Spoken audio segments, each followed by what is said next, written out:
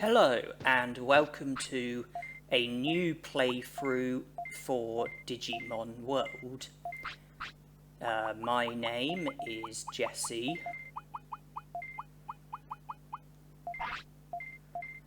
My Digimon's name can be GA968. So you'll be able to tell that I've only just started a new game for Digimon World, and the very first question that you get asked is whether or not you have a Digivice, and how you answer that question determines what the next question is going to be. If you say no to having a Digivice, like I did, then you get asked whether or not you have friends. If you say yes to having a Digivice, then you get asked whether or not you prefer day or night, and how you answer the second question determines which Digimon you start the game with. There are two different Digimon you can start the game with, Agumon and Gabumon. If you say yes to having friends, then you start with Agumon. If you say no to having friends, then you start with Gabumon. If you say you prefer day, then you start with Agumon. If you say you prefer night, then you start with Gabumon. I prefer Agumon. I consider him to be the better choice. I think most other people feel the same way. I think most other people prefer to have Agumon as their Digimon. But this isn't any old playthrough for Digimon World. This is a low kills run for Digimon World, where I aim to complete the game, not with 100 prosperity points. The objective is not to get 100 prosperity points. I aim to complete the game in that I aim to defeat Machinedramon, the final boss, and I aim to complete the game, so make it up to Machinedramon, defeat him, while performing as few kills as possible throughout the game.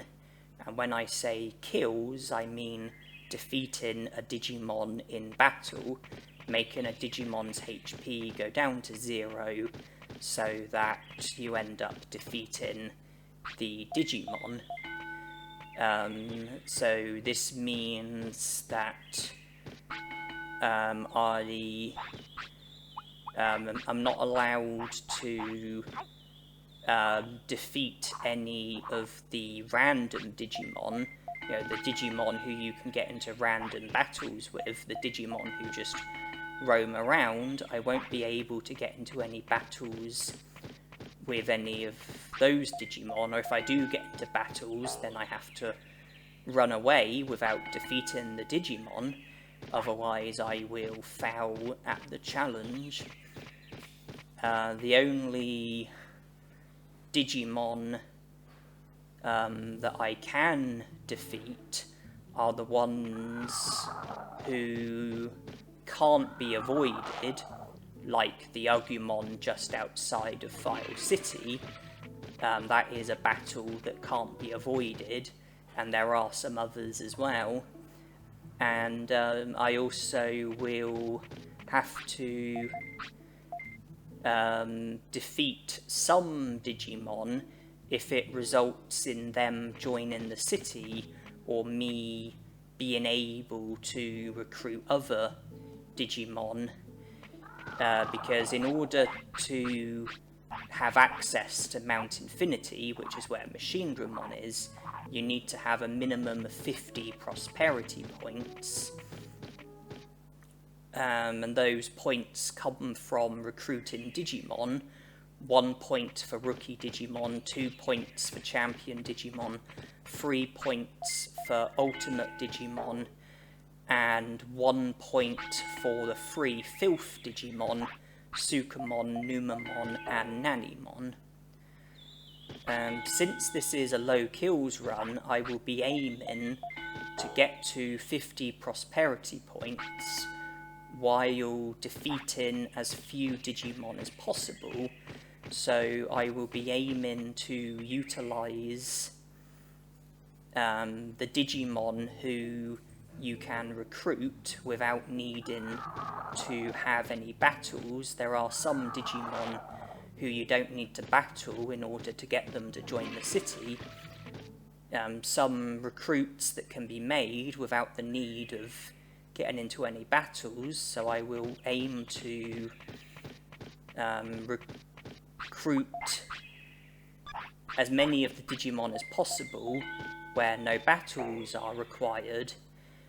That won't be enough in order to make it to 100 prosperity points. No, not 150.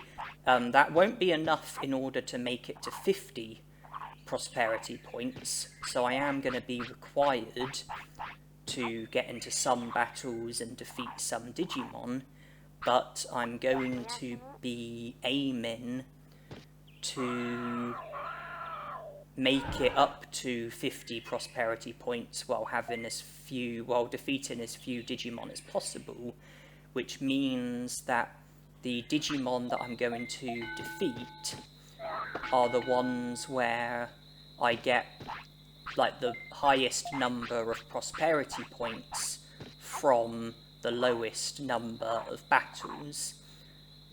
The ones where I can get the highest number of prosperity points while defeating as few Digimon as possible. And at the moment, I'm just training some of my stats because my Agumon will eventually digivolve into a champion Digimon, and when it comes to digivolving, there are requirements because there are a handful of different champion Digimon that each rookie Digimon can digivolve into. There are requirements for when it comes to Digivolutions, and I am battling this Agumon here.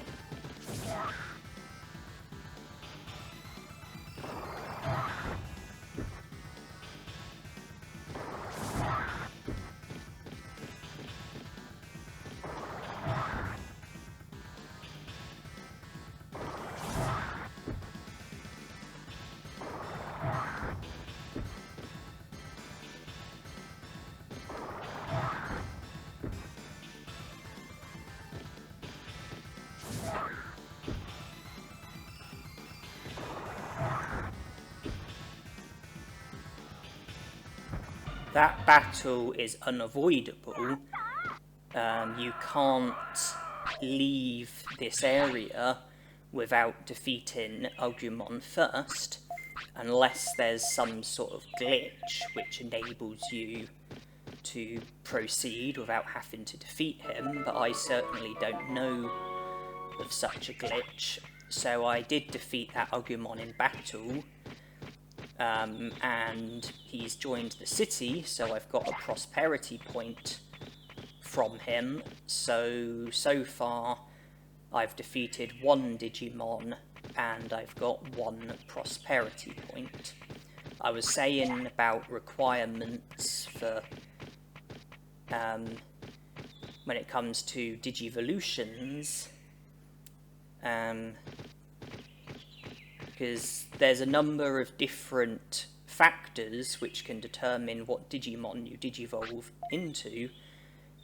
Different champion Digimon have different requirements that you have to fulfill in order to digivolve to that Digimon.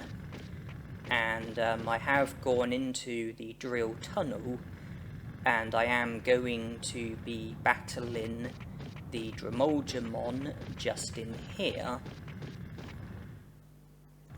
because battling this Machinedramon will result in me being able to have access to the lava cave.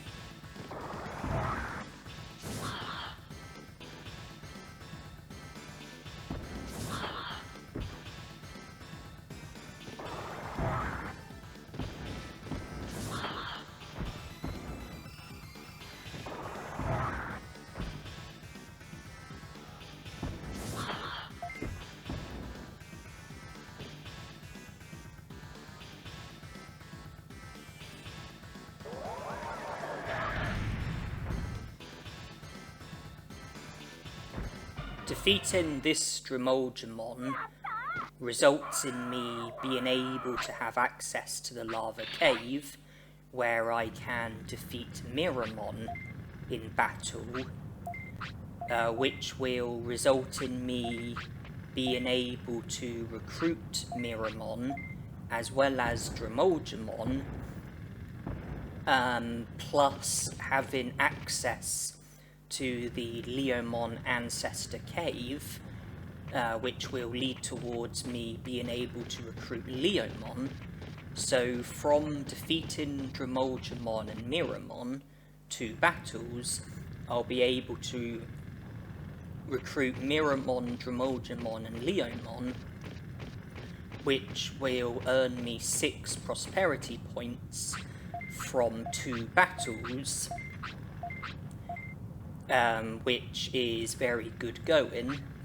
So that's why I made the decision to defeat the Machinedramon, and I then spoke to that Machinedramon there, and you're given the opportunity to carry dirt for him, and if you do carry all of the dirt, then that results in him drilling through to the lava cave immediately afterwards.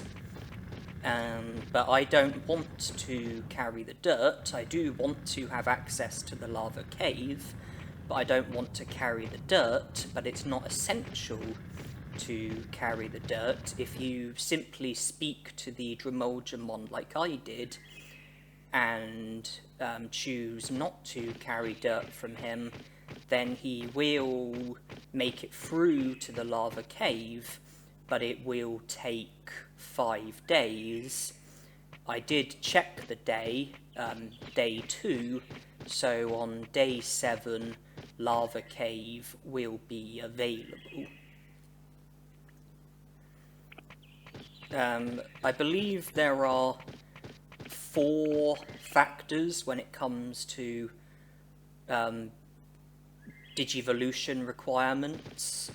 One of them being stats, another being weight, and another being care mistakes, and then a bonus condition as well, which can be a number of different things. It can be how full your happiness is, how full your discipline is, how many battles you've gotten into, how many techniques have been mastered. I think sometimes it can simply be the Digimon that you've got, because the bonus requirement for Digivolve into Carpalterimon is having Kunamon as your rookie Digimon. And out of the different factors, I think you have to fulfill 2 of the requirements in order to Digivolve to a champion, and you have to fulfill 3 of the requirements in order to Digivolve to an ultimate. And I have come here, and I am going to be battling Palmon as well.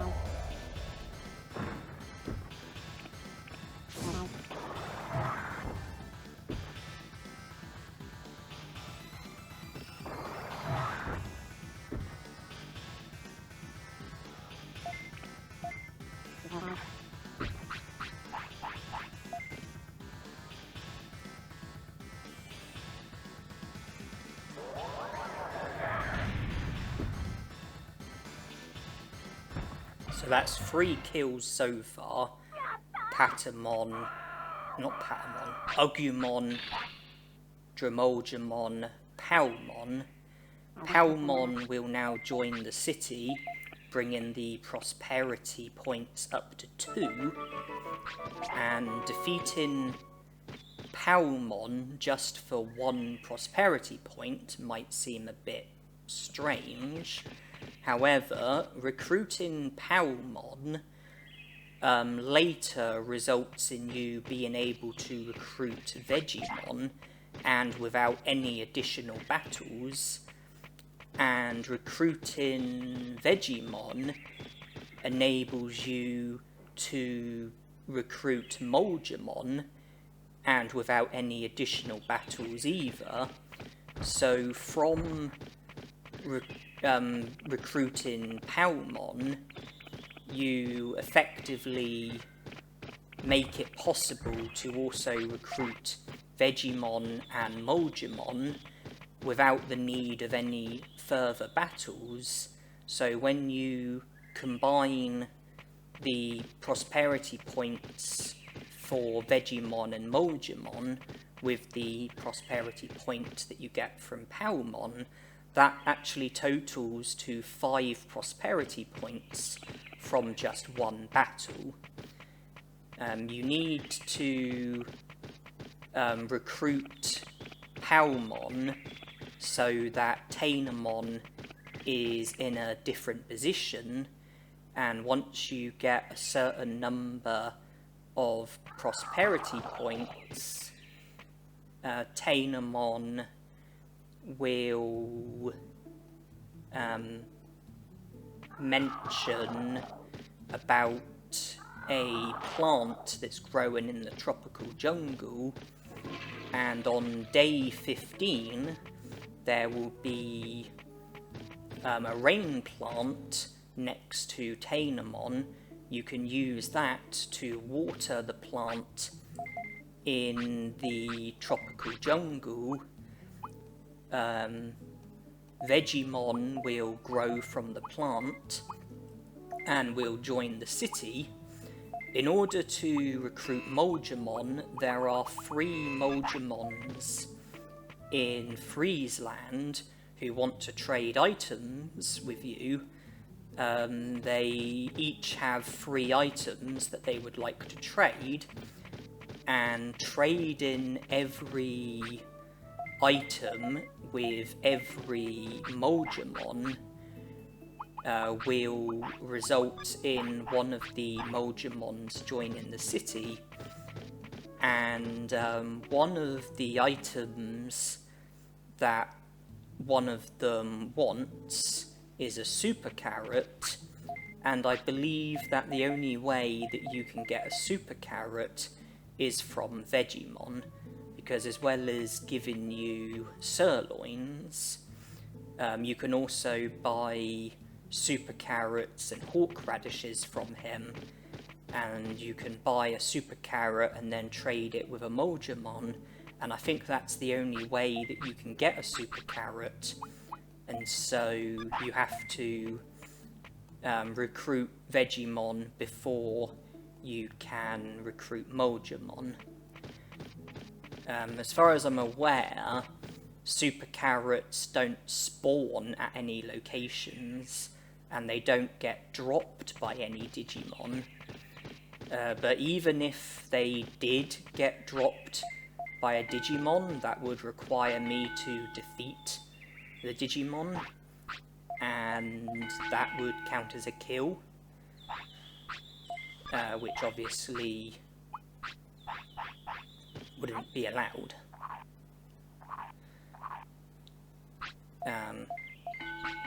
But I can simply buy a super carrot from Vegemon without any further hassle. And the Digimon that I'm aiming to Digivolve to is Greymon, and I've fulfilled the stat requirement. The stat requirement is to have 100 attack, defense, speed, and brains, so I've accomplished that. Another requirement is to have between 0 and 1 care mistakes. I haven't yet had any care mistakes, and I will be aiming to keep care mistakes at 0 in order to fulfill the requirement for Greymon. Weight, you need your weight to be high in order to Digivolve to Greymon, and I can safely say that I won't fulfill the weight requirement in order to Digivolve to Greymon. The bonus condition is to have your discipline at about 90%, which it currently isn't, but that will go up by being a good tamer, you know, feeding Agumon, letting him use the toilet, stuff like that. And worst case scenario, I can always scold him in order to boost his discipline. The only downside is that that will lower his happiness. I've come here because this is when Colamon shows up. From speaking to him, I can hop across to the tropical jungle, where I can recruit Betamon, and without the need of any battles.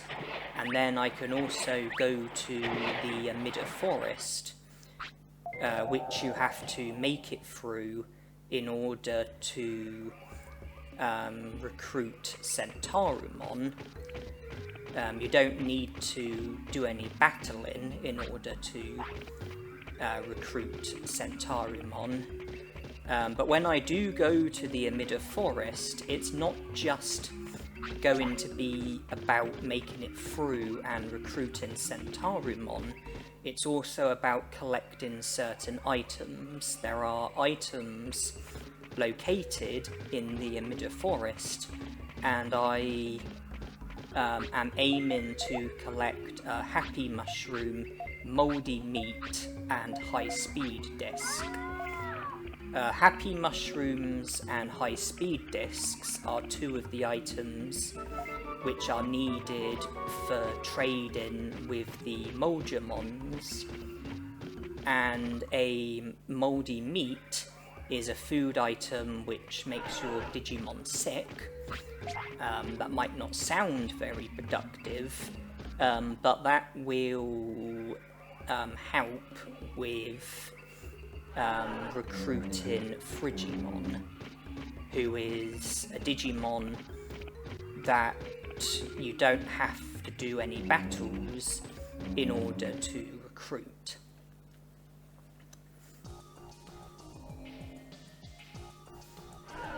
So I've entered the Emitter Forest. I go left, then I take every turn-in that's available to me while looking out for items. Then I get to here, and what I do next is determined by where the correct exit is.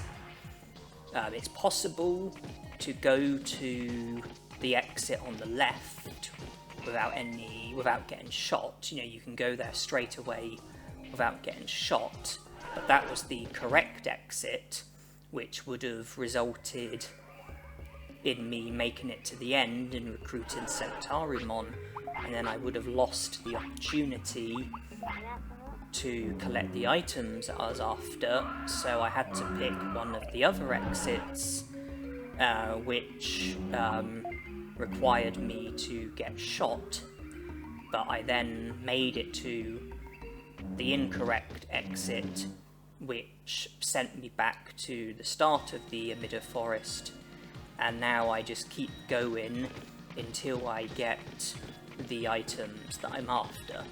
I do collect other items as well, just because I can either make money from selling them, or they might come in handy. There's a Mouldy Meat, so that leaves Happy Mushroom and High Speed Disc. I do speed it up, but I do slow down whenever something significant happens, such as me collecting random items. So I had to get shot again because the exit on the left was the correct exit. There's a High Speed Disc. Can't carry any more, so I need to make room in my inventory. The meat is my least valuable item, so now it's just a Happy Mushroom left. I had to get shot again, which brought my HP down to 1, so then we returned to the start of the Emitter Forest, but by giving Agumon a small HP recovery, we brought his HP back up, which enabled us to proceed through the Emitter Forest again. Because if you try and progress through the Emitter Forest with just 1 HP, then your character doesn't allow it. So you have to recover HP. And I do wonder if the orange banana is worth picking up. I decide that it's more valuable than a giant meat. So I discarded the giant meat to make room for the orange banana.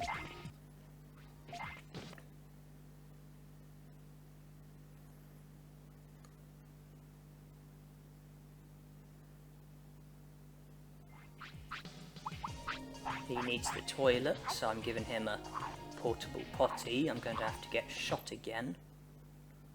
We go back again. I need to use a small HP recovery again. He refuses, which is pretty good, because that gives me the opportunity to scold him and boost his discipline, which will help with Digivolve into Greymon.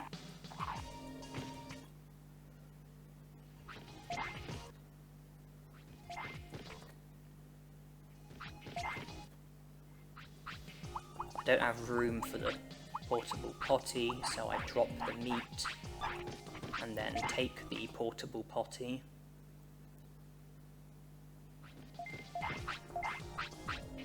I decide I'd rather a small HP recovery than a MP floppy. Got a fair few autopilots out of this. A fair few other items as well. And the happy mushroom has shown up. I need to create space for it. I decide to give a small HP recovery to Agumon rather than simply discard the HP recovery. And in order to use the middle exit, which is the correct one, I had to get shot so that I could go around and then make it to the exit.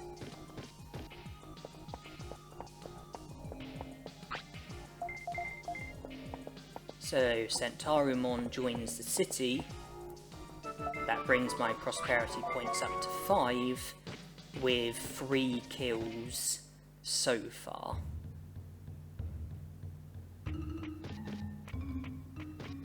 And you might have noticed when I roam around, when I, get from one place to another, I was looking out for Digimushrooms and Happy Mushrooms. Now that I've got a Happy Mushroom, I don't need to focus as much on Happy Mushrooms, but I do still continue to look out for Digimushrooms. I said that one of the requirements for Greymon is minimal care mistakes, preferably none at all, and one type of care mistake is not feeding your Digimon when it's hungry. And the food that you get from Tainomon and Palmon might not be enough on its own, but by having Digimushrooms as well, I'll be able to feed Agumon whenever his appetite comes into play. Not only that, but Digimushrooms are one of the items that are needed for a Moldramon trade, and in exchange for Digimushrooms you get medium HPs, which recover your HP by 1500 and cost 500 bits to buy. So a Digimushroom for a medium HP is a very good trade. I now just speak to Colamon again so that he'll join the city. So prosperity points go up to 7, with kills still at 3.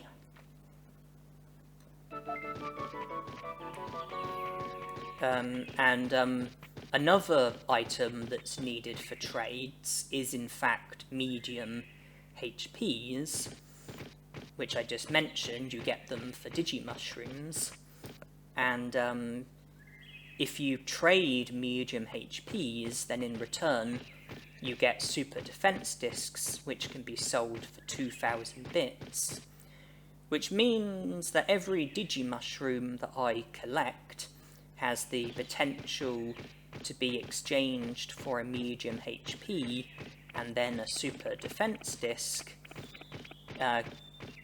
which technically, in a way, gives each individual Digimushroom the value of 2000 bits. And when you start the game, you don't have any money, and money can be hard to come by during the initial stages, so exchanging Digimushrooms for medium HPs and super defense discs and selling them for 2000 bits is a very good way to get yourself off the ground when it comes to money. I do still look out for Happy Mushrooms somewhat, because you trade them for hair growers, which you can sell for 2,500 bits. But happy mushrooms are a lot rarer than Digimushrooms. I come into the clinic so that I speak to Centarumon. That will result in Unimon showing at the Mount Panorama, and you don't need to defeat any Digimon in order to recruit Unimon. So getting Unimon to show up is very important. And we've got the item shop, which has been set up by Colamon and Betamon. I decide to sell the orange banana. Then there's the defense discs, which I got from the Amida Forest. Medium MP I'll hold on to. Mouldy meat don't need 3. High speed disc don't need 2.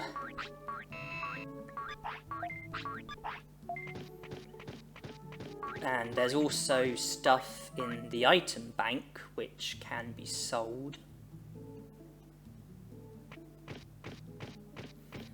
So I think it would be a good idea to put everything into the item bank and then take out the stuff that I plan to sell, sell it at the item shop, and then take out from the item bank everything that I need, and then leave in stuff that isn't currently needed but could be of use later on.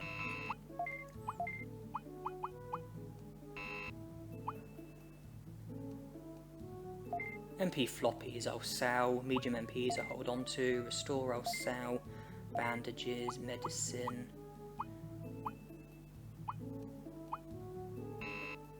Hold on to the rest.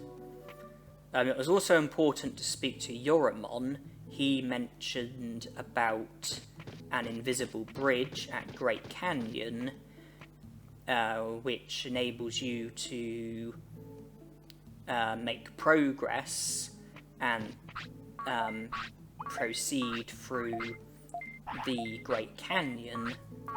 In order for Yoramon to mention about the invisible bridge, you need to have 6 prosperity points or more. I currently have 7.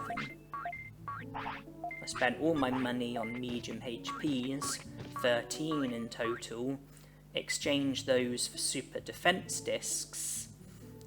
That will earn me 26,000 bits, plus however many Digimushrooms get traded for medium HPs, because those medium HPs will also be traded for super defense discs. So high speed disc is needed for a trade, autopilots are useful, potties useful, giant meats I'd like to have, Digimushrooms are needed, mouldy meats needed, happy mushrooms needed. I've reserved 1 giant meat in the item bank because that's 1 item which is needed for trading with the Moldramons, but I don't want to trade it just yet. At the moment, giant meats are to be used to feed my Digimon, and I've just, reserved 1 giant meat in the item bank so that it's safe, and later on I will trade it with the Moldramons. In my inventory I have a few items which I plan to trade, as well as other items which are of general good use. The mouldy meat is going to be used to make Agumon sick. If I go to Freezeland, make Agumon sick with mouldy meat, then we will get rescued by Frigimon, well, Agumon will pass out, Frigimon will save us, and then if we return with a Digimon who can tolerate the cold, then Frigimon will join the city. No battles required. And I should make it clear that with this challenge, I'm going by the rules of kills only count if they are performed by me directly. That means that if I get into a battle with multiple Digimon at once, for example,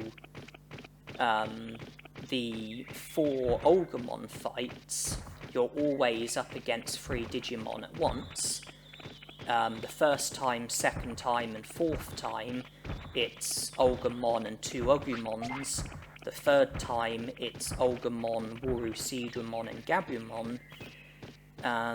So if I was to battle those Digimon, then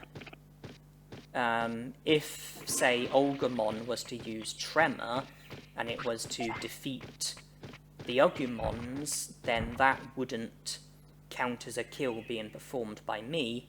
If Agumon was to use Heat Laser and it was to kill Olgamon, then that wouldn't count as a kill performed by me. It only counts if the kill is directly performed by my Digimon, if it's my attack which brings their HP down to 0, or if I poison a Digimon and the poison brings their HP down to 0. Basically, for it to count as a kill, the Digimon has to be killed by me directly. So with the Olgamon fights, it is possible to do each fight with just 1 kill, should I decide to battle Olgamon. And I feel I should also mention more about care mistakes. I've been told that there are 3 things in total which constitute a care mistake. One of them is having your Digimon mess on the floor. Another is not feeding your Digimon when it's hungry. When your Digimon signals for food, you have an hour and a half in-game time, which is about a minute and a half in the real world, in order to feed your Digimon. If you don't feed your Digimon, then it will stop signalling for food, and that will count as a care mistake.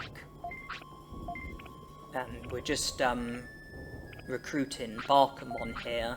He's another Digimon that can be recruited without any battles being required. I just wait for that Digimon to move out of the way, and now I carry on. That now brings us up to 9 prosperity points.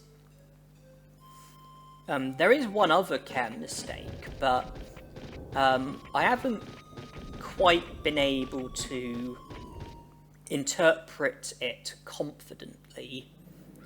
It's to do with sleeping, and I've sort of read about it online, and I've read it over and over again, but I'm not quite sure how to interpret it.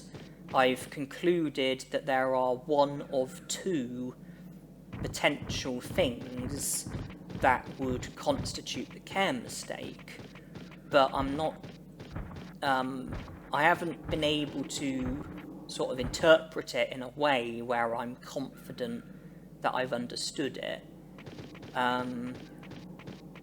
From reading it, it seems that when your Digimon wants to sleep, either not letting it sleep at all counts as a care mistake, so going the whole day without letting it sleep at all when it wants to sleep, or simply not sleeping the whole cycle.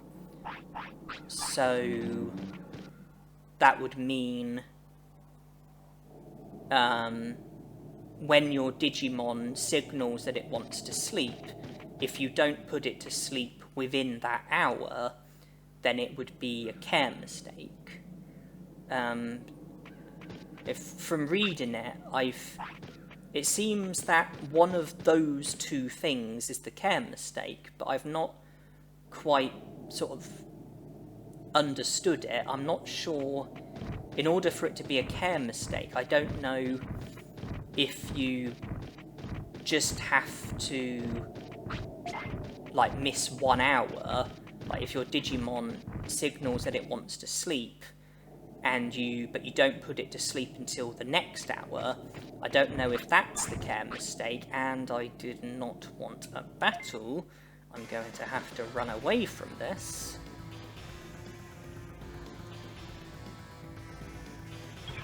And my HP is a problem, but I've gotten away. That's going to waste a bit of time and send me back to the previous area and lower my happiness and discipline, which is annoying. As I was saying, yeah, I don't know if that would be the care mistake, or if you would have to go like the whole time without letting your Digimon sleep at all. So when your Digimon signals that it wants to sleep, I don't know if you would have to just ignore it until your Digimon no longer signals that it wants to sleep. I'm not sure, but to be on the safe side, it's important that that when Agumon signals that he wants to sleep, that I let him sleep on the hour when he first signals that he wants to sleep. But yeah, those are the 3 care mistakes. Not feeding it, letting it mess on the floor, and then something to do with sleeping. I've explained what those 2 possible things are regarding the sleeping. And I do sometimes like mash my infantry when I'm within close range of random Digimon, and that's to try and help me avoid them. By like mashing the infantry, I slow the game down so that I'm effectively playing in slow motion, and it's to help me try to avoid the random Digimon that roam around, as I do struggle with avoiding Digimon. It's not my strongest point in the game, as demonstrated not long ago when I ran straight into a battle. I do struggle with avoiding Digimon. I'm not very good at it, and I'm just going to be honest and own up to it. I'm not going to lie and claim to be good at something that I'm not good at. In order to recruit Penguinmon, we just have to beat him at a game of curling. If we lose to him, then in order to be able to play against him again, we have to give him a fish in order for him to be willing to play us again, which would require us to obtain a rod and go fishing. And it looks like one of Penguinmon's stones ended up getting lost in oblivion. Well, there's no complaints from me. That's 1 less stone which can get in my way, 1 less stone that he can score points with.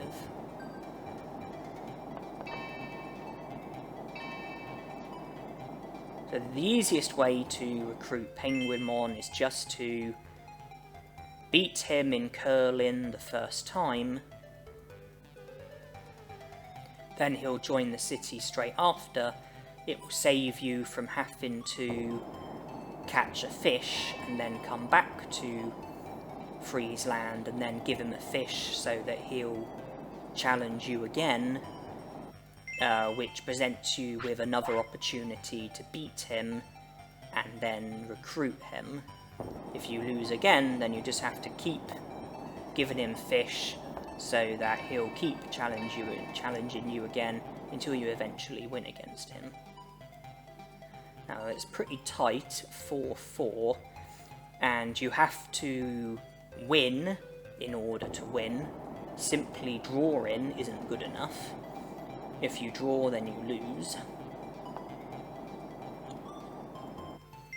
So you have to win.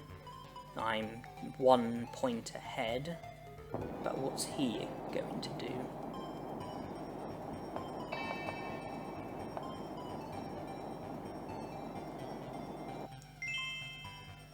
Okay, it's currently level. I can do this, leave my stone where it will get me a point, knock his away, knock it onto the bad even, and I eventually win comfortably. So I won't need to catch any fish for Penguinmon, beat him on our first try. That brings prosperity points up to 10.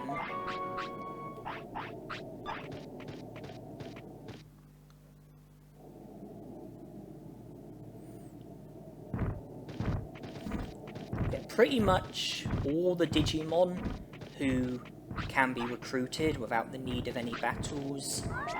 I pretty much have to recruit every single one of them. And then for the remaining prosperity points, just battle the Digimon that get me the most prosperity points. You know, do it in a way where I'm getting the highest number of prosperity points from the fewest number of battles. So that's a happy mushroom traded along with a load of Digimushrooms. I speeded it up so that it would be less boring for you. And the trade-in of the medium HPs is something else that's going to be speeded up again so that it's not too boring for you. So I'll trade the high-speed disc for medicine. I won't trade the giant meat just yet.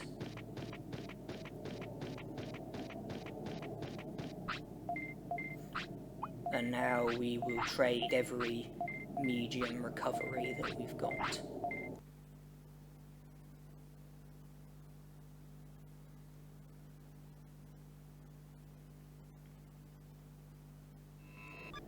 So that's that done. Now we make Agumon sick. And before we even leave this area, we will... Agumon will collapse, and then we will be rescued by Frigimon. We'll be inside his igloo, which conveniently is near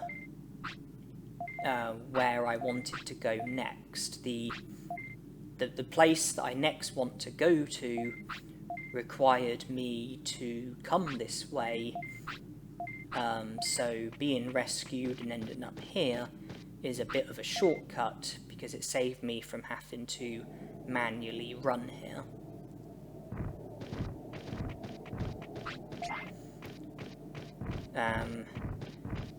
The value of the super defense discs are going to make me a lot of money. I do still look out for Digimushrooms nonetheless. If I don't trade them, then I can at least give them to Agumon when he's hungry. So I won't have to worry about running out of food if I've got plenty of Digimushrooms, as well as meats or giant meats or whatever it is that I might have. I was hoping that I could make it to the toilet in the Gecko Swamp in time, but that was dependent on how my luck was with the misty trees. It wasn't good. I went back here, so I then thought to just use the portable potty instead. I wanted to try and use the toilet instead because that boosts happiness and discipline rather than simply giving him a portable potty which does nothing. I mean, they no longer need to go to the toilet, but you don't get any happiness or discipline from giving your Digimon a portable potty.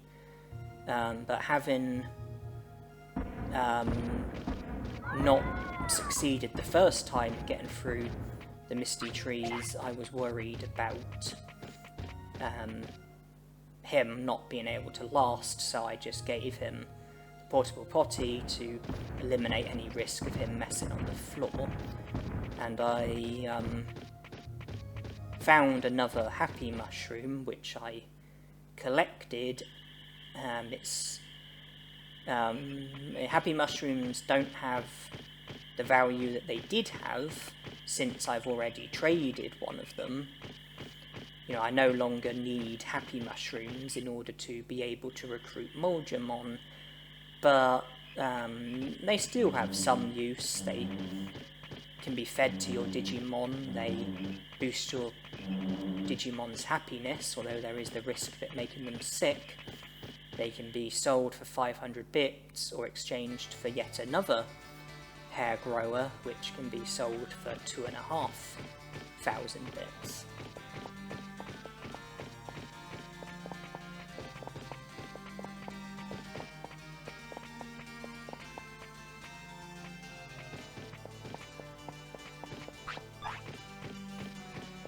So I now head to the Trash Mountain. That's where the old rod is, which I'll need for fishing, and one of the Sukamons that's in the Trash Mountain joins the city, which will bring my prosperity points up to 11. I don't have to defeat any Digimon in order to recruit Sukamon.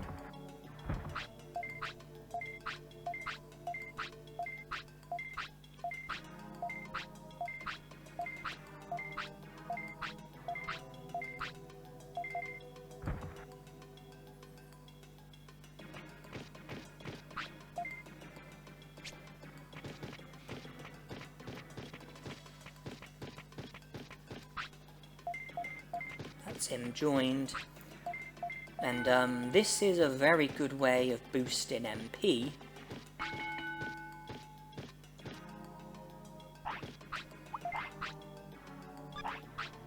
I do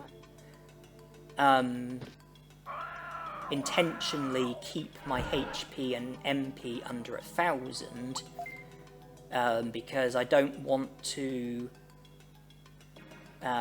fulfill requirements for other Digivolutions. Greymon is the Digimon that I want to Digivolve to, so I want to fulfill the requirements for Greymon while not wanting to fulfill the requirements for different Digimon. And I have a feeling that having 1,000 HP is a requirement for some Digimon, and having 1,000 MP is a requirement for some Digimon. So to eliminate any risk of fulfilling such requirements, I ensured to keep my HP and MP under 1,000, so that's why I only trained a little bit at the Trash Mountain, because one more would have brought my MP to over 1,000.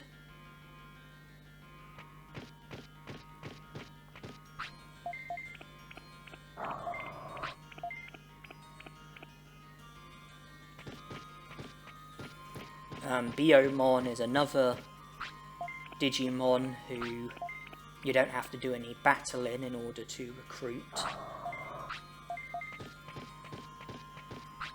It can still be a bit frustrating recruiting her, because you need luck in order to successfully catch her, but we got it on our first try.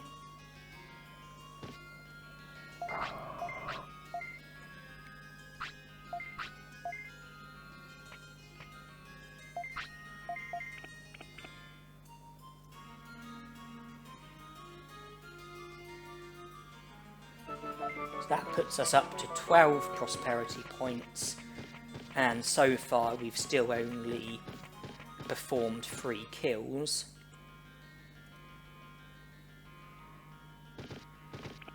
No interest in Patamon, who have to battle him 3 times in order to recruit him. 3 kills for 1 prosperity point is not good at all. I ignored Gabumon in Misty Trees. You have to battle him. 1 battle for 1 prosperity point is no good. I ignored Garulamon. You have to battle him twice, and you only get 2 prosperity points for him. And I ignored Otamamon, because that just results in you having access to the Volume Villa. That can enable you to recruit Muncymon, but an additional battle is needed. So it'd effectively be 2 battles for 3 prosperity points. I think it also enables you to battle and recruit Kokatorimon, but that would mean defeating Otamamon and Kokatorimon just to recruit Kokatorimon, so 2 battles for 2 prosperity points, that's no good.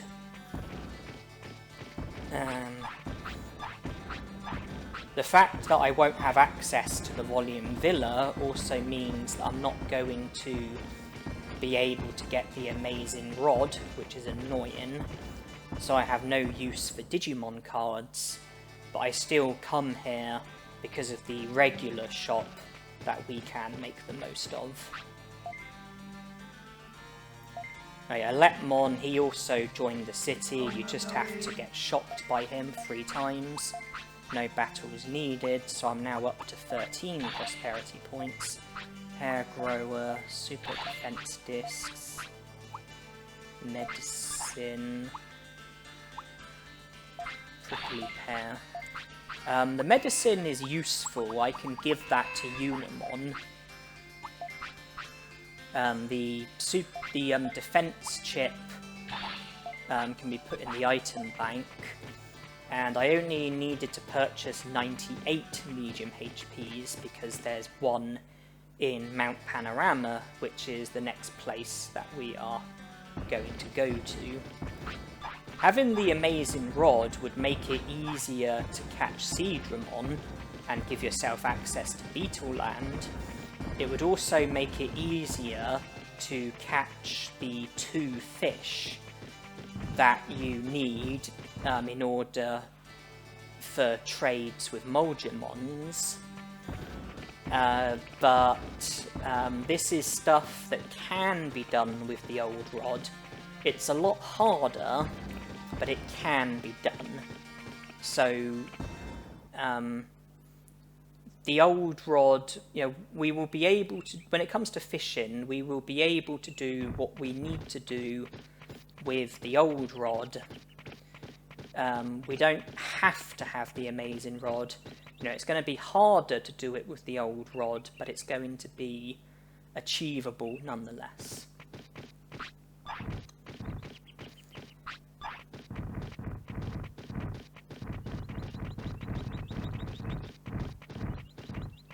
So out of the 9 items that are needed for Moldramon trades, 2 of them are fish, which we are going to use the old rod to catch.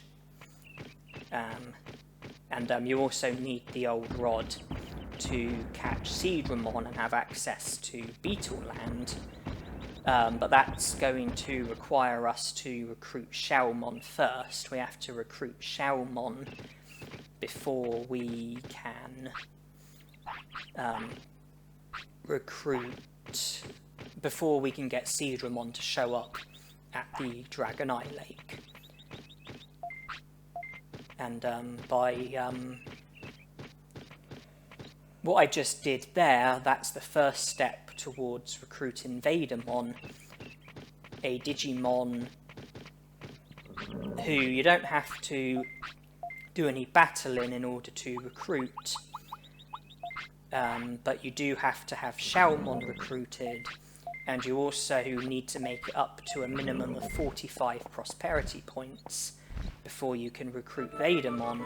So it's a long way off at the moment, but it will become significant later on. You know, Vadermon is a Digimon we will recruit, we just can't do it yet, but I was able to take the first initial step towards the recruitment. I was just checking if I had space for the 2 fish that I need to catch, and I do, because I have 2 spaces in my inventory. The recruitment of Unamon brings us up to 15 prosperity points.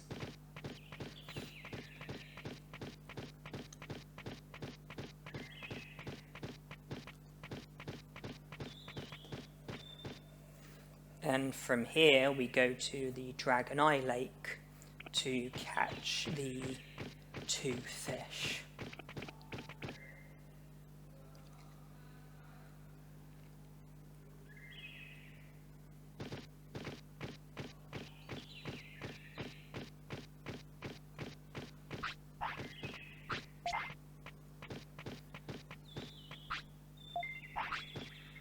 So use a Digimushroom. That wasn't a very good throw, let's try again. Use a Digimushroom to catch one of these guys. Use another Digimushroom to catch another one of those guys. And then use one of them to catch a black trout.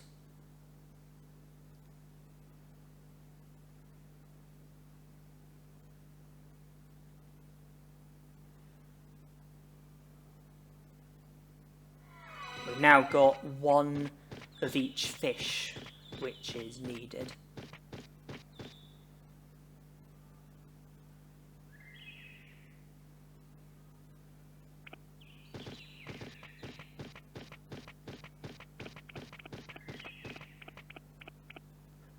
We haven't yet digivolved, and we're currently fulfilling the stat requirement and care mistake requirement, but not the discipline requirement and not the weight requirement.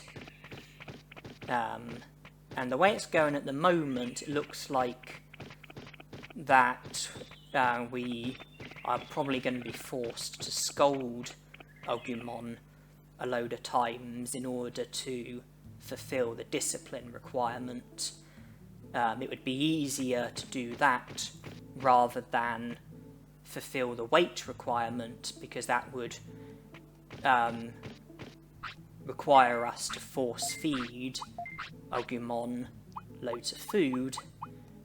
But I would rather be holding on to my food items, and force feeding him would lower both his happiness and his discipline, whereas scolding him only lowers his happiness but does the opposite to his discipline.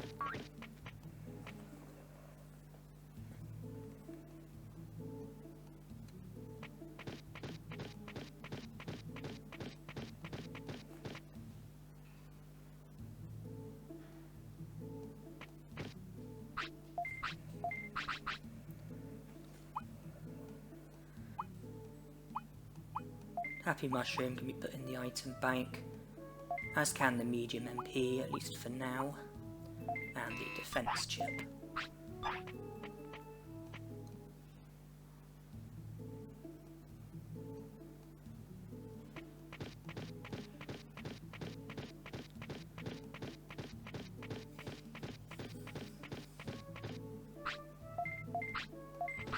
got more giant meat for the time being.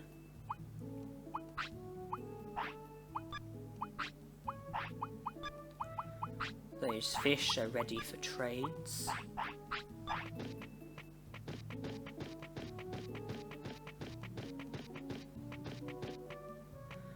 And we can save, and we should probably consider focusing on our Digivolution.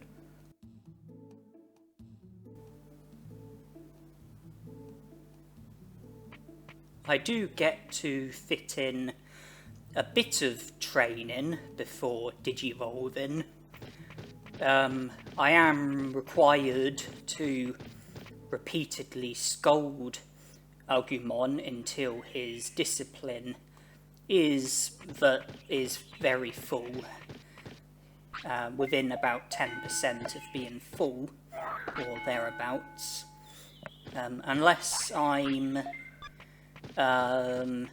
satisfied with digivolving to Centaurumon, which I'm not. Therefore, scolding is required. I guess it's a shame that I never found an ice mushroom when I was in Friesland.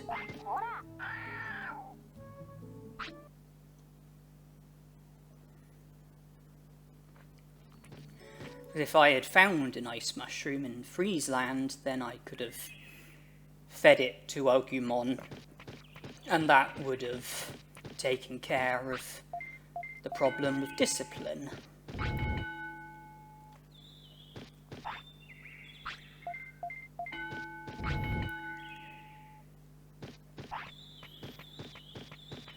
Yeah, you might have sussed out for yourselves that this commentary is post-commentary.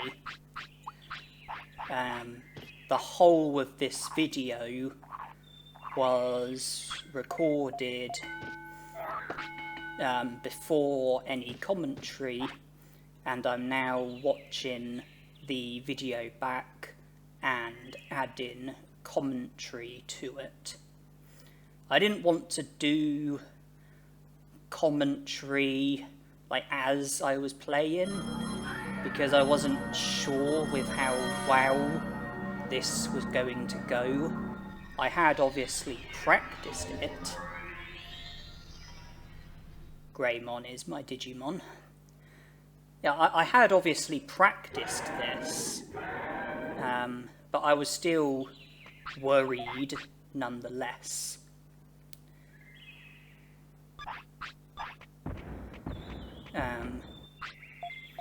So that's why I recorded without doing any commentary, and then I added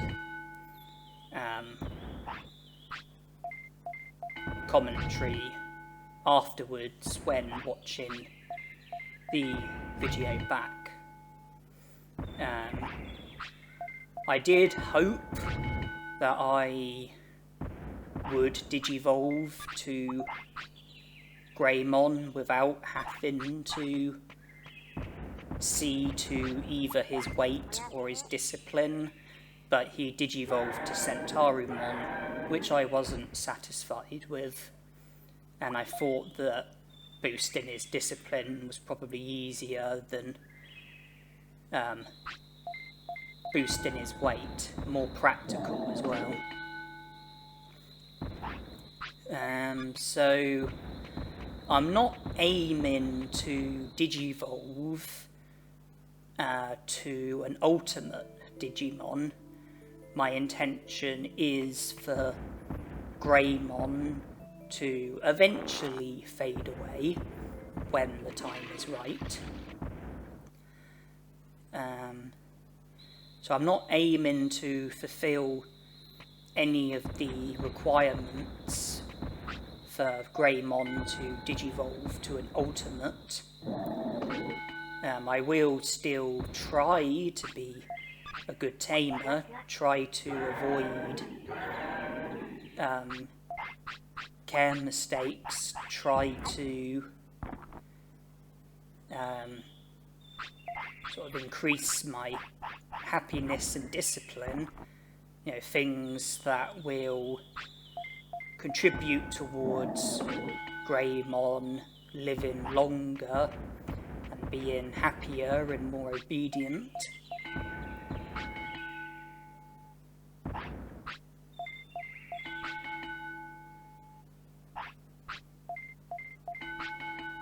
At the moment, I'm just training to try and make Greymon better, and I do train for quite a long time. My intention was to get HP into the region of about 3000, as well as getting attack, defense, speed and brains into the region of about 300. MP I wasn't so concerned about, but my intention was to have medium HPs and medium MPs as the healing items to recover HP and MP. And so in order for medium MPs to be worthwhile, you would want to heal your MP by 1500 when using them, which would require you to have more than 1500 MP, and so I thought that about 2000 MP would probably be about the right amount. And I do from time to time praise Greymon. I do that when his discipline is virtually full. That way, by praising him, his happiness goes up at the expense of his discipline, but then his happiness and discipline both go up when I feed him and when taking him to the toilet. So if I didn't praise him, then his happiness would continue to go up when feeding him and when letting him use the toilet, whereas his discipline would just reach the maximum, and then it wouldn't get any better because it would be at the maximum. But by praising him, I can boost my happiness more. It will cause my discipline to go down, but my discipline will go back up from avoiding care mistakes, feeding him, taking him to the toilet, stuff like that. But I think I only praise him once at any one time, because I don't want to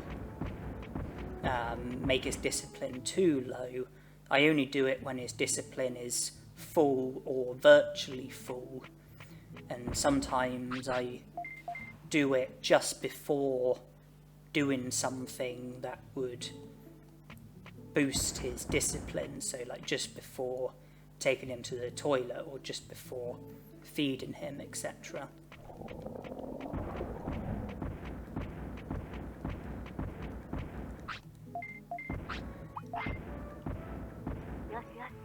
So I'm praising him there, but discipline is virtually full. And the discipline that was lost will be, I'll get back just from feeding him and taking him to the toilet. The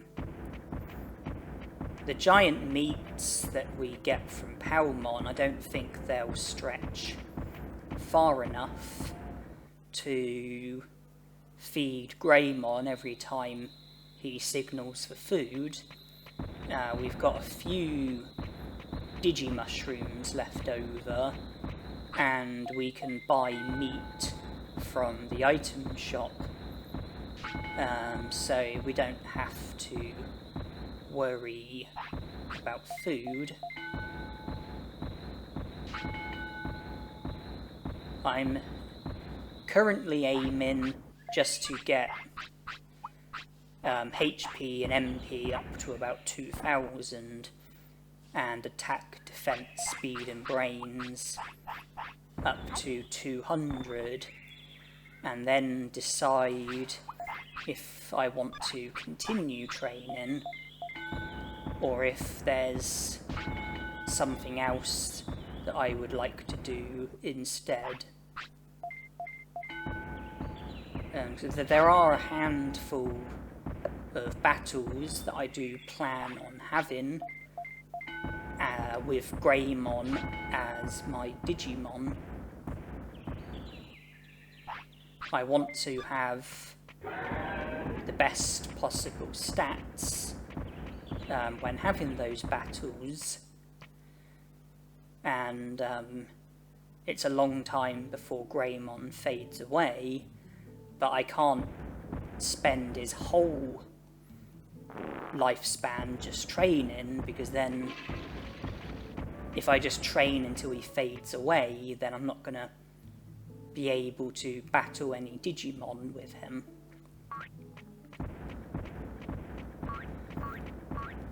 And it is also an intention of mine to try to avoid tiredness,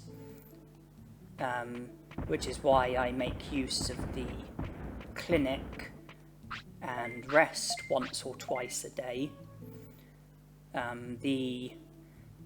When you rest at the Centaur clinic, it's more effective than resting on the chair in Gigimon's house, so it's worth making the trip to the clinic so that you can rest more effectively.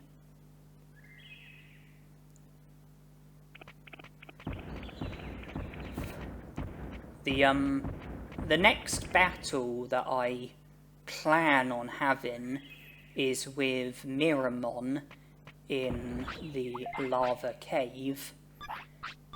By battling him, I will, if I defeat him, then I will recruit him and get 2 prosperity points. It will also enable me to recruit Dremoljamon and Leomon, bringing it up to 6 prosperity points. I had to defeat one of the Dremoljamon in order to be able to access the lava cave. So the battle against Dremoljamon plus the battle against Miramon will be 2 battles, so 2 kills, but 6 prosperity points will come out of it. There's also a fair few items in the lava cave which are off limits until you defeat Miramon, and some of them are items that can be sold for money, some of them are items that will be reserved in the item bank, items that are useful. Miramon drops an item chip when you defeat him, and I think at least a couple of the items in the lava cave are item chips. I am aware that I could speed things up by using the item chips that I've currently got on Greymon, as opposed to having to do it all with training, but the item chips are items that I want to reserve in the item bank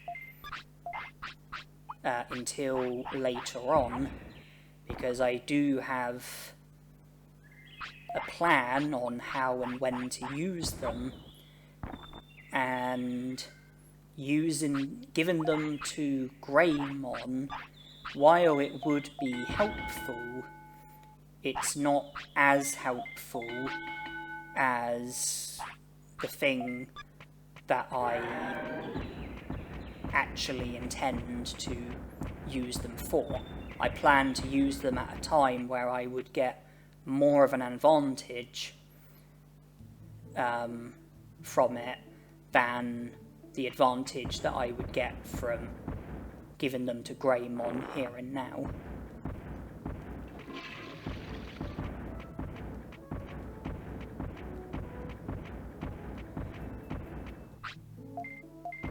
So Tainomon mentioned about the plant that's growing in the tropical jungle, but I need the rain plant before I can do anything about it, and that's something that can't be done until day 15. By then, Greymon might have faded away already, but my intention is not to do the rest of the game with Greymon.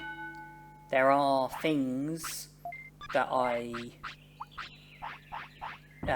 would like to do with Greymon. There are things I would like to use him for,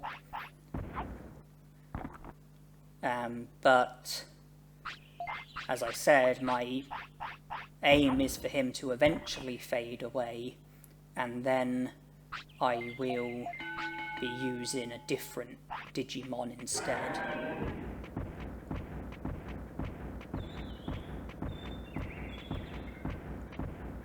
So I'm not going to make any attempts to prolong Greymon's lifespan. I want him to stay alive long enough in order for me to do what I intend to do with him. But there should be enough time in order for me to get my stats up to a decent level and then do the things that I plan to do.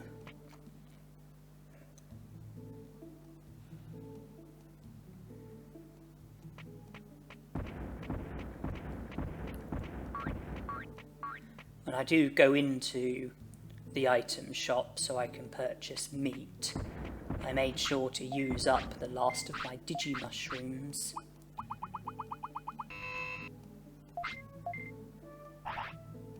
So I'll have meat instead. Giant meat will obviously fill Greymon up more than regular meat, so I will give him giant meat when it's available, but giant meat alone won't be enough, so I've got meat there as well, which is to be given to him when it's the only food item that I've got.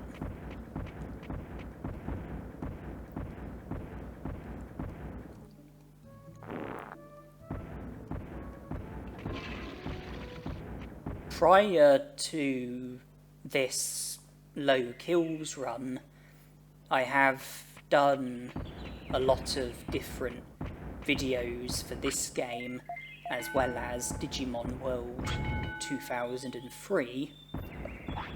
Most recently, it would be the overpowered runs that I've done for this game and Digimon World 2003, I did one overpowered run for Digimon World 2003 and have done 3 overpowered runs for this game. In the first overpowered run, I used Piximon for most of the run. In fact, I earned 91 prosperity points with Piximon, and I then did the final bit of the game with Vadermon. And then the second overpowered run, I started with Piximon, and the save file that I loaded was the same as the save file that I loaded when starting the first overpowered run.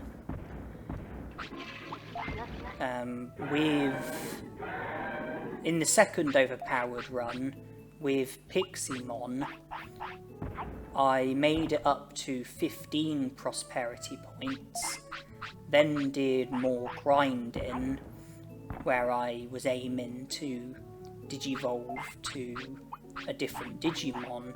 While doing the grinding, I also recruited Vegemon, bringing my prosperity points up to 17, and I then did the rest of the game, making it up to 100 prosperity points, while having Machinedramon as the Digimon that I used.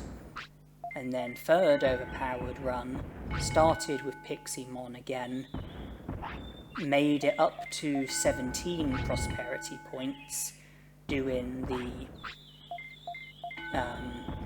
same initial stuff with Piximon, including the recruiting of Vegemon. And I then did more grinding, and the Digimon that I used for the rest of the game was Etamon. And throughout the whole of the 3 overpowered runs, I always had maximum attack. My attack was always at 999, whereas my other stats were maxed out for most of it.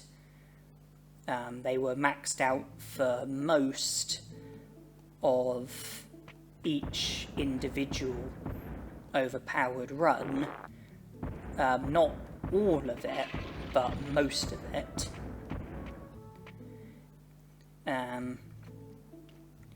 Because how I did it, how I found myself in the position of being overpowered, I started off with Agumon, digivolved to Miramon, made sure that my tamer level went up when I digivolved to Miramon. Then I just waited for Miramon to fade away.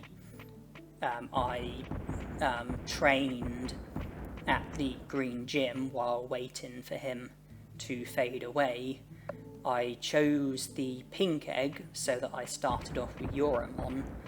I digivolved through to Tainomon, then Palmon, then Vegemon. I made sure that my tamer level went up when digivolving to Vegemon. I wanted to digivolve to Piximon, but didn't fulfill the requirements. I didn't get my stats high enough. I wasn't able to get my stats high enough. I faded away before I was able to reach the targets. But then I started over again with another Yoramon, digivolved through to Vegemon again, made sure that my tamer level went up again, So every time that I digivolved to a champion Digimon, which was Miramon the first time and then Vegemon all the other times, I always made sure my tamer level went up. Not only that, but when training at the Green Gym, I made sure that when I had Yoramon and Tainomon, that I trained at each individual piece of equipment at the gym at least 10 times, so that I ended up getting the gym upgrade that you get. Greymon's gotten tired, so I do need to be a bit more mindful.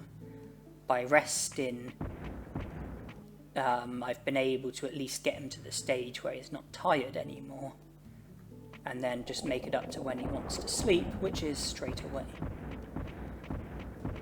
As I was saying about the Green Gym, if you train at the same piece of equipment at the gym a certain number of times, I think it's about 10 times, with a baby Digimon or in training Digimon, then you end up getting an upgrade.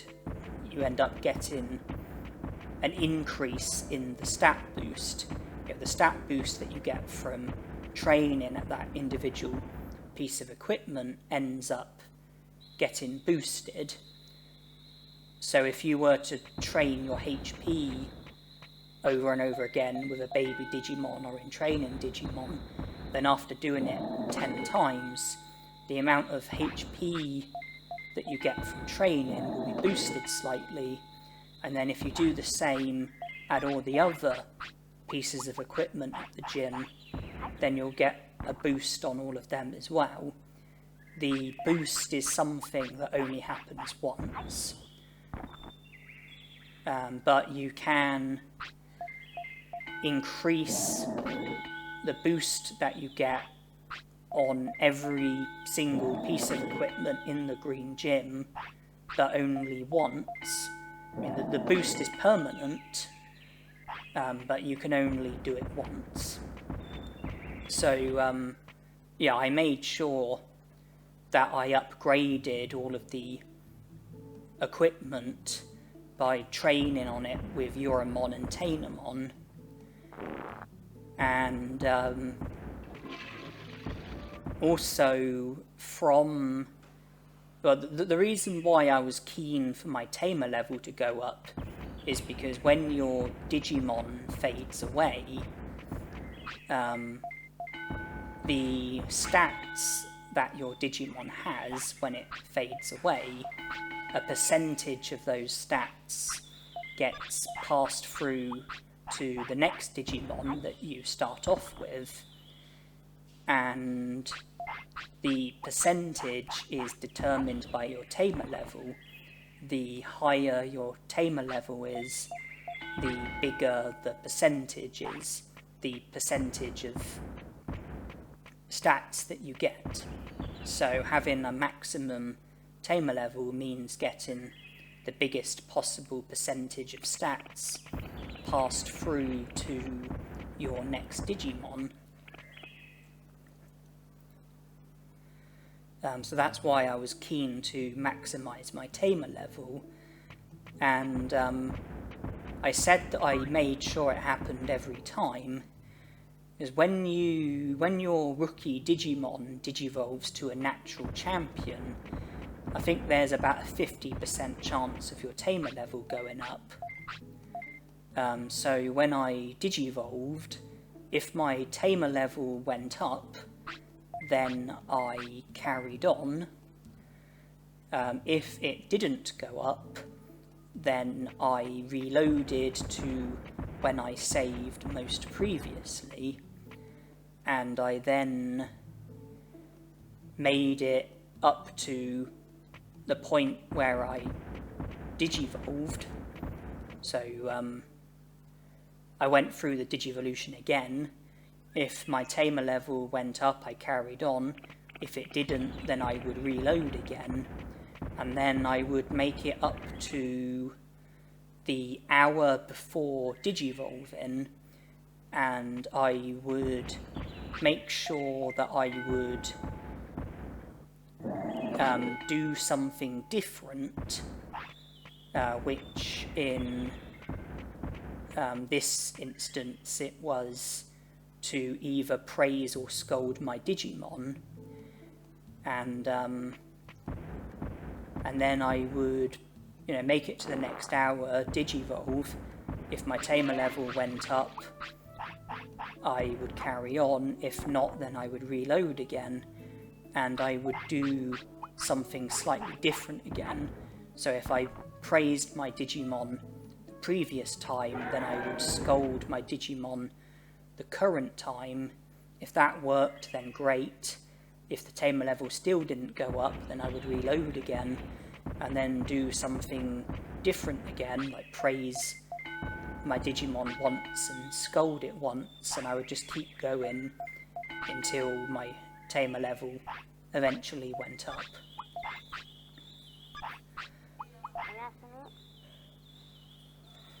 Because with this game, if you just keep reloading and keep repeating yourself exactly, keep repeating your exact actions, then I think that the outcome is prone to being the same. But if you do something to change it slightly, then you can produce a different outcome. Praising your Digimon is one way, scolding your Digimon is another way, or you could praise your Digimon twice, scold it twice, praise it once, scold it once, praise it X number of times, scold it X number of times. You can do that to change it and hopefully produce a different outcome. And from having a higher tamer level and from getting better stat boosts from the gym, I eventually was able to digivolve from Vegemon to Piximon. I eventually was able to get good enough stats, and I then learned all of the Earth techniques that Piximon was able to learn, although Bug was the only one that I was really interested in. Once I did learn all the techniques, I then let Piximon fade away, so I started over with another Yoramon, digivolved through to Piximon, and got my attack up to 999. I then saved and backed up the file, and then I was ready to begin my first overpowered run, where I had Piximon with Bug and maximum attack, and at that stage I hadn't recruited any Digimon or even left the File City, so I was able to do the initial stuff with Piximon, with Bug, with maximum attack. And to help with learning techniques, I obviously learnt the techniques from training my brains, but to make it easier, I did what I call the butterfly brain training. When you train your brains, when your brains are under 100, you have just the auto command and nothing else. When your brains gets to 100, you learn the attack command. When your brains gets to 200, you learn the moderate command. 300, you learn the distance and change target commands. 400, the defensive command, and 500 the enabled technique. And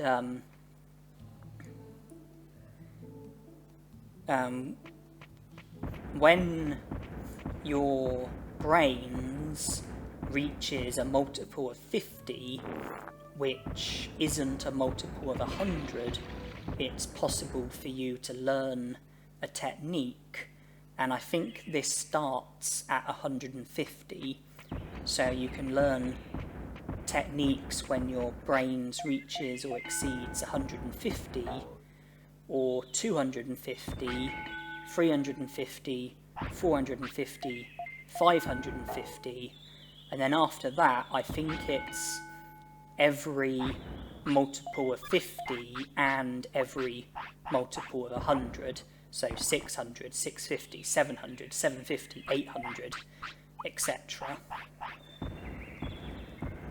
And just sort of forgetting what I was saying. So if you got your brains up to say 350, then you might learn a technique, but then you wouldn't get another chance until your brains gets up to 450. But there is something that makes it a lot easier, gives you more opportunities to learn techniques, and that's by using the butterfly. When your happiness and discipline are in the minimum, or at the very least when they're both very low, you can get what's called the butterfly, which causes your Digimon's happiness to go back up, but it also causes your stats to go down. So if you were to get your brains up to say 350, then you could repeatedly praise and scold your Digimon so that your happiness and discipline are in the minimum or thereabouts, then get the butterfly, and then have the butterfly cause your brains to go down to under 350, then you can train your brains again, get it back up to 350, and then have another opportunity to learn a technique, and then have the butterfly bring your brains back down to under 350, then train it again, get it back up to 350, have the opportunity to learn another technique, and keep going like that. So you're able to keep getting your brains up to a multiple of 50, and it's the fastest way of learning techniques, and it's the fastest way of learning all the techniques that your Digimon is capable of learning. And that's how I learn all of the Earth techniques, by Piximon having the butterfly. I did what I call the butterfly brain training. When I did the first overpowered run, I made it up to 14 prosperity points, where I recruited Agumon, Betamon, Colamon, Centaurumon, Barkamon, Penguinmon, Sukamon, Leomon, Elecmon, Unamon. I also defeated Otamamon in the Gecko Swamp, so that I had access to the Volume Villa, where I was able to get the Amazing Rod, and I was able to use that to catch Digi-Sea-Basses. I had to use meat in order to catch black trouts, then use the black trouts in order to catch Digi-Sea-Basses, and the Digi-Sea-Basses were used to prolong Piximon's lifespan, feeding sea basses to your Digimon prolongs its lifespan by 3 hours. If you keep giving sea basses to your Digimon, then you can continue to keep it alive. And by keeping Piximon alive with Digi-Sea basses, I was able to train all of my other stats, bringing them all up to the maximum, so 9,999 HP and MP, plus 999 attack, defense, speed and brains. I was also able to maximize my money by repeatedly buying medium HPs, trading them with the Moldramon in Friesland in exchange for super defense discs, selling them at a substantial profit, and then repeating the process until I maxed out my money.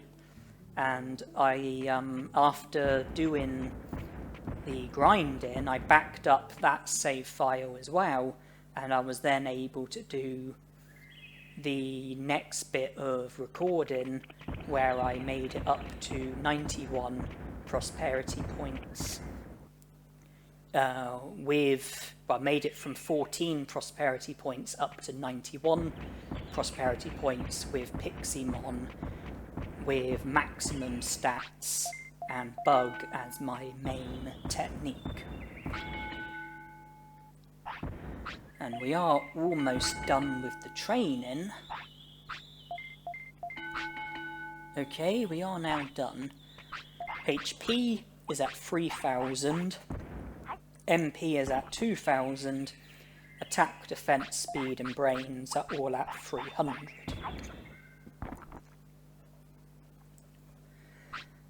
Pretty mediocre stats, to be honest. But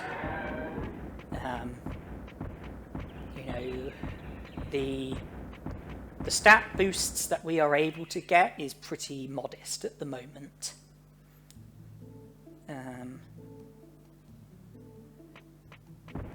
Because we haven't been able to use a baby Digimon or in training Digimon to upgrade the gym equipment. We haven't been able to recruit Kawagamon or Carboterimon who make the equipment better.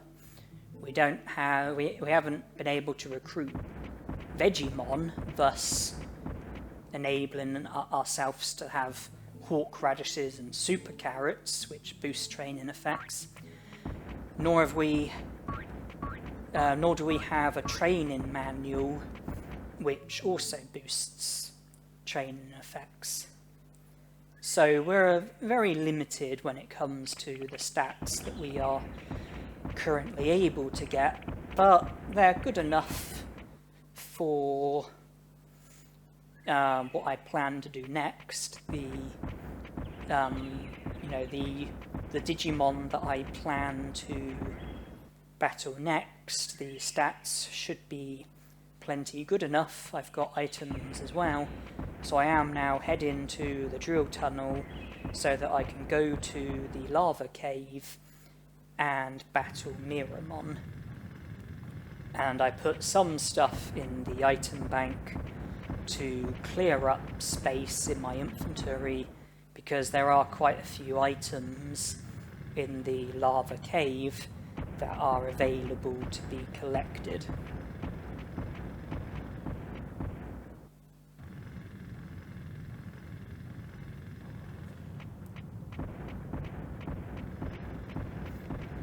It's been more than 5 days, so Moldramon has drilled through to the lava cave, but he's been halted by a large boulder. And Greymon has not chosen good timing to need the toilet. There's no toilet in the drill tunnel, and I don't particularly want to have to do any backtracking. So we might have to mess on the floor.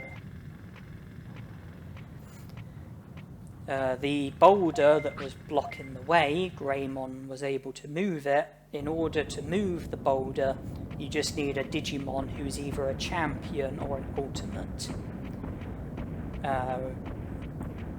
Like rookies and in training Digimon and baby Digimon, they're not strong enough to move the boulder, but champion Digimon and ultimate Digimon are strong enough. That includes the 3 filth Digimon, Sukamon, Numamon and Nanimon.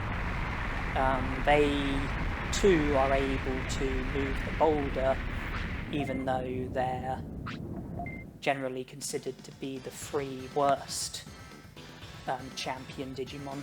But here we go against Miramon.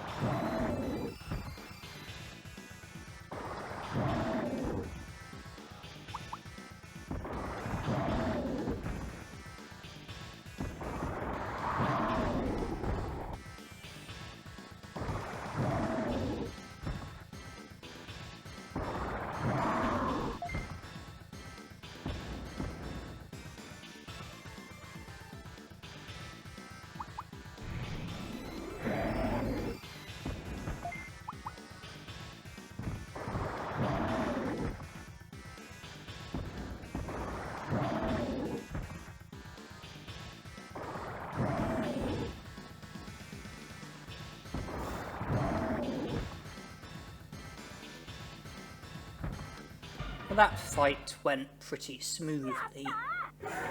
Spitfire is the weakest fire technique, and it's not going to be effective against a fire Digimon, which is what Miramon is.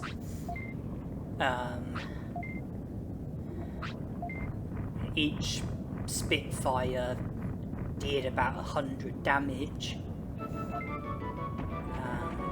If our attack was lower, then obviously it would have done less. But our finish did quite a lot of damage, and that enabled the fight to end a lot more quickly. That is now 4 kills that we've performed. And I think I've lost track with the prosperity points, but obviously we've got 2 more from recruiting Miramon. Digimon, he keeps track of the prosperity points, so it's not like we have to remember, because Digimon can remember for you. I spoke to Dremoljamon, and now if I return to him in 3 days' time, then he would have finished digging, and if we speak to him, then he'll join the city. So we've done all of the initial stuff in order to recruit Dremoljamon. It's just a case of waiting until day 14 or later. You don't have to come back exactly 3 days later. You can leave it longer if you so wish. Dremoljamon will be there waiting for you. But yeah, with Dremoljamon, there's nothing more we can do now apart from wait. And the techniques that Miramon used in the battle, Magma Bomb, Heat Laser and Dynamite Kick, Greymon is capable of learning all three of those techniques, so it was possible that we could have learned one of those techniques from Miramon. Heat laser would statistically be the most likely, but we didn't, and it doesn't matter that we didn't, because it wasn't my intention to learn techniques from him, so it really doesn't matter.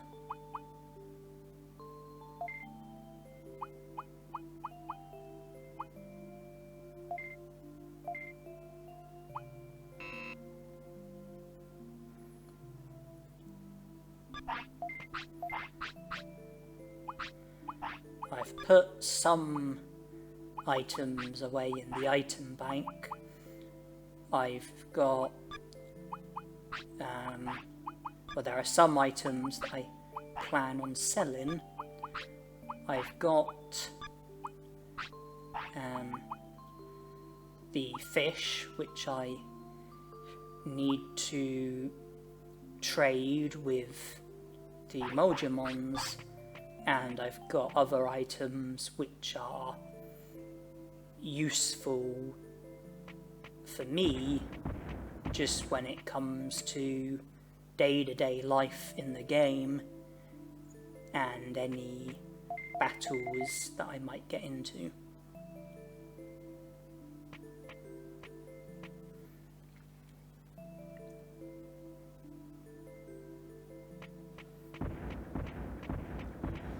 And my intention is to go to Friesland so that I can trade the fish. That will leave me in a position where the only remaining items that need to be traded are a super carrot, omni floppy, and giant meat. The super carrot is an item that I will be able to buy from Digimon after recruiting him. The omni floppy is the item that you get in exchange for the super carrot. So the omni floppy that you have to trade with the other Moldramon, you can get that when trading the super carrot. So trade a super carrot, get an omni floppy, trade the omni floppy with the other Moldramon, then that just leaves the giant meat. I've got one reserved in the item bank.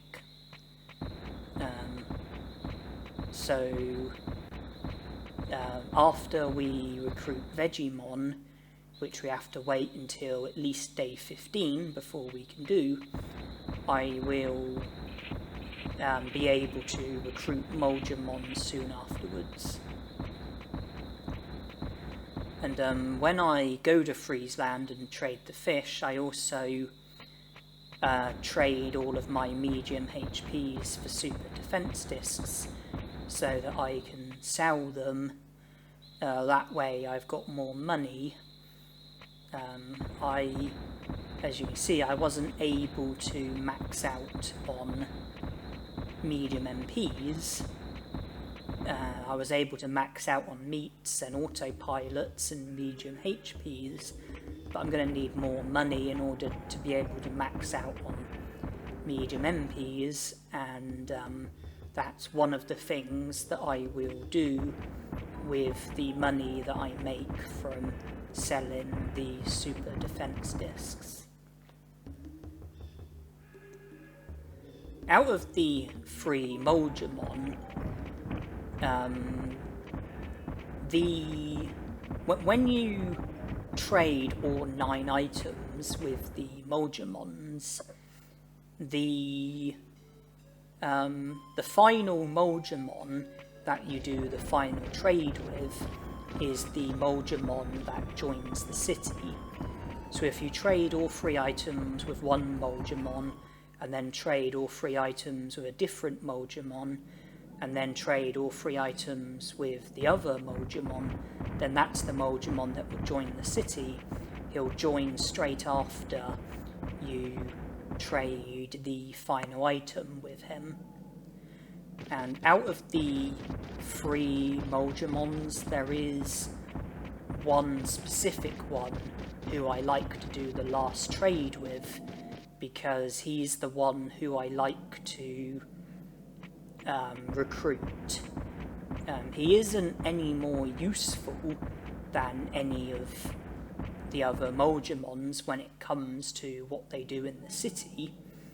You know, they're all the same in that respect, but the one that I like to recruit, the reason why I like to recruit him is because I value him the least when it comes to trading, because the other 2 Moldramons will remain in Friesland and you can continue to trade with them, but you'll no longer be able to trade with the one that joins the city. So the one who I value the least when it comes to trading, he's the one that I like to recruit to the city. I like to keep the one where you can trade Digimushrooms for medium HPs, because that's a very good exchange. Not to mention that you get a hair grower if you give him a happy mushroom. That's a Digivolution item, which would be very helpful with filling your Digivolution chart, which is something that you have to do in order to get a medal. We're not going for the medals in this challenge, but I'm just talking about, you know, general gameplay. You know, it's an easy way of getting Moldramon, which will help with filling your Digivolution chart. And one of the other Moldramons that I like to trade, that I like to keep so that I can continue to do trades with him, is the one who gives you super defense discs if you give him medium HPs. You know, he's the Moldramon that you are able to make loads of money from, so it's very important to keep him. This one here, he's the one that I like to recruit, because I consider his trades to be sort of less helpful. Like, I consider them like you get like less of a benefit from the trade, I would feel. Like giant meats for autopilots, that you make a loss from. High speed discs for medicine, you make a profit from that, but not as big as the profit that you make for trading medium HPs for super defense discs. And then the black trout, is it a restore that you get? That is a very good trade, but catching 99 black trouts and then trading them for 99 restores is a lot more time consuming and a lot more frustrating than simply buying 99 medium HPs, which you can then trade for 99 super defense discs. So that's why I choose to recruit the specific Moldramon that I recruit. You don't have to do the same yourselves, it's up to you, but I personally would recommend that you recruit the same Moldramon that I recruit. That way you can't really encounter any issues with money, because of the amount that you make from the trick with medium HPs and super defense discs.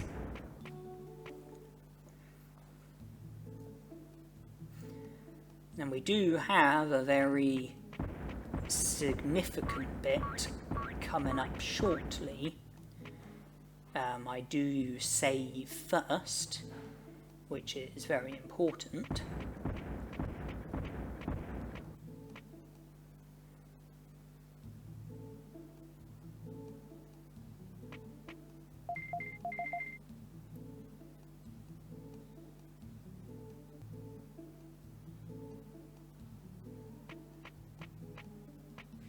So from here I head to the Great Canyon and I use the elevator to go upwards. I ensured that I didn't speak to Euramon about the bandits because I have to go the way where you would encounter Olgamon if you were to speak to Euramon about the bandits, so I made sure I didn't do that.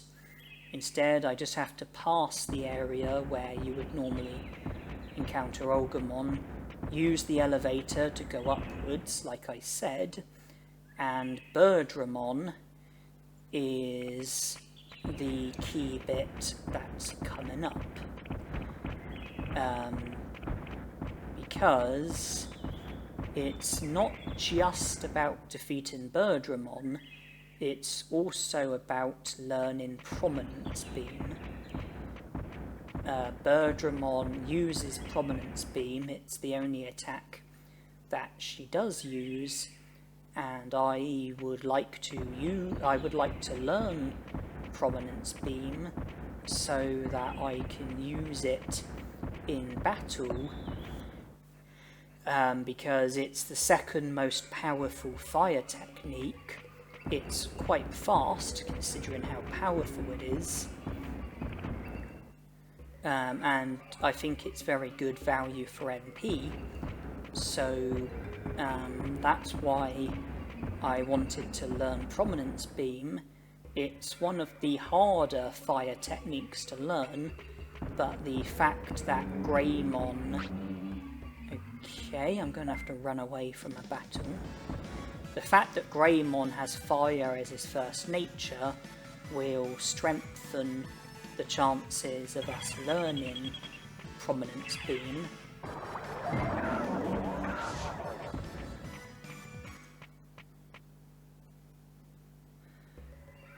And the fact that Birdramon doesn't use any other technique takes away the concern of Prominence Beam not being used, or the concern of us possibly learning a different technique instead. There's no other technique that we can learn from Birdramon other than Prominence Beam.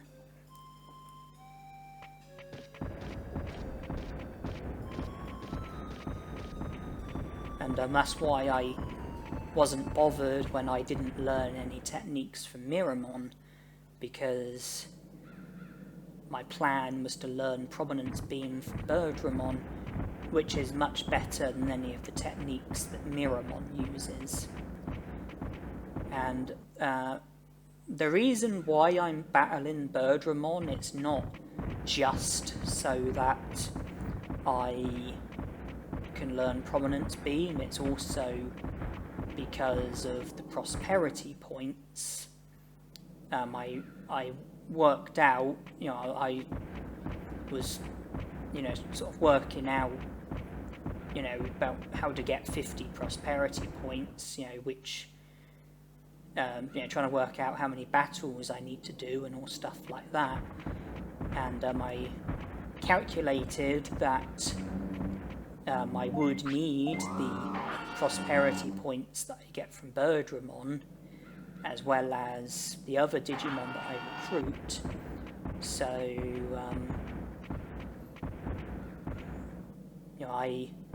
I needed to defeat a champion Digimon so that I could get 2 prosperity points from 1 kill. There were a number of contenders, and Machinedramon was the most appealing because of the opportunity to learn Prominence Beam, plus how useful she is when she joins the city, because of the fact that she can take you to various different destinations.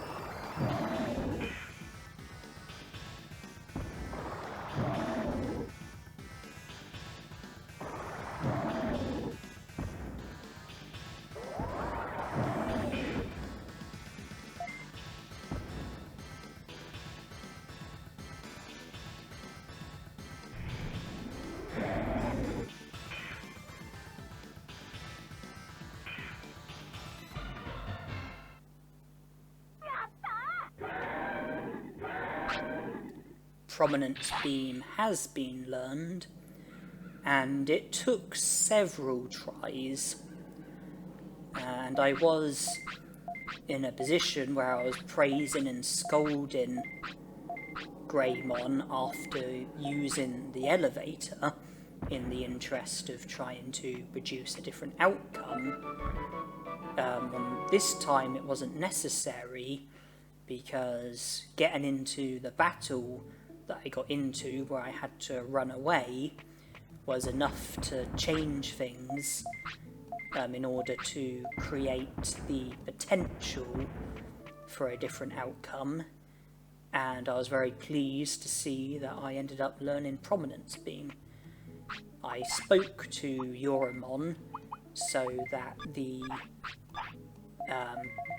he mentioned about the bandits, so Olgamon will now show in Great Canyon, and I also speak to Digimon so that Greymon will show up. You have to defeat Greymon in order to recruit him. You get 2 prosperity points for him. However, recruiting Greymon also enables you to recruit Carbolterimon in Beetleland. So Greymon, you can get 4 prosperity points from Greymon with just 1 battle.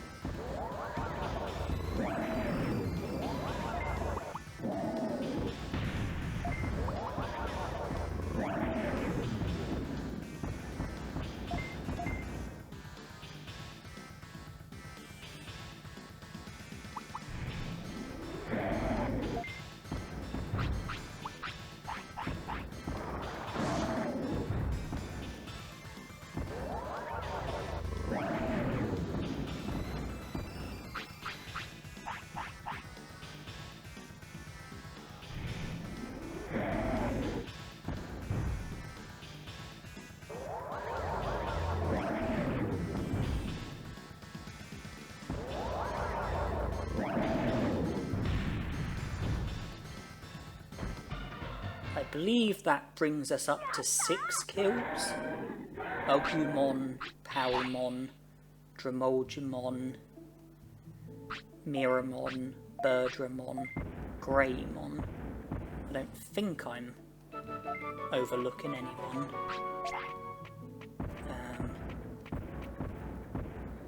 Yeah, I think that's 6 kills so far. Obviously I will check and it will be made clear in the video description.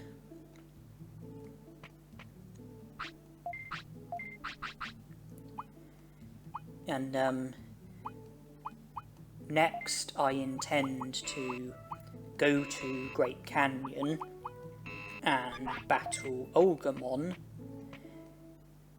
and I plan to battle him twice. So I plan to defeat him at the Great Canyon and then defeat him at the Olga Fortress. But it's very important that the 2 Agumons get defeated by him in both battles, so that they don't count as kills being performed by me, but kills being performed by Olgamon instead. He uses Tremor in all 4 of the battles, or at least he's capable of using Tremor in all 4 of the battles where you encounter him, so I have to rely on him defeating the Agumons with Tremor. And I also wanted to pass a few hours, and I used that time to train my attack a bit. And I thought it would make sense to have Spitfire as a technique, as well as Prominence Beam, but I do just check where my prosperity is up to.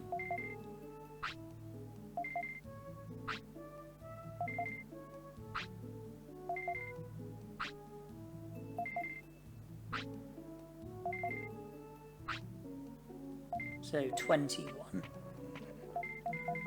And I think that's with 6 kills so far. The reason why I included Spitfire as well is because I was worried about the thought of using Prominence Beam against the Agumons.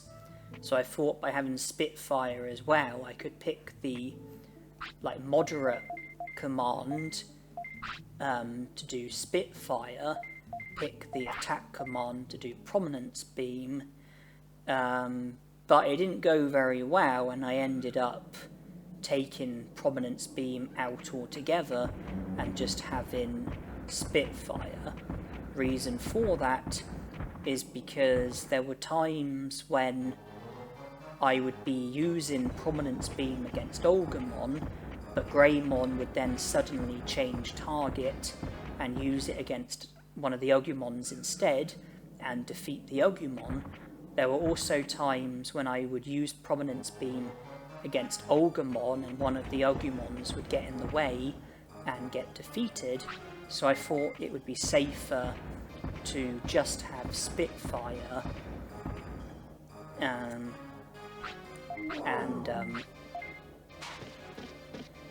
hope that Olgamon defeats the Agumons with Tremor, and that there's less of a risk of me accidentally defeating the Agumons, since the only attack I've got is a very weak one.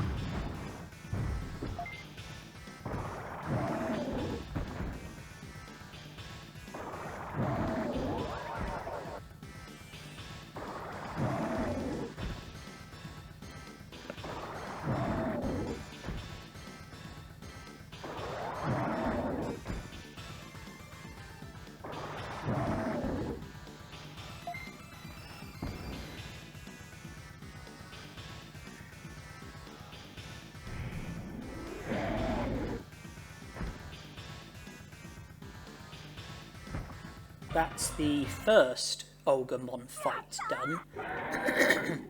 the 2 Agumons were defeated by Olgamon and not by me. The only kill that was performed by me was Olgamon, so the kill count only goes up by 1, and I'll be needing a repeat of that in the second Olgamon fight. The reason why I'm keen to battle Olgamon twice is because I'm keen to recruit Shellmon, who can't be recruited until after you defeat Olgamon for the second time.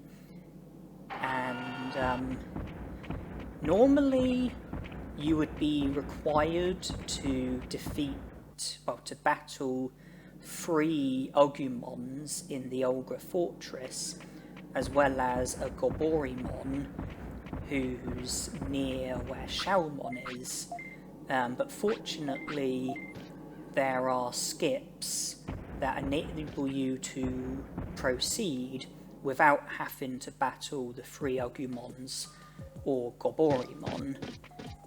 And the Agumon skip doesn't seem to be too difficult for me to pull off, but I am dreadful at the Goborimon skip. I have watched setups, I have practiced, but the Goborimon skip is something that I am really bad at. I'm not as bad with this Agumon skip, and I was able to pull it off there, but the Goborimon skip is something I'm much worse at, and the reason why I trained for a few hours was because I wanted the time to be at around the time that Greymon wants to sleep, so that I can sleep and therefore save just before attempting the Goborimon skip, should it go absolutely terribly. But here we go for the second Olgamon battle.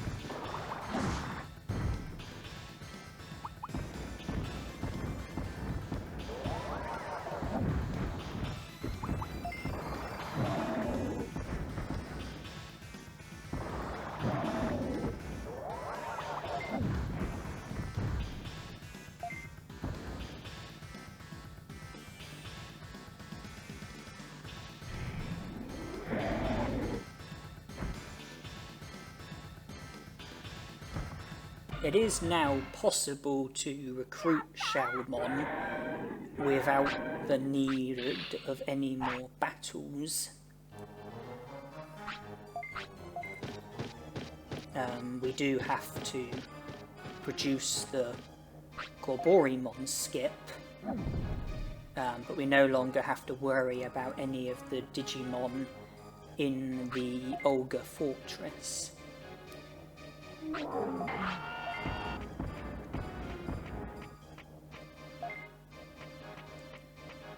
Now, Greymon isn't ready to sleep just yet, so I decide to loot the Olga Fortress before heading towards where Xiaomon is.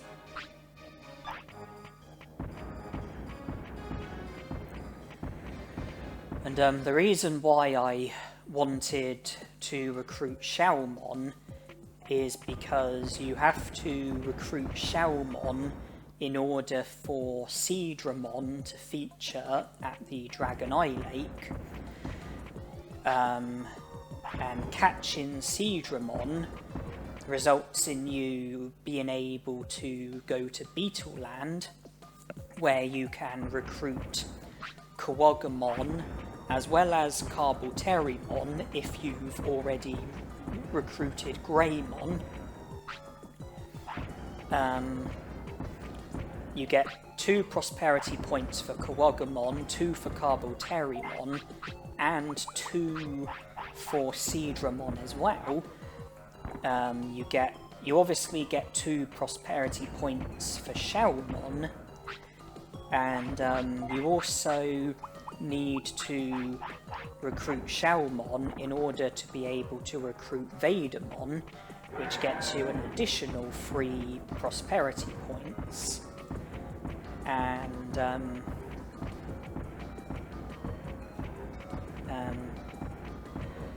you also need to recruit Xiaomon in order to be able to recruit Skull Greymon, although we won't be recruiting Skull Greymon in this challenge because it would require us to defeat Tekamon and Skull Greymon, and 2 battles for 3 prosperity points isn't very good.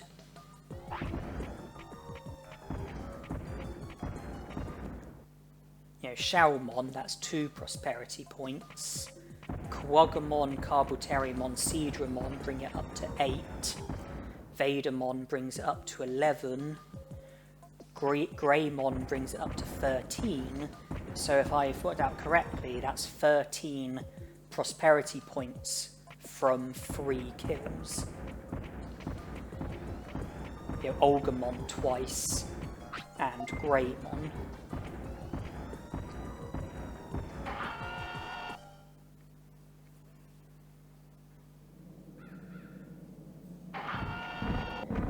We are now up here. Greymon needs to sleep, so we can save ahead of trying the Gorborimon skip.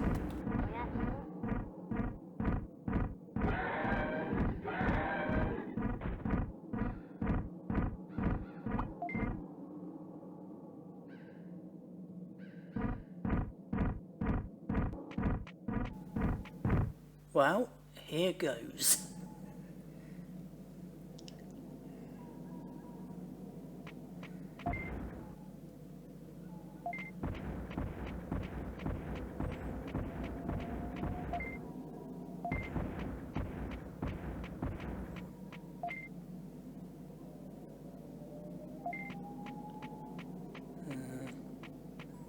Didn't quite squeeze through. And now I've moved away from the bridge. Okay, let's just leave and try again.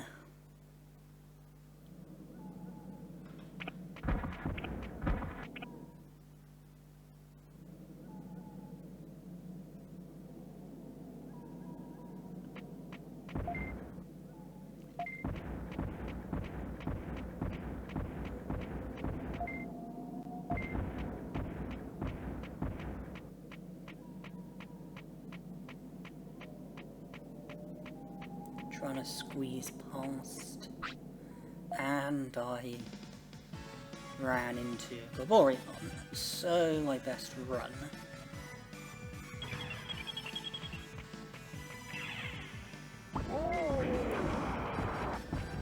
Can't defeat him because that would be an unnecessary kill. It would be a kill which could be avoided. I want to finish with as few kills as possible.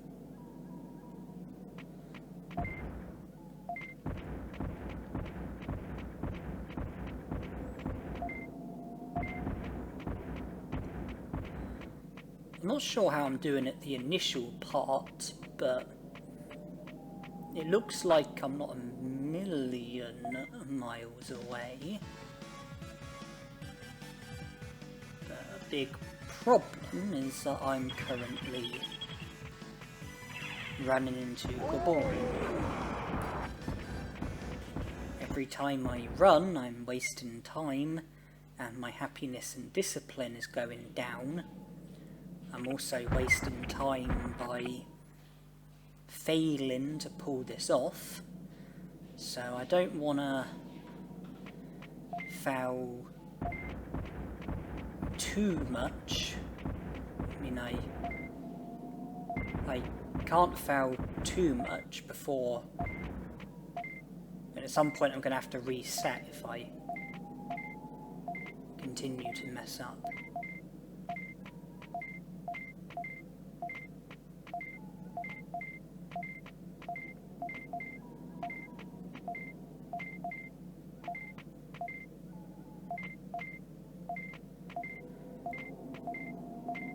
And I pulled it off. Okay, well, first time I failed, so I left. Second and third time I ran into Goboremon, which is failure, and I ran away. And then I did eventually pull it off. I was sort of pausing a lot to try and focus on the positioning, but I did get there in the end, and now I have to intentionally challenge Goboremon and run so that I can end up back on the other part of the Great Canyon. So now I'm here, so I can go back through the elevator and then return to the other parts of the Great Canyon, and I can speak to Shawmon. And I won't be having any more battles with Olgamon. I won't be battling him for a third time. The reason why I battled Olgamon was because I wanted to recruit Shawmon, and I won't be going any further with Olgamon.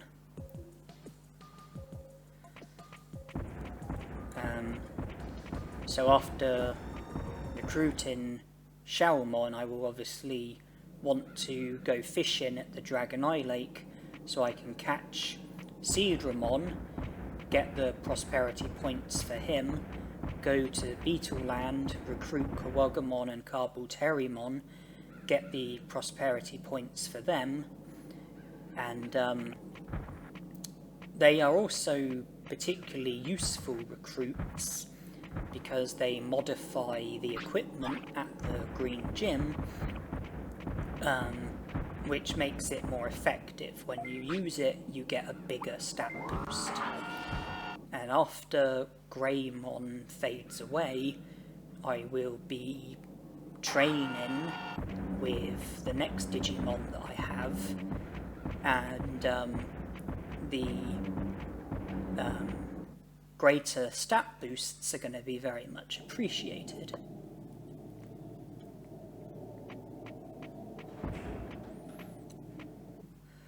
I was talking about the overpowered runs that I did, but then I had to stop because I had to focus on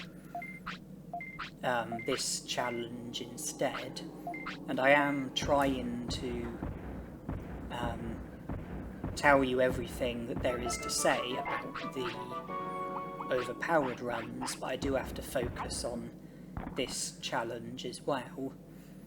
I said about Piximon and how I made it up to 91 prosperity points with Piximon in the first overpowered run. I told you about the grinding and how I went about it, and I wasn't able to go any further than 91 prosperity points because I couldn't access Greylord's mansion, I couldn't recruit Frigimon, and I couldn't recruit Muncymon or Nannymon. I hadn't gone to Friesland with a fire Digimon and make it sick, which would have resulted in Frigimon rescuing us. I hadn't done like the initial stuff for recruiting Frigimon. You know, I never went to Friesland with a fire Digimon and made it sick. So since I hadn't taken the initial step towards recruiting Frigimon, I wasn't able to recruit Frigimon. I also hadn't taken a Numamon to Toy Town and Digivolve. Well, because if I had taken a Numamon to Toy Town, then I could have Digivolved to Muncymon and then spoke to the robot Digimon to get the door unlocked that leads towards Muncymon. But since I hadn't gone to Toy Town with a Numamon, I wasn't able to make it to Muncymon, so I couldn't recruit Muncymon, and it's also one of the areas that Nannymon shows at, so I wasn't able to recruit Nannymon either, and since Piximon isn't a virus Digimon, I wasn't able to enter Greylord's mansion, which would have enabled me to recruit Skull Greymon. So that's why I only had 91 prosperity points. So I let Piximon fade away. I started over with Bottomon. I chose the green egg. I Digivolved to Ogumon, took him to Friesland, made him sick with a mouldy meat, got rescued by Frigimon. I then Digivolved from Ogumon to Numamon. I did this by intentionally not fulfilling any of the requirements for a natural champion. I did have to intentionally get the butterfly to bring my stats down so that I didn't fulfill any of the stat requirements. I also never fed Ogumon so that his weight was low and care mistakes were high, and I didn't have any battles either. When I Digivolved to Numamon, I took him to Toy Town, Digivolved to Muncymon, spoke to the robot Digimon so that the door that leads towards Muncymon was unlocked, and I then gave Muncymon a load of devil chips in order to get him to fade away quickly, and I then chose the green egg again and started over with another Bottomon. And before I talk any more about that, I am now here at the Dragon Eye Lake, and I attempt to catch Seedramon. The old rod is more than capable of reaching the spots that Seedramon is at. The hard part is reeling Seedramon in, so I speed up me reeling him in, and I also speeded up him taking my bait because he ignored it a fair few times before eventually taking the bait, but I did manage to catch Seedramon with the old rod. And now I head to Beetleland, where in order to recruit Kawagamon and Carboterrymon, I just have to speak to them and pick the second option for both of them. But with Carboterrymon, the second option is only available if you've recruited Greymon, because you need to recruit Greymon so that the arena gets built, and then that results in the option being available, the option that you pick, which results in Carboterrymon joining. Kawagamon, on the other hand, there are no initial requirements for him. You just speak to him, pick the second option, which is always available, and then he joins. So in the overpowered run, when I started off with Bottomon again, I digivolved to Koromon. I then did the Digitamamon restaurant food glitch in order to maximise my stats. When you speak to Digitamamon and eat the food that he sells you, it either boosts your HP, attack and speed, or it boosts your MP, defense and brains, or it boosts all 6 of your stats, and by twice the amount. And I think it's luck based as to what it does. I think it's luck based regarding like which one you get. But I needed the food to boost all 6 of my stats, and the glitch is that when you go to the restaurant when it's Digitamamon and eat there, you can then repeatedly keep eating over and over and over again, just keep on going, and as long as you've got enough money to afford it, you can eat until you maximise your stats. So I went there with Koromon and ate until all of my stats reached the maximum, and I then digivolved to Gabumon, and I had a spare Happy Mushroom, which I went to Friesland with and traded for a hair grower, gave it to Gabumon so he digivolved to Moldramon, and then gave Moldramon a ray gun, so that he digivolved to Vadermon, who's a virus Digimon, who can also use Bug, and I then did the remainder of the game with Vadermon. I was able to go straight to Friesland and speak to Frigimon and recruit him, because after you get rescued by Frigimon, you then have to return later with a Digimon who can tolerate the cold, speak to Frigimon and he joins the city. Vadermon can tolerate the cold, so I spoke to Frigimon, he joined the city.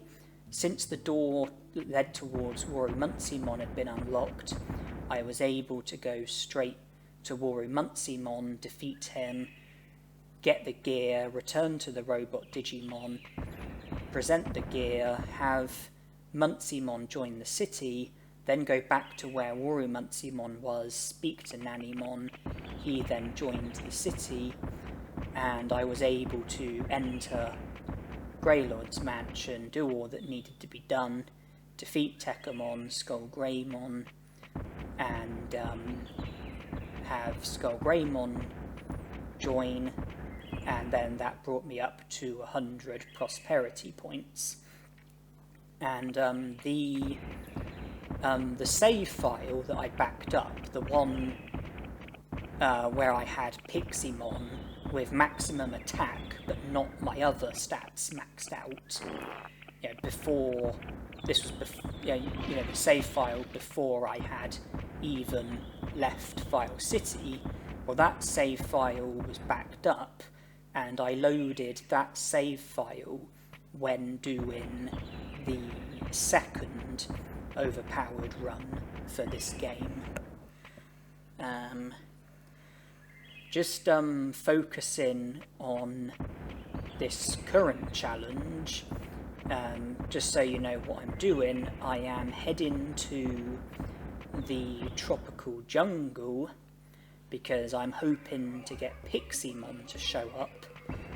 because my intention is to try and recruit Piximon. You have to battle him, and then he joins afterwards if you defeat him, and so you get 3 prosperity points from one battle, which I consider to be good going, not to mention that Piximon works in the shop and sells the training manual, which makes training more effective, which will come in handy when I've got my next Digimon, because I am going to be doing a fair bit of training with my next Digimon. I am repeatedly leaving and re-entering in the hope of Piximon showing up. I did notice that an orange banana spawned, which I went and collected, and then I went back to repeatedly entering and leaving and re-entering, hoping that Piximon would show up. Piximon, Mummemon and Metal Mummemon, one thing they have in common is they all spawn at a specific location, but it's rare for them to show up.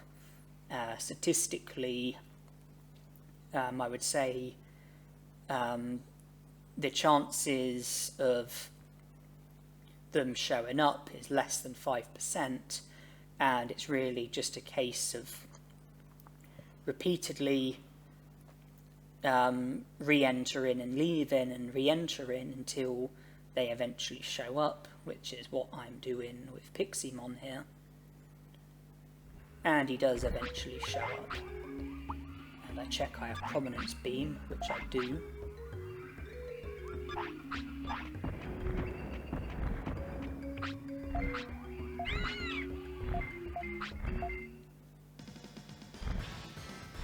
And the Protective Floppy is a very useful item to use against Piximon, because status harm is very common in this battle.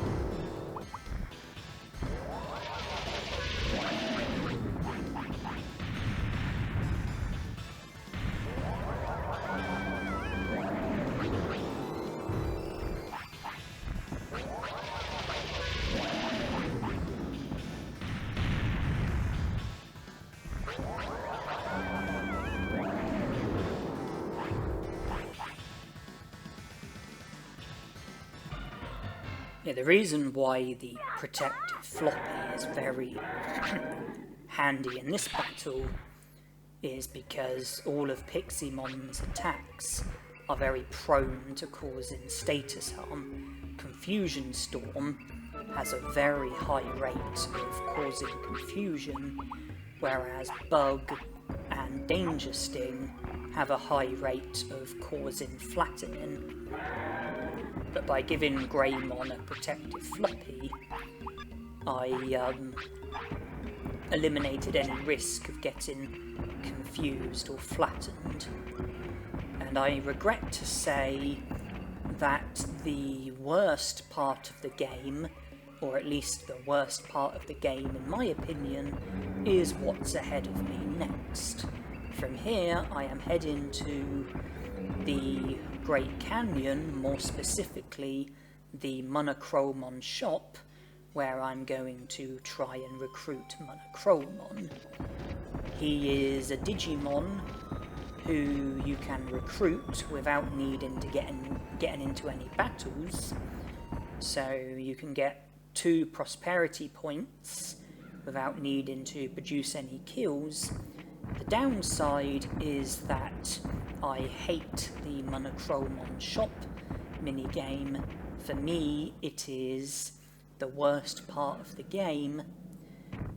And so, whenever I play Digimon World, the Monochromon shop is always the one thing that I dread the most.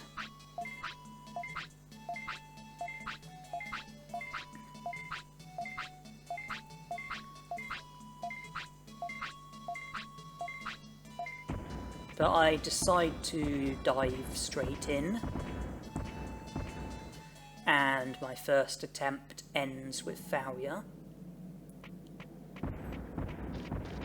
But Greymon now needs to sleep, so if I let him use the toilet, then feed him, I can then sleep just outside of Monochromon's shop. I can save, and we have time to have several tries at the Monochromon shop, and should they all end in failure, then I can reload from here and try again. So we now just dive in for attempt number 2, which also ends in failure.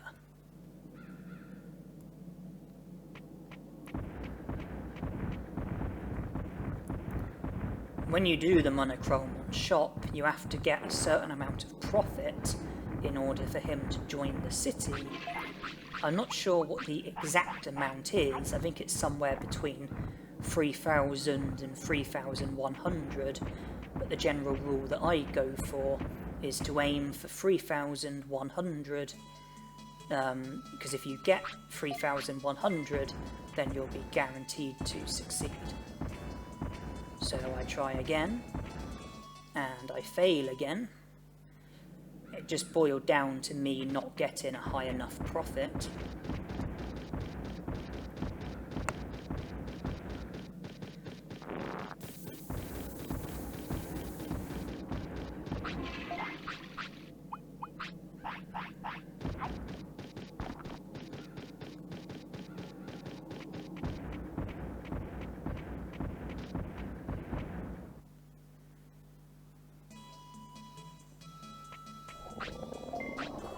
So I then try once again.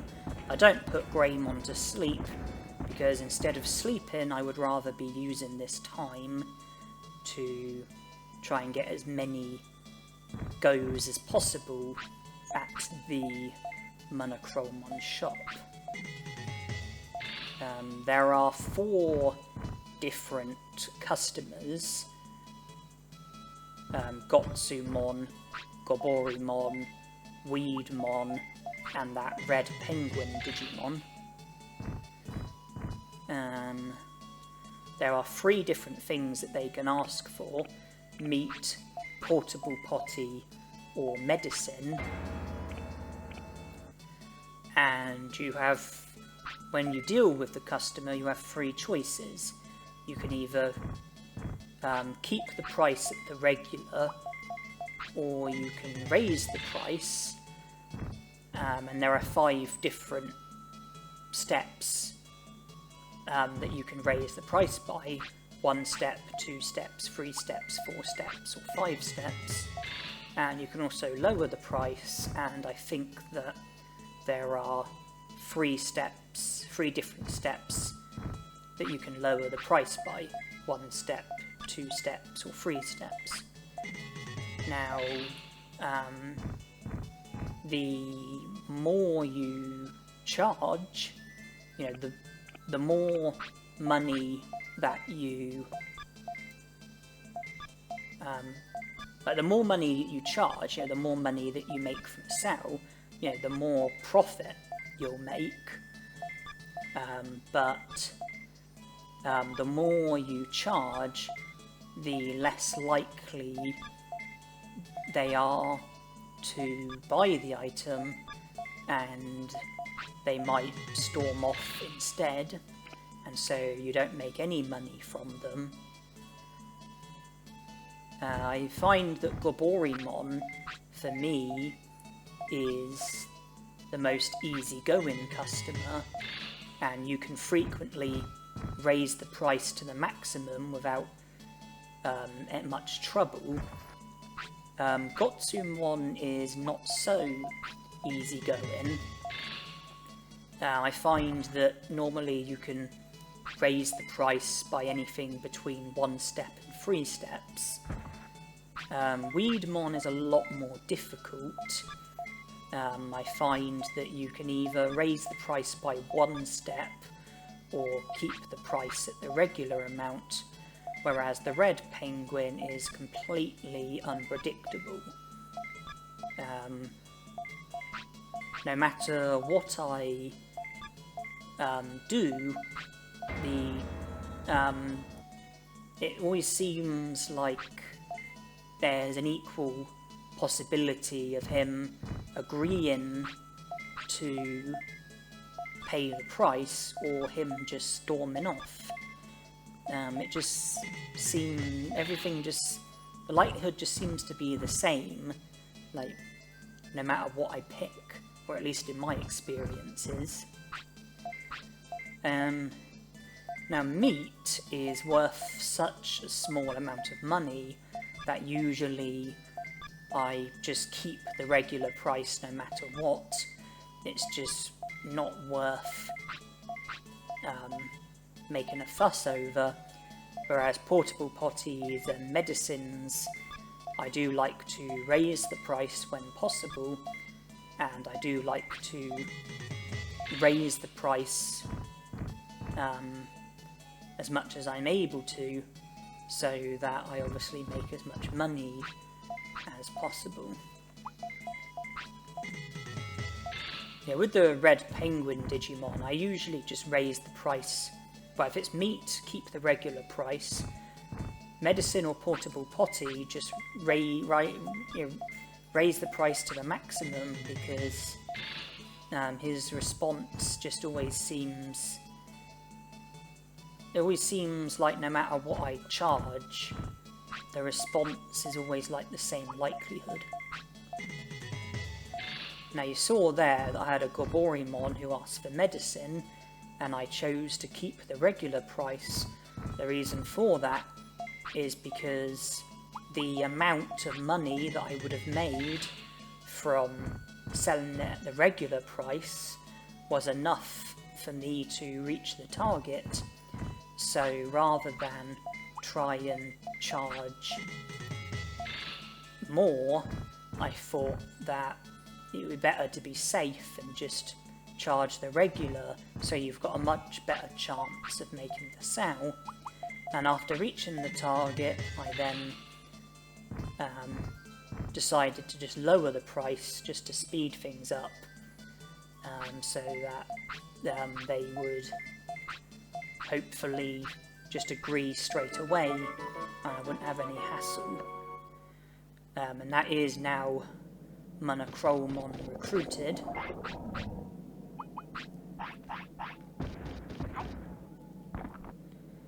So I returned to the city,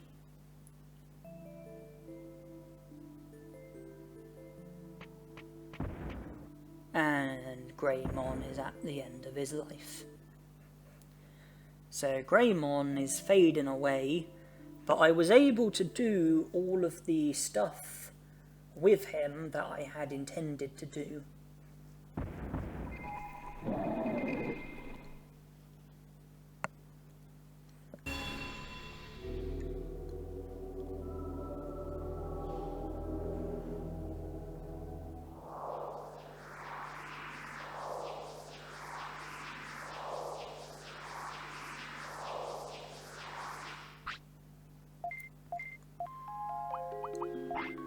I choose the pink egg, and my intention is to digivolve to Powmon.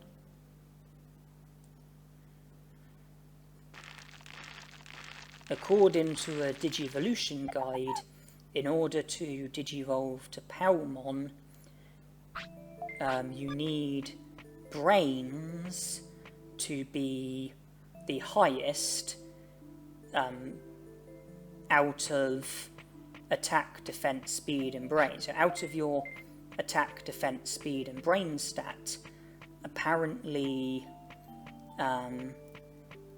your brain stat needs to be higher than the other three, and apparently it also needs to be at least 10% of what your HP is. That's to digivolve to Powmon.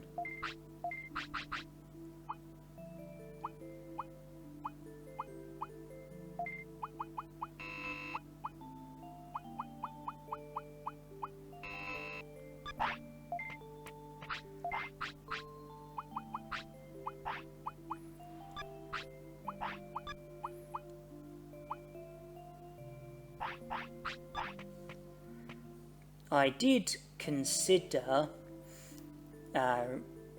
recruiting Vegemon straight away, now that I've got the rain plant, because then I would have hawk radishes and super carrots available to me, but the effects only last until you eat something else, and Yoramon and Tamamon, being like baby Digimon and in training Digimon, they do signal for food very frequently, and feeding them would result in me losing the effects, and then I would have to feed another hawk radish or super carrot. I'm currently trying to get Piximon to show up, which is why I'm leaving and re-entering. I want to buy a training manual. So I was saying about the hawk radishes and super carrots, either every time they get hungry I would have to feed them either a hawk radish or a super carrot, because if I was to feed them something else, then the effects would wear off. So I thought that I would just train until I digivolve to Powmon, then recruit Vegemon, recruit Moldramon and Frigimon as well, and then train with Powmon with and use super carrots and hawk radishes as well. I would give one of them to Powmon, depending on which piece of equipment I'm going to use, because the hawk radish, I think it boosts the effect of HP, speed and defense, whereas the super carrot boosts the effects of MP, brains and attack.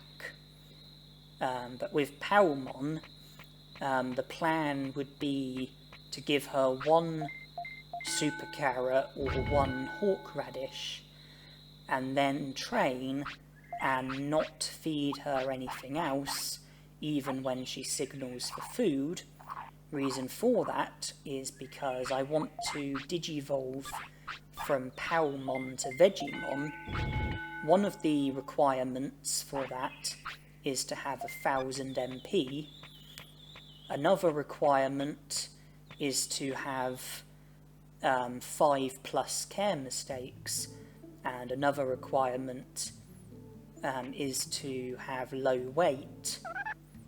And by not feeding Palmon, I would be committing care mistakes, and I would also be keeping a low weight. As for 1000 MP, I just have to train my MP until it's 1000. And a good thing about not feeding Palmon is I don't have to worry about hawk radishes or super carrots losing their effect. At the moment I'm training my HP, because when I said about if you train with a baby Digimon or in training Digimon, then the stat boost gets increased if you repeatedly train on the same piece of equipment a certain number of times with a baby Digimon or in training Digimon. So I'm just training HP because I want to train HP a certain number of times so that I get the the upgrade, the stat boost that I receive gets increased, and then I can focus on training Brains and MP. Brains to try and digivolve to Palmon, MP to try and digivolve to Vegimon after digivolving to Palmon. But I just have to go to the tropical jungle with the rain plant in order to be able to recruit Vegimon, buy a super carrot from Vegimon, make sure I've got a giant meat on me, go to Freeze Land, speak to Frigimon when Palmon is my Digimon. Frigimon will then join the city, go to Moljamon, trade a super carrot from Omni Floppy, then trade an Omni Floppy for the item that you get when you trade an Omni Floppy, and then trade a giant meat for an autopilot, and the Moljamon will join the city. And when Moljamon does join the city, it's then essential that I avoid the Digimon Bridge, because if I go to the Digimon Bridge, then I'll be challenged by Ninjamon, and that's a battle that I don't want to have. I don't want to battle Ninjamon. This is a low kills run, and Ninjamon is a Digimon who I don't intend on recruiting. Ninjamon shows up once the secret item shop gets opened, and there are a number of different Digimon who work at the secret item shop. I haven't currently recruited any of them, but Moljamon works at the secret item shop, so recruiting Moljamon will result in the secret item shop being opened, and then going to the Digimon Bridge will cause Ninjamon to show up, so I have to avoid that.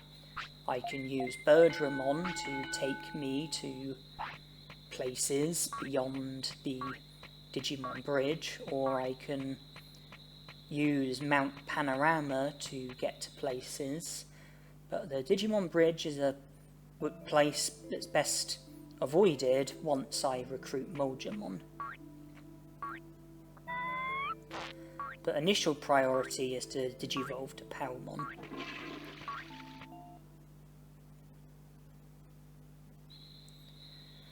So I'm just going to be training for the meantime, and then I'll be doing those recruits that I mentioned once I digivolved to Palmon, and then it's about digivolving to Vegiemon. And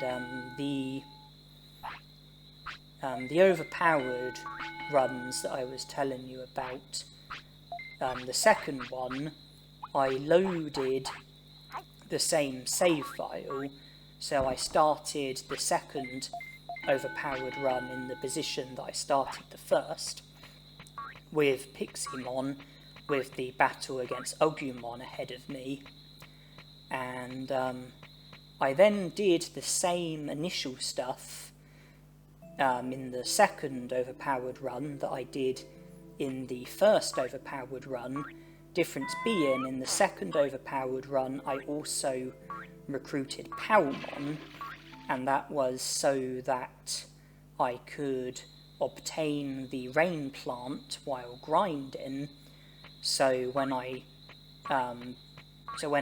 recorded the next bit of the overpowered run, I would be able to recruit Vegiemon straight away instead of having to wait for the rain plant, which was a concern of mine.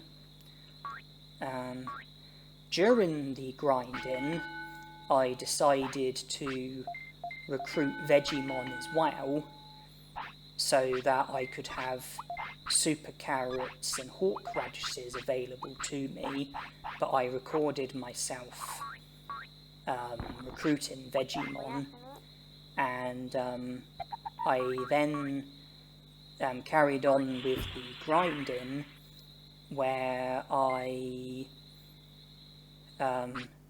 well, during the grinding, the first thing that I actually did was, when I finished the first bit with Piximon, I let Piximon fade away, and I started over with a green egg, digivolved through to Ogumon, took him to Freezeland, made him sick, got rescued by Frigimon, then digivolved from Ogumon to Numemon, went to Toy Town, digivolved to Muncymon, spoke to the robot Digimon. He unlocked the door that leads towards Worumuncymon, and then when Muncymon faded away, the ultimate Digimon that I eventually digivolved to was Megadramon, where I had to digivolve from Ogumon to Tyrannomon to Megadramon, and I was struggling to fulfill the requirements for Megadramon. I was struggling with the stats and the weight, so when I had Tyrannomon, that's when I went and recruited Vegiemon, so that the hawk radishes and super carrots would enable me to get better stats from training, and also the super carrot would enable me to decrease my weight, whereas the hawk radish would enable me to increase my weight, so I had more control over my weight. And eventually I did digivolve to Megadramon. I took him to Freezeland and learnt Ice Statue from battling the Ice Devimons. So I had Megadramon with Ice Statue as my technique, and like with the grinding in the first overpowered run, I caught loads of sea basses to prolong Megadramon's life, and I was then able to train until I maximised all of my stats.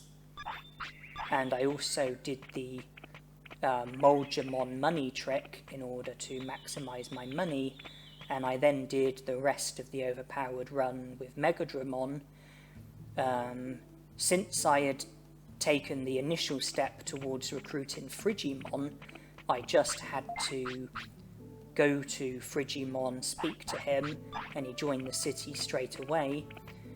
Since the door that led towards Worummontsymon had already been unlocked, I was able to go straight to Worummontsymon, defeat him, get the gear, give it to the robot Digimon, have Montsymon join the city, and since Megadramon is a virus Digimon, I was able to enter Greylord's mansion and do all that needed to be done in there. And thanks to the Ice Sanctuary skip, a glitch which enables you to enter Ice Sanctuary with any Digimon, I was able to enter Ice Sanctuary with Megadramon, despite the fact that he's not a vaccine Digimon. And in the first overpowered run, I used the same glitch in order to enter Ice Sanctuary with Piximon, even though Piximon's not a vaccine Digimon. And in the third overpowered run, I actually had to start again from the very beginning because I ended up losing the save file with the Piximon at the, well, near the start of the game, before the Agumon fight. My memory card, I think, became like corrupted and needed to be formatted, and then I ended up losing the save file, so I had to reproduce a similar save file starting over again, which I did. So I got myself into more or less the same position, where I had Piximon with bug and maximum attack, and I hadn't left File City at the time. One difference is that the Virus Gorge was only one away from being full, because I wanted to be able to Digivolve to Sukamon, not straight away, but something that I wanted to be able to do during the grinding. With Piximon, I did the initial stuff, making it up to 17 prosperity points, so I recruited the same Digimon that I recruited when doing the initial parts of the first overpowered run. But I also recruited Palmon and Vegemon as well. I then did more grinding off screen, where I let Piximon fade away, started over with a Bottomon, took the necessary initial steps towards Frigimon and Worummontsymon, had my Digimon fade away, which was Montsymon at the time, start over with another Bottomon, have it mess on the floor, Digivolve to Sukamon, then do the initial requirements in order to Digivolve to Etamon, prolong its lifespan with sea basses so that I could maximise its stats, maximise my money as well by doing the Moldramon money trick, and I also learnt Megalospark and Thunderbolt from the Soulmons in Greylord's mansion, and then I was able to do the rest of the game with Etamon with max stats and Thunderbolt and Megalospark as my techniques. I do need to speak more about the overpowered run for Digimon World 2003. I think I've said pretty much the main things for the overpowered runs for Digimon World. But Digimon World 2003, I need to speak more about that overpowered run. But just to focus on where I am at the moment, Frigimon has been recruited. I'm now heading for the Moldramons, and I bought, I think it was 2 super carrots and a hawk radish, because I wanted to trade one of the super carrots with the Moldramon, and then I wanted to have another super carrot on me as well as a horseradish, so that I could give it to Palmon when using the green gym. What I overlooked was how full my inventory was becoming. I say that because it does become a problem when trying to trade with one of the other Moldramons. But I've traded all 3 items with that first Moldramon, so now I head for the one who you trade medium HPs with, and I think this is where I encountered the problem. I try to trade an Omni Floppy, it says too many items, so I have to lose something.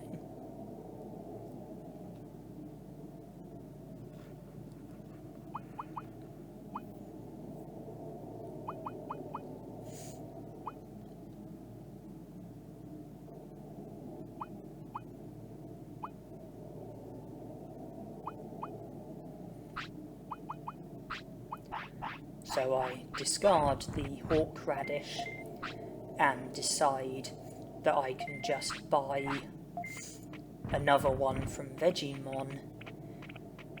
So the one that I bought from him was wasted because I had to discard it, but it's not the end of the world. It's just 500 bits. So I trade the giant meat for the autopilot. That's the final trade. Moldramon has now joined the city, and while I'm here, I decide to trade all of my medium HPs for super defense discs, just so that I can make sure that I'm not going to have any issues with money, or at least not in the foreseeable future.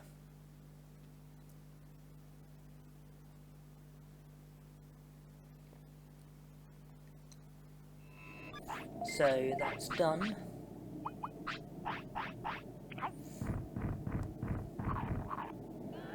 I'll have to visit the item shop so I can sell what I don't need and purchase what I do need.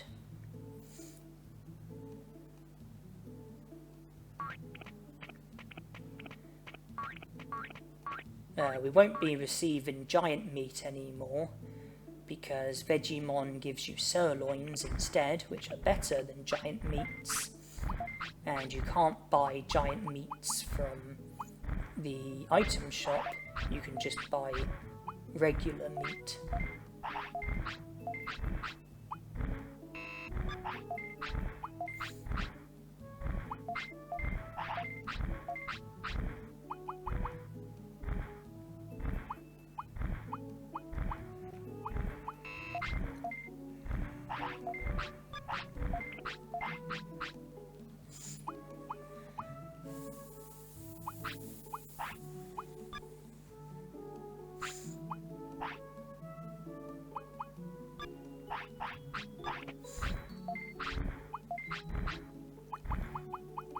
I decide just to sell the giant meats as I don't foresee myself needing them.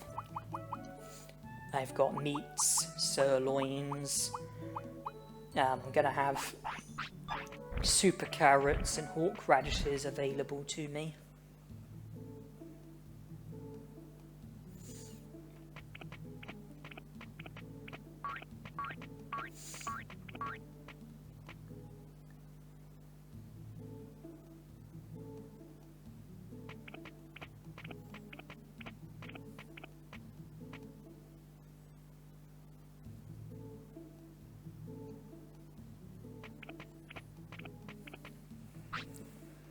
I check where my prosperity points are up to.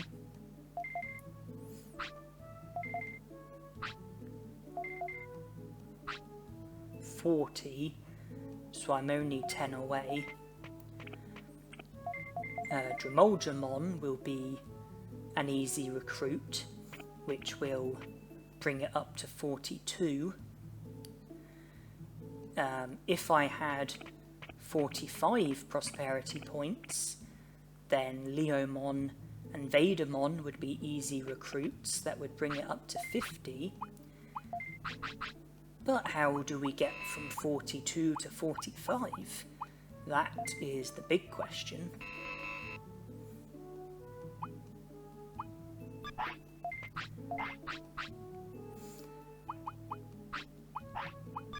So, the only thing that I wanted to take out of the item bank was the giant meat, and that's just so that I can sell it.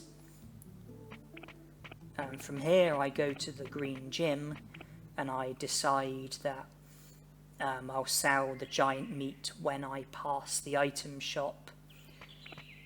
I do frequently go to the Centaur Clinic to rest, so it's something that could probably be tied in with that. And I gave Palmon a super carrot, which will boost the training effects that I get for MP, brains and attack. I need to get my brains up to 1,000.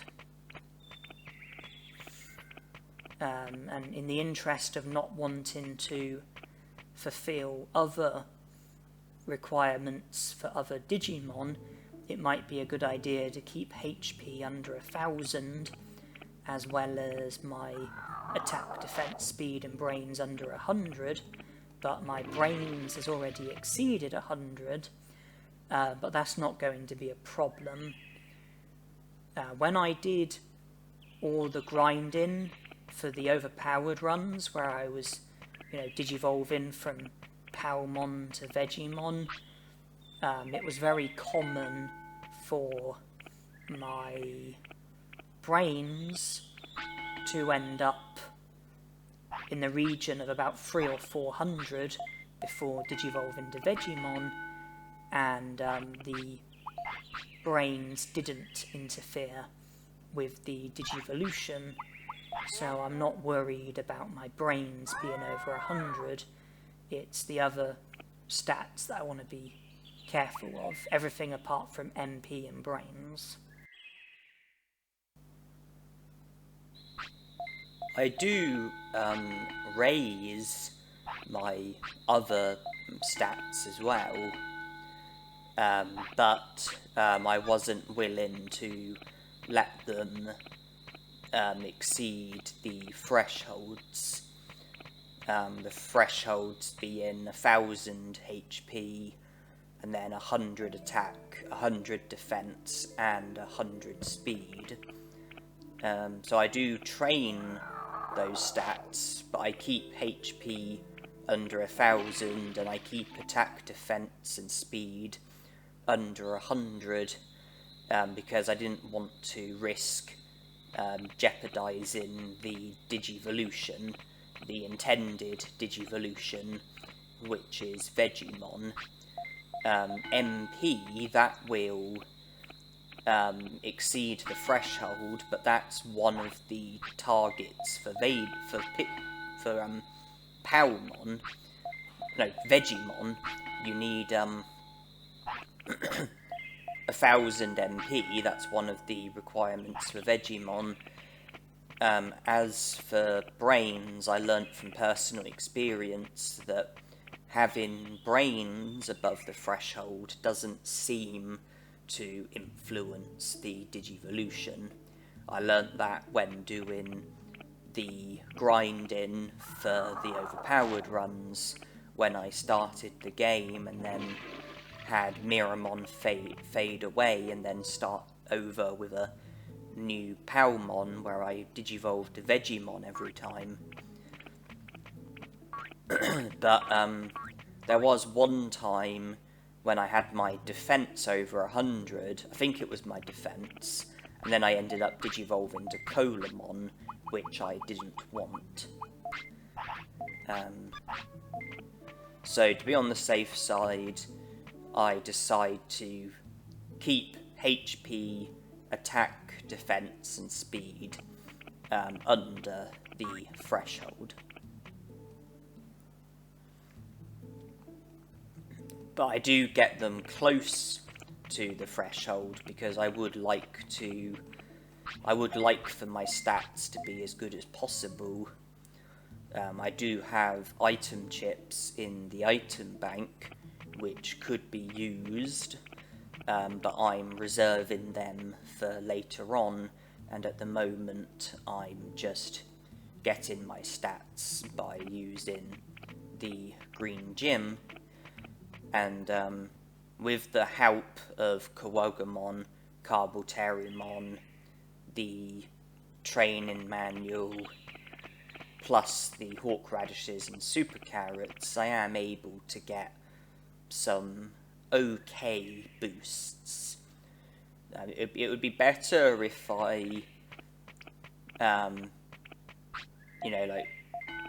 worked out at all the different,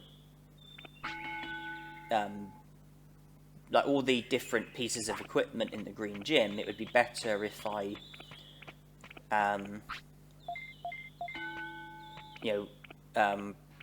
worked out on them an adequate number of times with a baby Digimon or in training Digimon, so that I get the stat boost for that as well.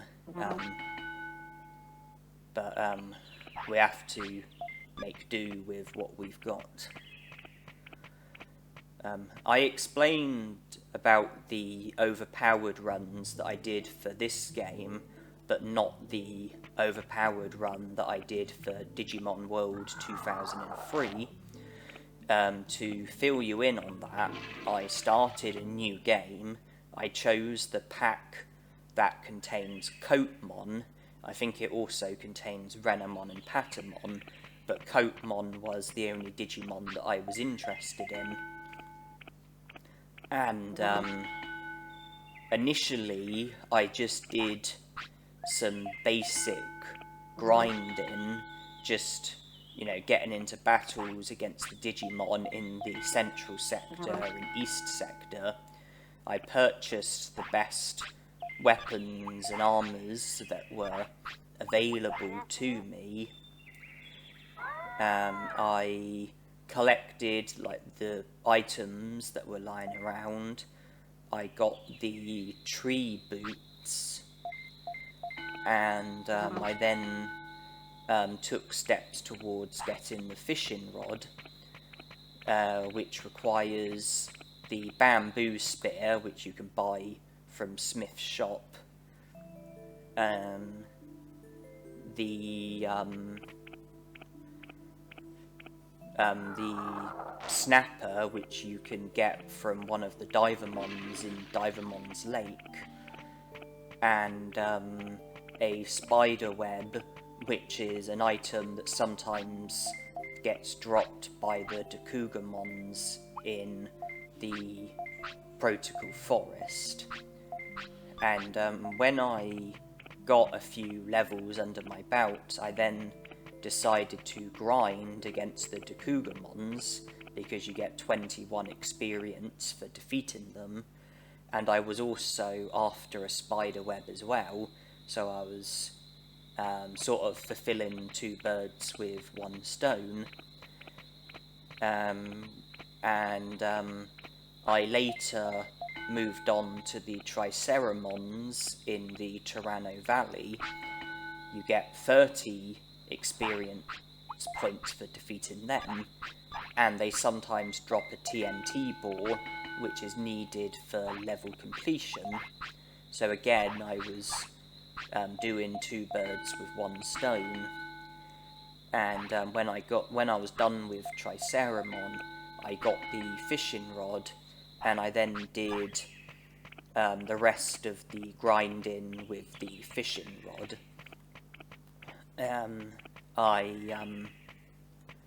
I started off in the Eastwire Forest and repeatedly caught Colamon over and over again, battled him, got 40 experience every time I defeated him.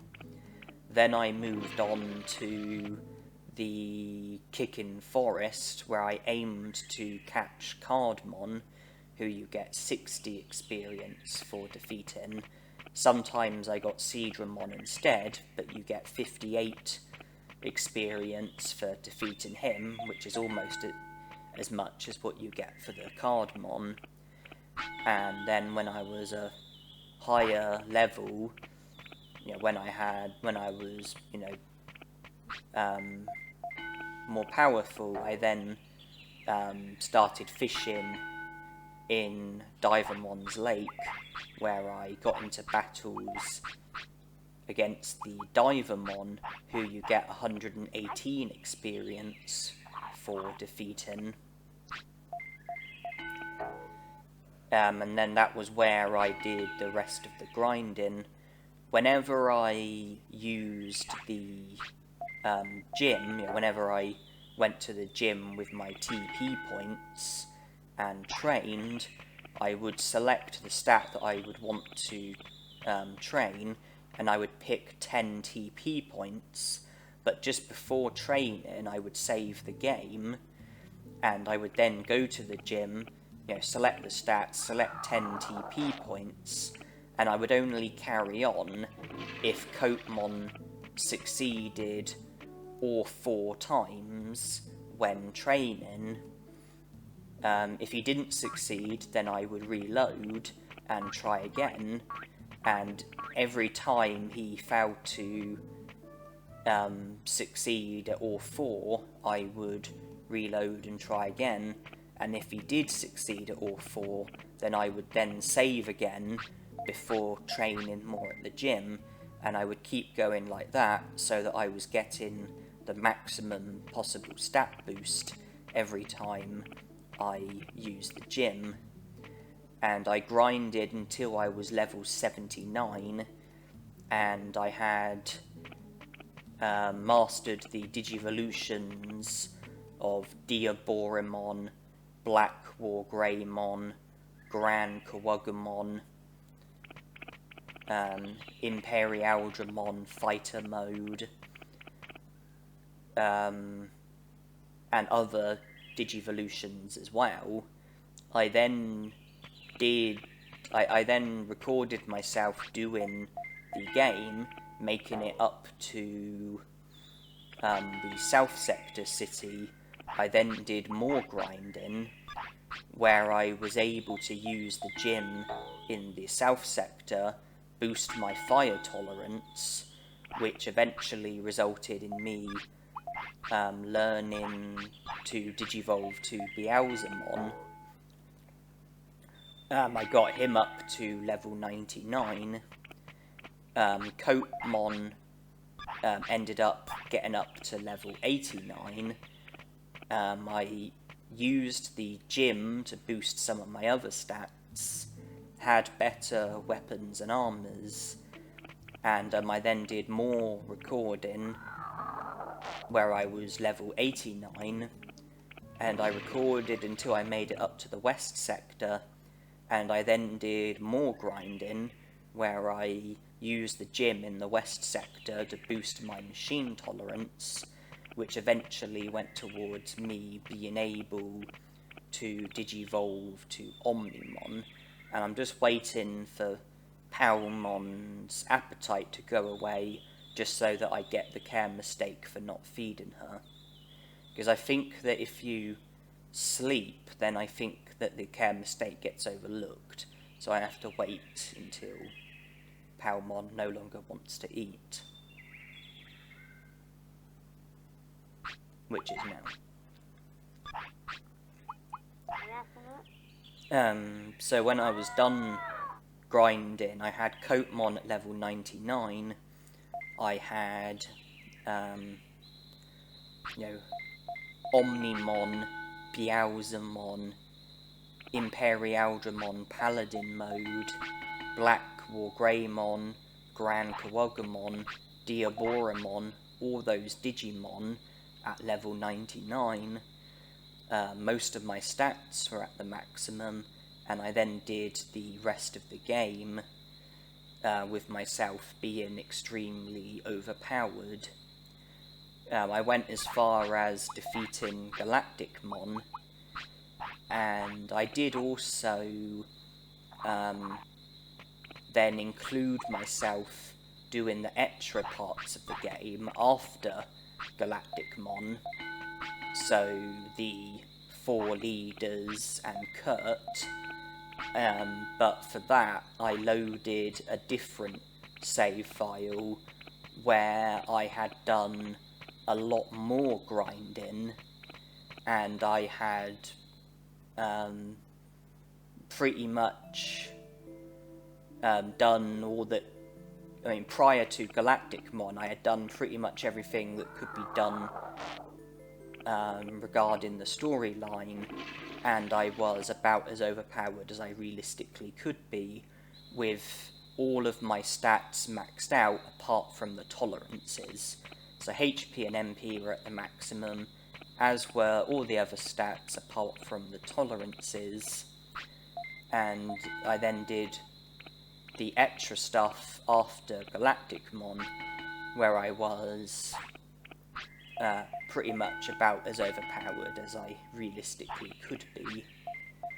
So that pretty much explains the overpowered runs that I did for this game and Digimon World 2003.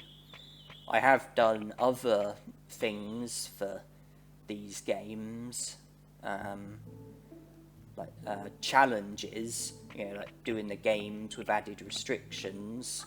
For this game, I did a Sukamon solo, where I completed as much of the game as possible, while only being allowed to use Sukamon when it came to recruiting Digimon, scoring prosperity points, or making any kind of progress towards prosperity points. I think I made it up to 92 prosperity points in total. I wasn't able to gain access to Warrior Muncymon, so I wasn't able to recruit Muncymon, and therefore wasn't able to recruit Nannymon either. I wasn't able to recruit Frigimon, because Sukamon can tolerate the cold, so making him sick wouldn't have resulted in Frigimon rescuing us.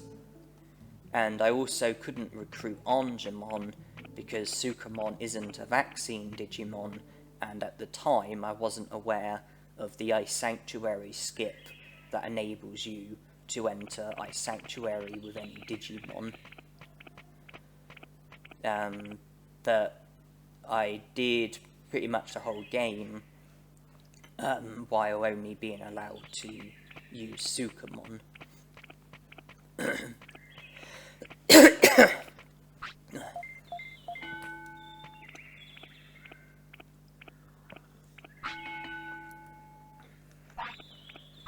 I also did a no gym, no item chips challenge for this game, where I had to make it up to 100 prosperity points, and I wasn't allowed to use the gym or use any item chips. And this did attract a bit of controversy, because there was someone who wasn't happy about the fact that the Agumon who I chose to start the game with digivolved to Numamon, and then I took him to Toy Town to digivolve to Muncymon. This person wasn't happy because they saw it as a cheap way of gaining a load of stats. And I ended up agreeing with them. I don't think I replied and told them that I agreed with them, but I agreed with them, and then I ended up doing a no gym, no stat boosting items, minimum Muncymon 100% challenge. So it was a bit like the no gym, no item chip challenge, but as well as not being allowed to use item chips, I wasn't allowed to use any kind of stat boosting item. I had to get all 15 medals as well, instead of simply making it up to 100 prosperity points, and the other restriction was minimum Muncymon, where I was only allowed to use Muncymon in order to speak to the robot Digimon and get the door unlocked which leads towards Muncymon. I wasn't able to use Muncymon for anything else because I didn't want to be seen as cheap. I didn't want to like Digivolve to a Numamon and then Digivolve to Muncymon for a massive stat boost and then do the rest of the game with Muncymon. So I wasn't able to make any kind of progress towards any other prosperity points with Muncymon or do anything else useful with Muncymon. All I was allowed to use him for was to unlock the door that leads towards Muncymon, as well as fill in a space in the Digivolution chart. Apart from that, I had to Digivolve either by naturally fulfilling the requirements or by using Digivolution items. There have been challenges that I've done for Digimon World 2003 as well, but I do just want to focus on this current challenge because I was a bit puzzled by the fact that Palmon hadn't Digivolved, because I was sure that I had fulfilled the stat requirement and the care mistake requirement. I decide to feed Palmon, and then she Digivolves. Because it occurred to me that I had fulfilled the care mistake requirement, so I didn't need to continue to not feed her, and I had the stat requirement as well, and I couldn't understand why she hadn't Digivolved yet. And when she was signalling for food, I thought I would feed her, then she Digivolves, and it's Vegemon that I Digivolve to. So I did end up with the Digivolution that I wanted. I got Vegemon, but I was a bit puzzled by the fact that Palmon didn't Digivolve until after I fed her the sirloin. I'm not quite sure why she didn't Digivolve until after that. I don't think I fulfilled any unfulfilled requirements when feeding her the sirloin, but nonetheless I was happy to have Vegemon. And it takes me a while to realise that the stat boost that I'm getting is not as high as it could be, because when I gave Palmon a sirloin, that cancelled out the effects of the super carrot that she had previously been given.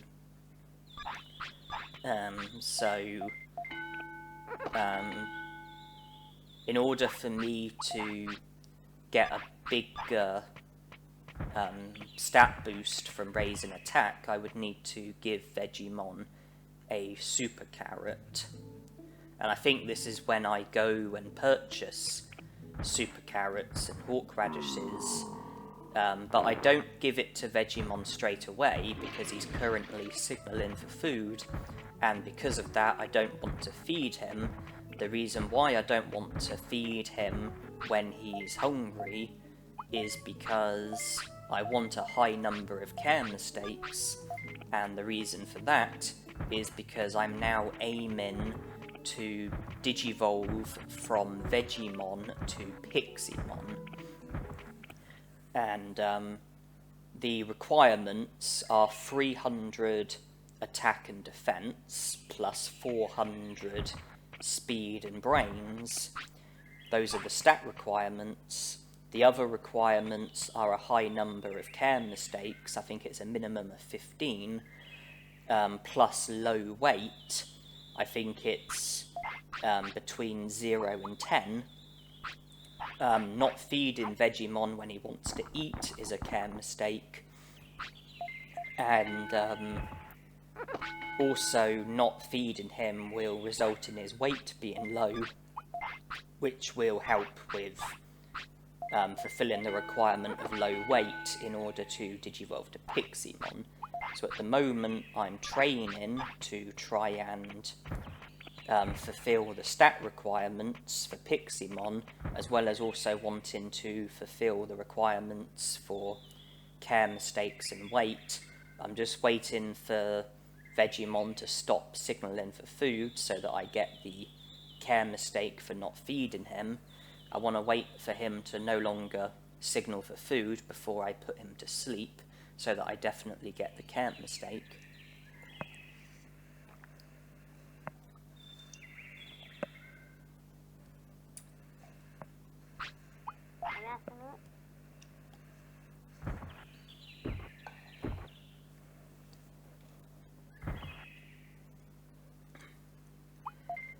So when Greymon faded away, I chose the pink egg, and the whole time my intention was to digivolve all the way through to Piximon. And if I'm going to give super carrots or hawk radishes to Vegiemon, then it's crucial that I give them to him when he's not hungry, because if I give them to him when he's signalling for food, and it fills him up, then that means I don't get the care mistake. But by not feeding him when he's hungry, I get the care mistakes.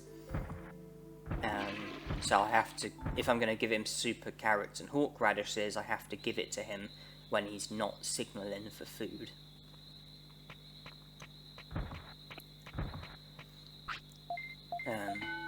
So yeah, interestingly, when it comes to stat requirements for Piximon, HP and MP are irrelevant. It's all about attack, defense, speed and brains. And the requirement for low weight and high care mistakes is easy to do. Just don't feed Vegiemon when he wants to eat, and that will fulfill the care mistake requirement and weight requirement.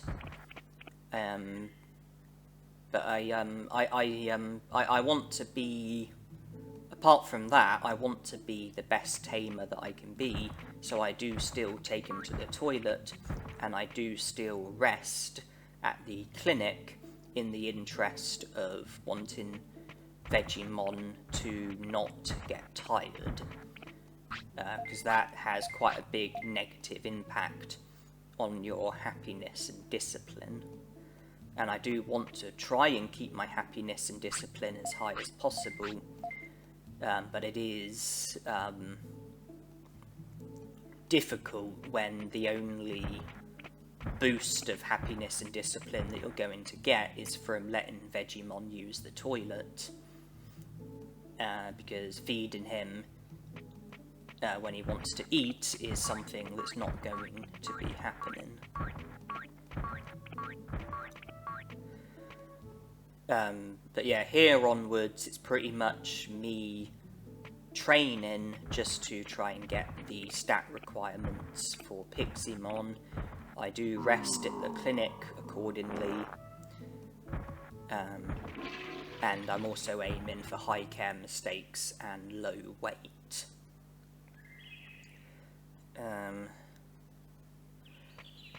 I was saying about challenges for Digimon World 2003. I did a no gym, no equipment challenge. This was back in 2012. No gym, no equipment challenge, where I aimed to complete the game, including the bonus stuff afterwards, so the 4 leaders and Kurt, but I wasn't allowed to use the gym in order to boost my stats, and I also wasn't allowed to use any weapons, armors, or accessories. So I wasn't able to I wasn't able to use any like weapons or armors to boost my stats, mainly my attack. And I wasn't able to use any accessories either to help me out. I was able to use item chips to boost my stats a bit. I was able to like use items, you know, just random items like supercharges, etc. I was able to use other Digimon other than the Digimon that I started off with, providing I got the DNA for them. But the main challenge was no gym, no equipment.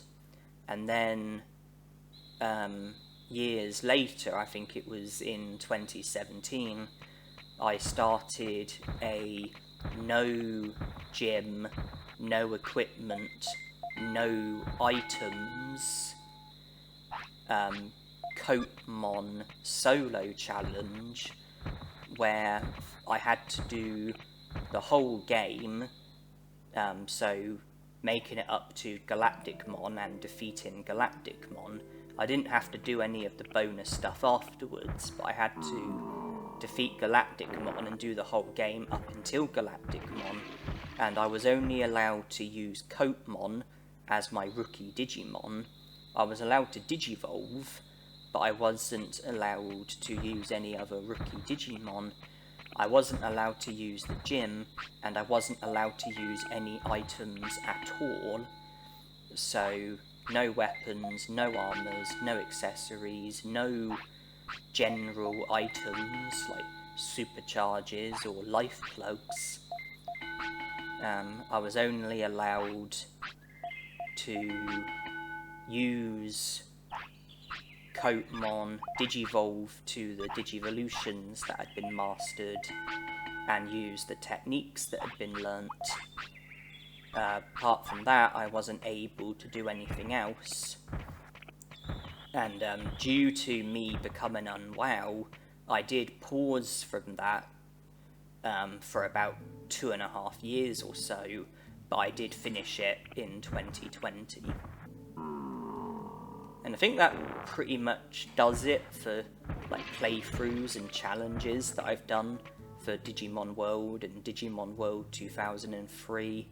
I've done some random videos as well, but when it comes to main playthroughs and challenges, I think that pretty much does it for this game. I am currently doing a low kills run, as you're aware. I have also thought about doing a no items challenge for this game, where I have to make it up to 100 prosperity points, and I'm not allowed to give my Digimon any items. I am allowed to use the gym. I am allowed to, use any Digimon that I Digivolve to, use any techniques that I learn, but I'm not allowed to use any items, so I'm not allowed to give my Digimon any items during battles, nor am I allowed to give my Digimon any items outside of battles. I am allowed to use items if they're not going towards my own Digimon or benefiting my own Digimon in any sort of way. For example, I'm allowed to use the rain plant to water the plant in the tropical jungle, thus recruiting Vegimon. I'm allowed to trade items with the Moldramons in Friesland. I'm allowed to sort of have that sort of use with items. When its items go into other Digimon, I'm allowed to give food to the Kunamon in Kunamon's bed so that he'll battle us. What I'm not allowed to do is give any items to my Digimon in battle or outside of battle, or use any items, or just have my Digimon benefit from an item in any sort of way. That includes the training manual. I'm not allowed to have that, because even though I don't give it to my Digimon does still gain from it, benefit from it, when I keep it in my inventory. So that's also not allowed either. And once again, I'm just waiting until Vegemon no longer wants to eat before I put him to sleep.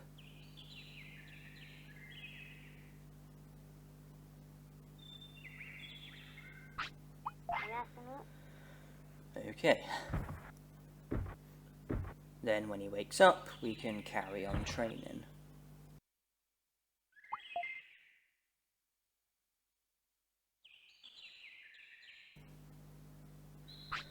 The, forgetting what I was saying, the no items challenge, that's something that hasn't yet been done, and it's something that might not necessarily get done.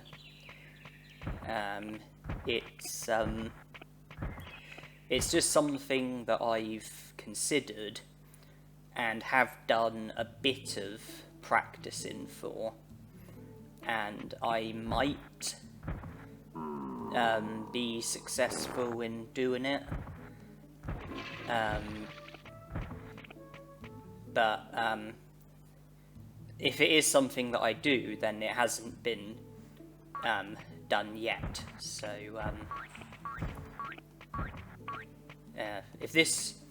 if you're like watching this video and it's only recently been uploaded, it's probably not wise to search my channel for a no items challenge, because if it's something that I do end up doing, it's probably not going to be anytime soon.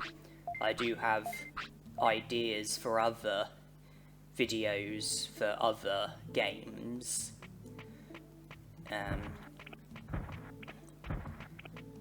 And if I do get round to doing a no items challenge, and if I am successful, then it probably won't all be done in one video. This challenge, the low kills run, has all been done in one video, as have the overpowered runs that I did. But all the other challenges that I mentioned, they weren't done in one video, they were done in parts, in segments. And if I do a no items challenge, then I imagine it will be done in parts and segments. So, you know, each video will be about 30 minutes long or so. You know, it won't just be a one-off video, I doubt.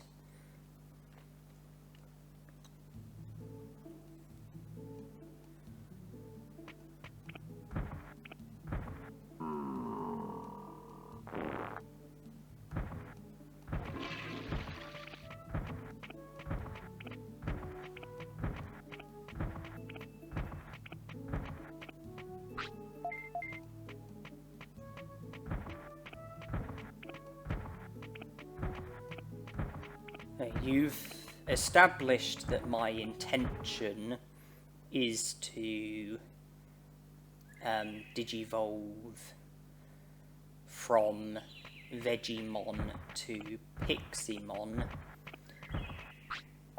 Before I do digivolve, one thing that I would like to do, if I'm able to, is to go to the Grey Lord's mansion with Digimon. Digimon is a virus type and can therefore enter Grey Lord's mansion along with all the other Digimon in this game who are virus types.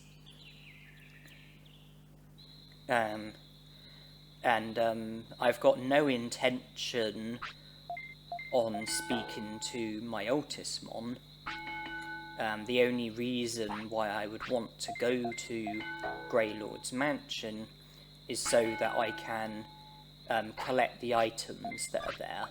So enter the mansion, go through the doors that are unlocked, collect the items that are available, then collect the mansion key, unlock the doors that I'm able to unlock, and collect all of the items that are available, and then leave.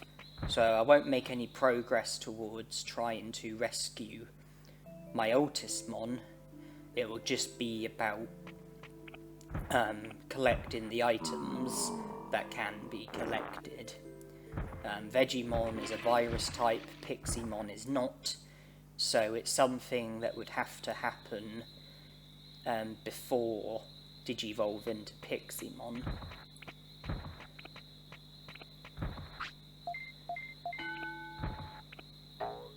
I don't think that Digimon... Well, I don't think a Digivolution is plausible anytime soon, because even if I am successful in fulfilling the requirements, I don't think a champion Digimon will Digivolve until it reaches a certain age. I think you have to have Digimon for a certain amount of time before they can Digivolve. I think you have to have baby Digimon for a certain amount of time before they Digivolve. Same with in-training Digimon. I think you have to have rookie Digimon for a certain amount of time before there's the potential for it to Digivolve. And I think the same is true with champion Digimon. Since I only have to train 4 stats in total, attack, defense, speed and brains, and since the targets, the requirements are low for an ultimate, 300 attack and defense, 400 speed and brains, plus the fact that I've got a training manual, Hawk Radishes, Super Carrots, Kawagamon and Carbuterimon. I think that I will fulfill the stat requirements before Digimon is ready to Digivolve, so I don't anticipate being unable to go to Grey Lord's mansion due to a Digivolution if I just stay in the city and train my stats to the required amounts.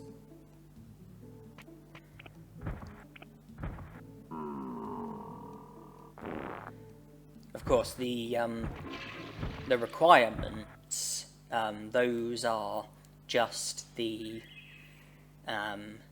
minimum amounts that your stats have to be at. But I don't think there's any limit, so you can make your... I think you can just continue to train and end up with higher stats, and I don't think it will result in you not Digivolving. If you were to train and end up fulfilling the stat requirements for a different Digimon, then that could be an issue.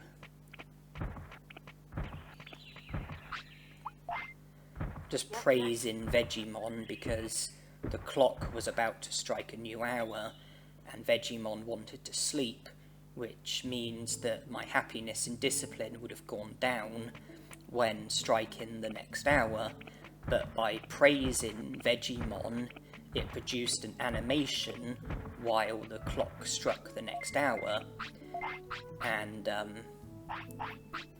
because of that, my happiness and discipline didn't go down. Since I praised Digimon, my discipline still went down, but my happiness went up, and that's better than having my happiness and discipline both go down.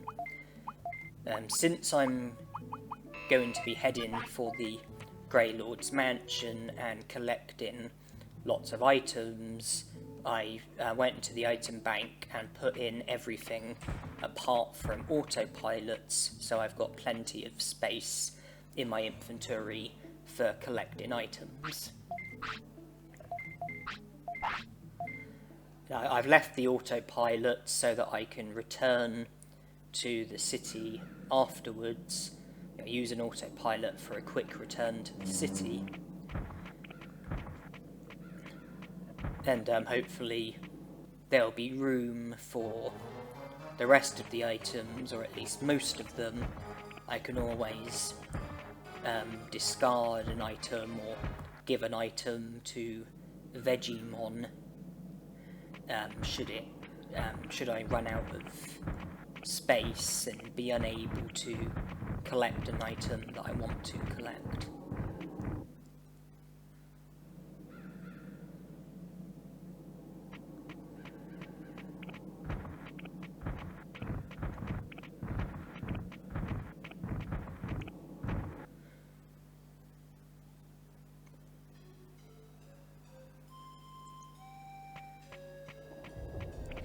So I don't have long before I need to put Digimon to sleep.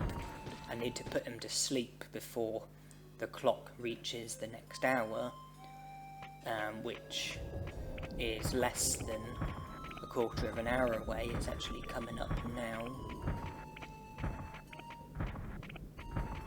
Okay, so I'll let him sleep here,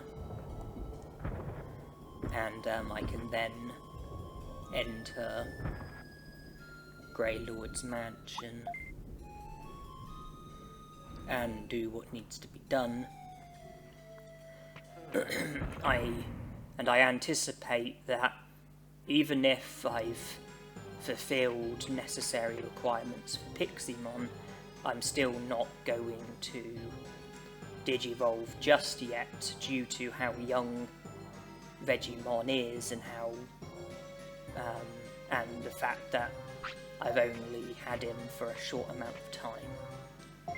So I don't think it'll be time to Digivolve yet, but I can return to the Green Gym and do more training, boost my stats more, get them better than how they currently are, because like I said, the requirements are like the minimum amount that's needed, they're not limits.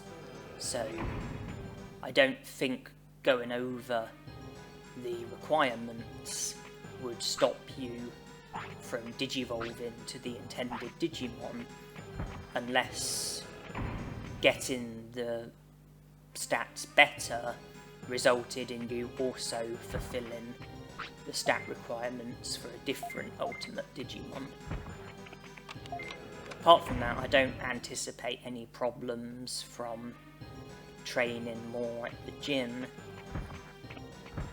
and my HP and MP are both very low, so those stats should probably be seen as a priority.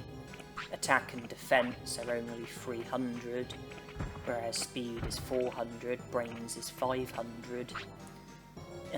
So I probably shouldn't worry about brains, but attack and defense maybe could do with a bit of attention.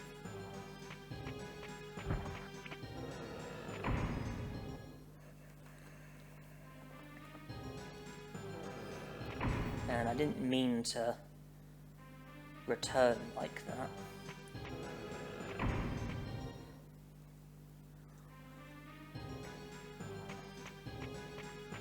Okay, so we use the key to go upwards, and normally you would go this way if you wanted to find Machinedramon, because this is the way that you have to go in order to stumble upon Machinedramon lying on the floor. We are going this way only for the items, because there are items up here as well. And then from here I do choose to fall down here, which leads towards Machinedramon, but I'm not coming down here for Machinedramon. There's also an item in here. And now we can return to a previous part of the mansion that we were already at. I've ignored Machinedramon and I'm now moving back away from Machinedramon.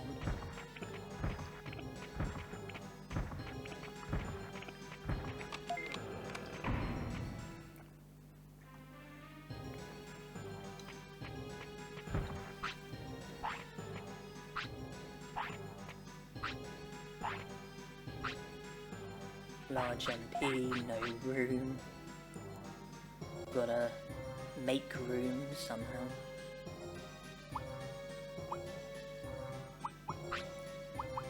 I decide that the defense disc is the least valued item in my inventory.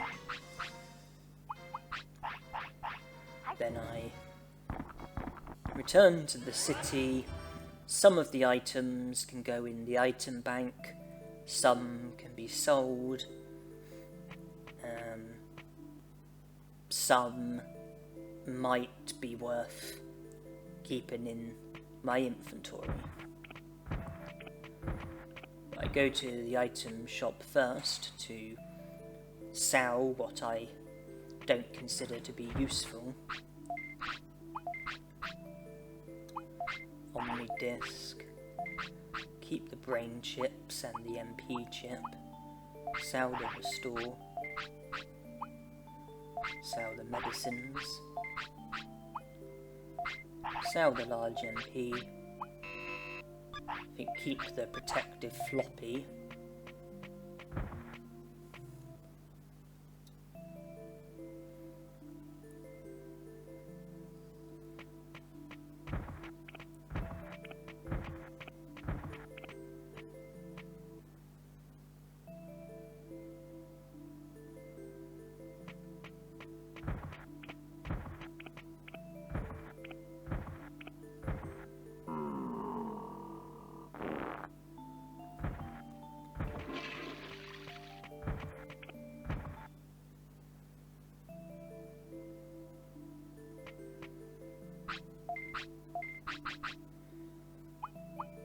So, matching key don't need, brain chips and MP chip can go in for now, as can the protective floppy.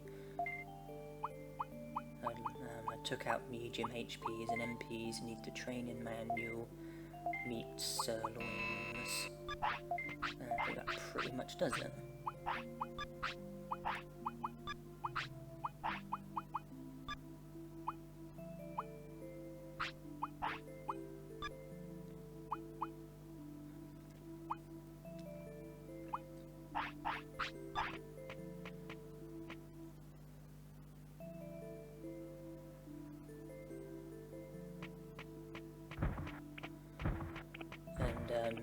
It's a new day, so more sirloins. I also purchase a hawk radish and a super carrot, so I've got one of each.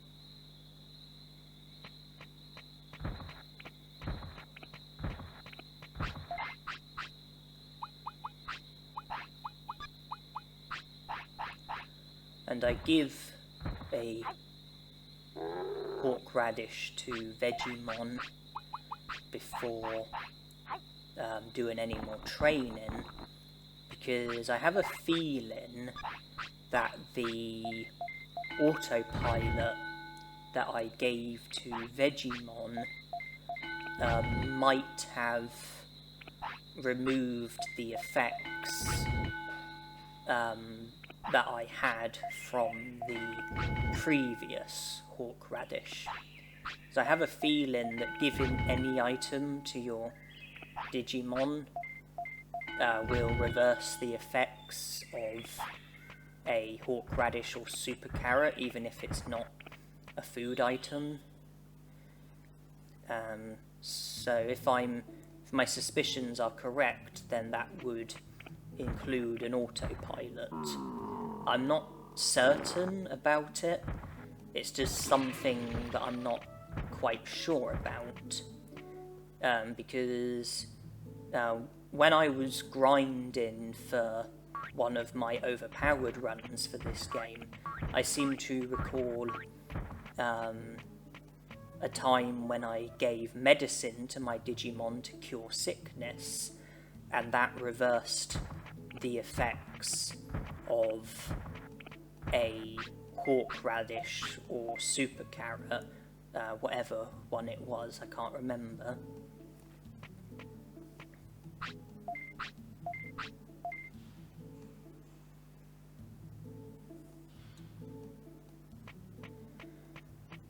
But regardless of whether or not the effects were reversed, I gave a horseradish to Vegiemon, and I'm getting the most amount of HP that I can possibly get when training my HP.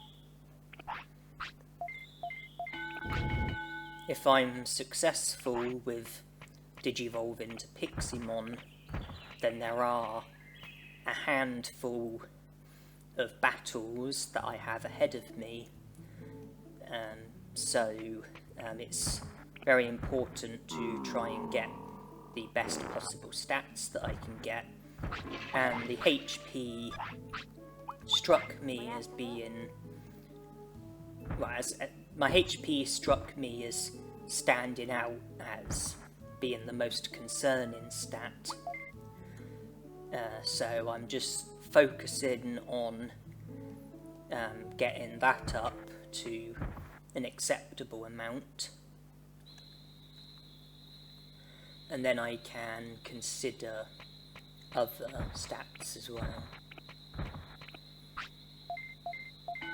The horseradish boosts the effects that you get from, I think it's HP, speed and defense, whereas a super carrot I think does MP, brains and attack. And if I was to stop training HP, then since I've got the effects of a horseradish, it would make the most sense to then train either defense or speed, since I've already consumed a horseradish, and defense is lower than speed, so defense is what I choose. Because if I was to pick like MP or attack or brains, then I would have to give Vegiemon a super carrot, and then if I was to decide to then do like defense or speed, then I'd then have to give it yet another horseradish. Just made more sense to just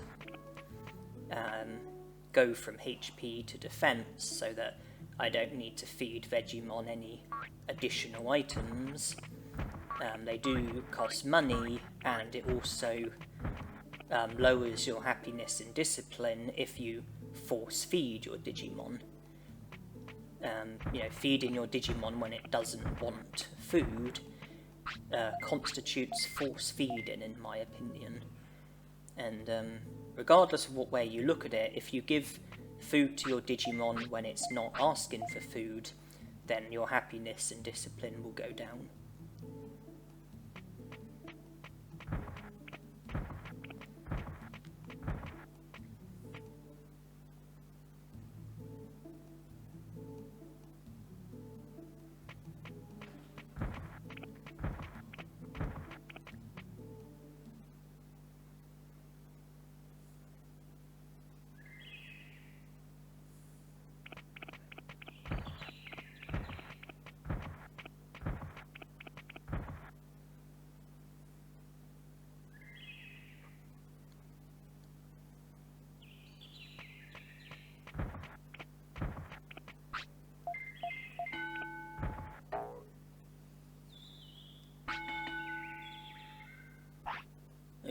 Okay, we are digivolving, and logically speaking, it can only be Piximon, right? I don't think it's been long enough for Vademon.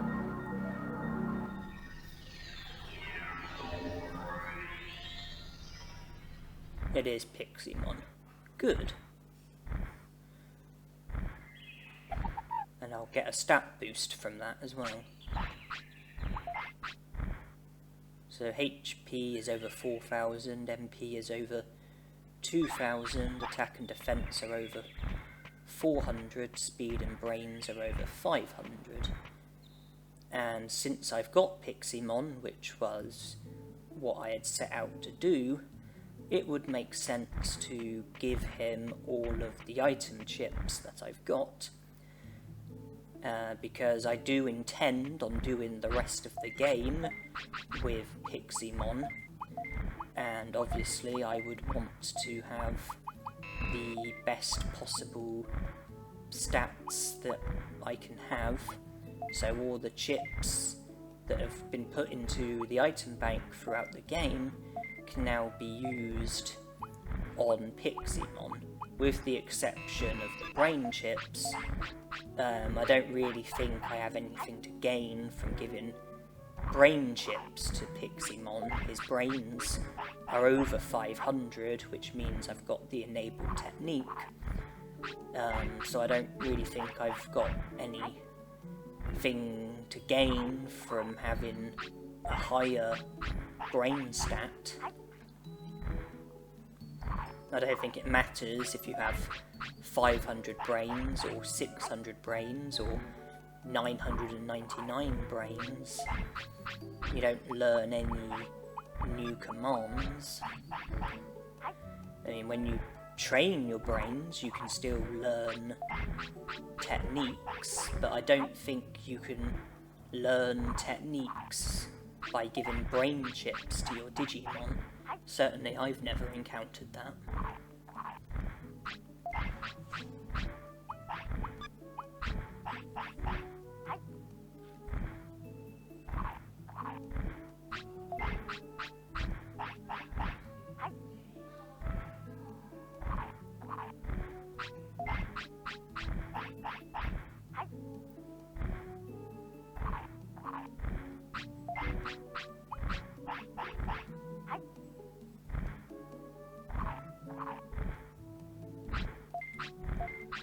Now I want to take out other items that could be of use, the protective floppy being one of them.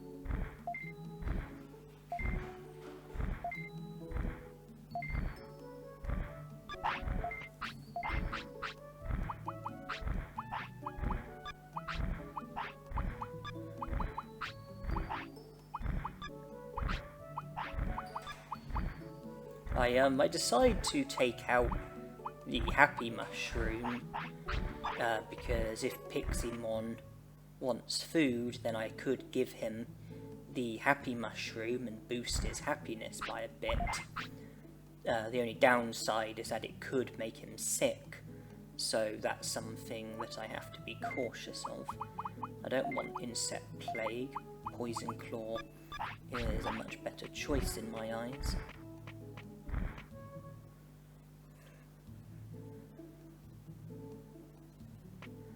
I would like to save, having reached the milestone of getting Piximon as my Digimon and getting the stats that I've got. And I now make use of the Birdra transport, and I head to Beetleland. The blue flute is in the item bank, so I wouldn't be able to use it to call Machinedramon. So I use Birdramon instead, rather than get the blue flute out and have to go to the Dragon Eye Lake and then make it to Beetleland that way. It was just quicker and easier to use Birdramon, and I'm here to speak to one of the Carboterimons, because I'm hoping that my stats are good enough in order for him to teach me Bug. And I don't think this is the right Carboterimon.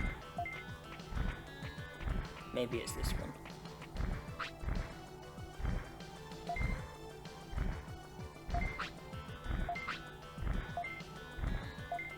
And that is Bug learned. Absolutely brilliant.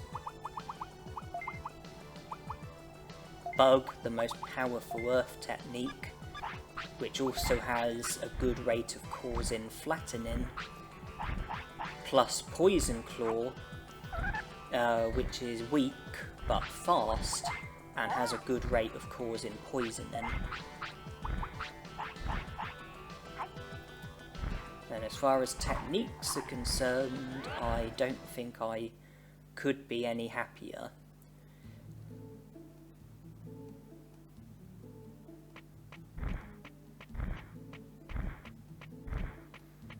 And I've got a bit of time, so I could maybe train my MP, since that's a bit lacking in comparison to my other stats. And then I remember that I put the training manual in the item bank, so I need to get that back out in order to experience the benefits from it.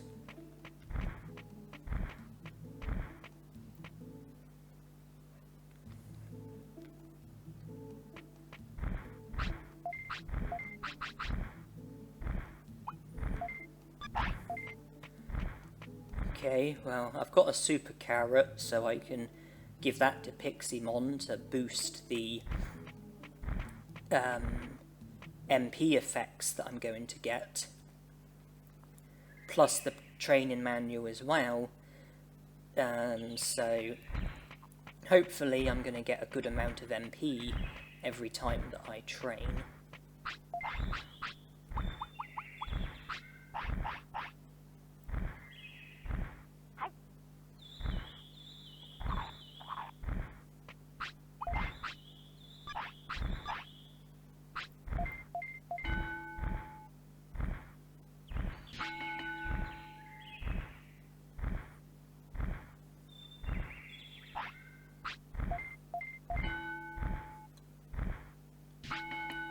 Well, HP is over 5,000, attack, defense, speed and brains are all comfortably over 500.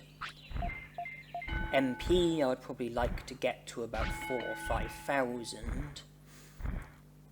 And now that I have digivolved to Piximon, I do want to be avoiding care mistakes. So I do want to be feeding him when he wants to eat. But if I was to feed him now, then it would remove the effects of the super carrot. So if I was to feed him, then I would need to buy another super carrot and then give it to Piximon. I would rather just not feed him so that I keep the benefits of the super carrot. 163, that's a very nice amount.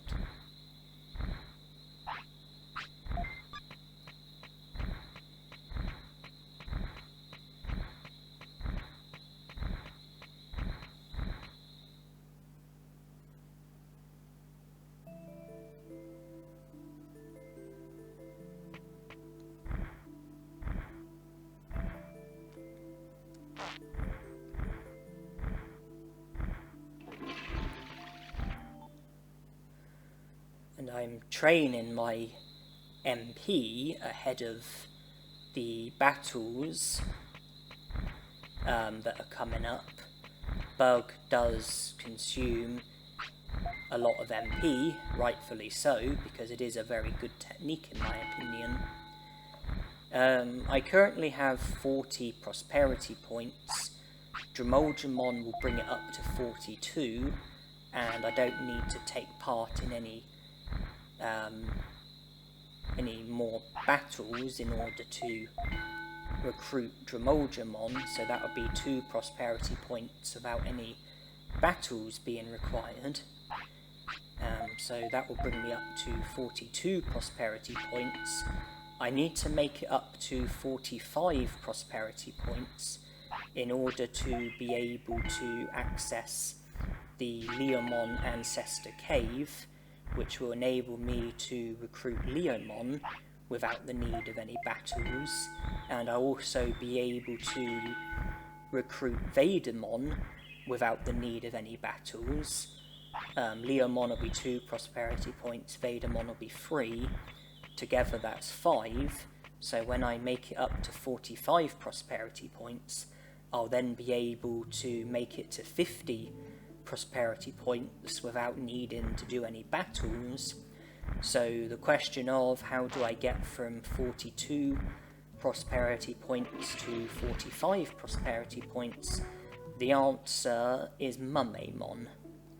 Mummemon is an ultimate Digimon who occasionally spawns at a specific part of Mount Panorama.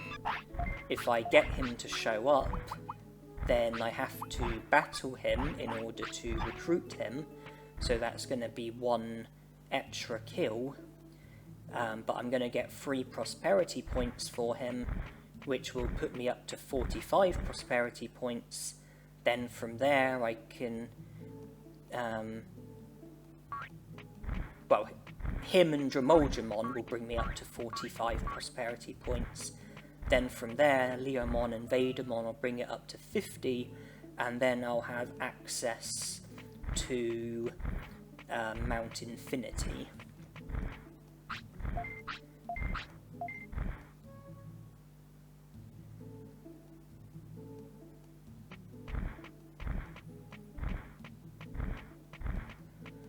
And unfortunately I have lost count of how many battles I've had, how many Digimon I've defeated, but I will make it clear in the description. I will put, how many kills I performed and which Digimon it was that were defeated by me in battle. But I'm struggling to remember off the top of my head. I know there was Agumon, Dromolgemon, Palmon, Miramon, Birdramon, Greymon, Olgamon the first time, Olgamon the second time. That's 8 that I thought of. There was Piximon. There's going to be Mummemon. So that's 10 that I can think of. I'm struggling to think if there are any others. And it's going to, however many it is, it's going to go up further because of Mount Infinity, but I don't want to talk about that too much just yet, as I would like to sort of not talk about Mount Infinity until I get round to it. At the moment, focus on what's most sort of urgent initially.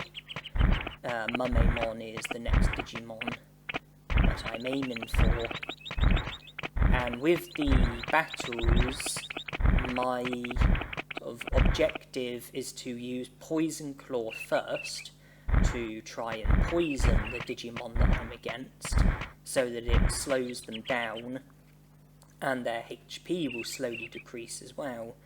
And then once they're poisoned, you use Bug for the rest of the fight, and hopefully not have too much trouble with defeating them. I did then just take the next step towards recruiting Vadermon, but I won't be able to recruit him until I get to 45 prosperity points, and we have got Mummemon to show up. This will bring us up to 43 prosperity points. Then I just need to speak to Dramon, thus recruiting him, bringing us up to 45 prosperity points.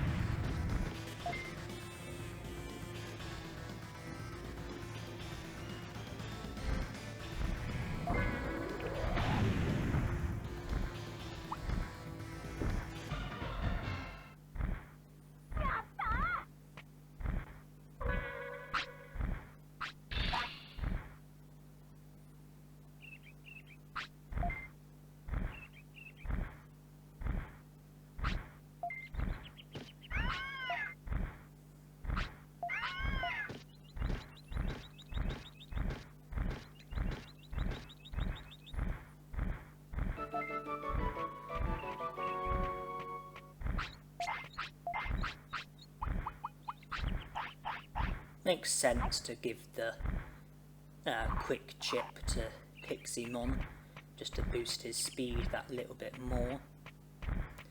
I don't plan on using any other Digimon after Piximon. My intention is to complete the rest of this challenge with Piximon. So it's not like I could be reserving these item chips for a Digimon that I plan on using later.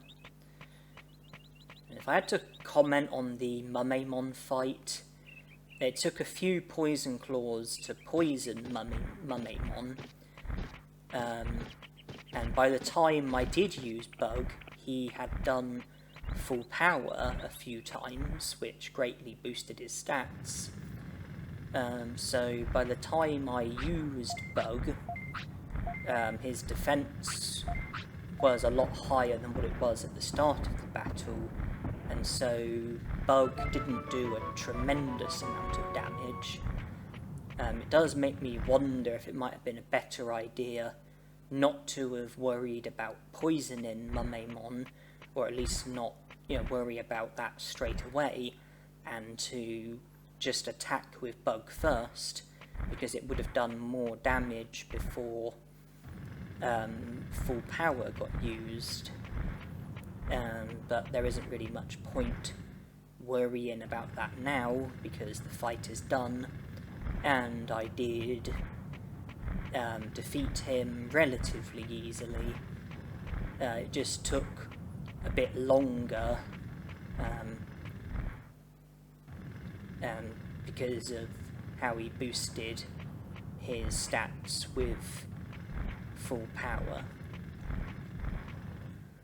Since we are now at 45 prosperity points, we should be able to go straight to the Leomon Ancestor Cave. And we can. Yeah, for this to be open, you need to have a minimum of 45 prosperity points, and you need to have recruited Mirrormon as well. So when I defeated Dromolgemon and Mirrormon in battles, it didn't just set up recruiting Dromolgemon and Mirrormon, it also set up recruiting Leomon as well.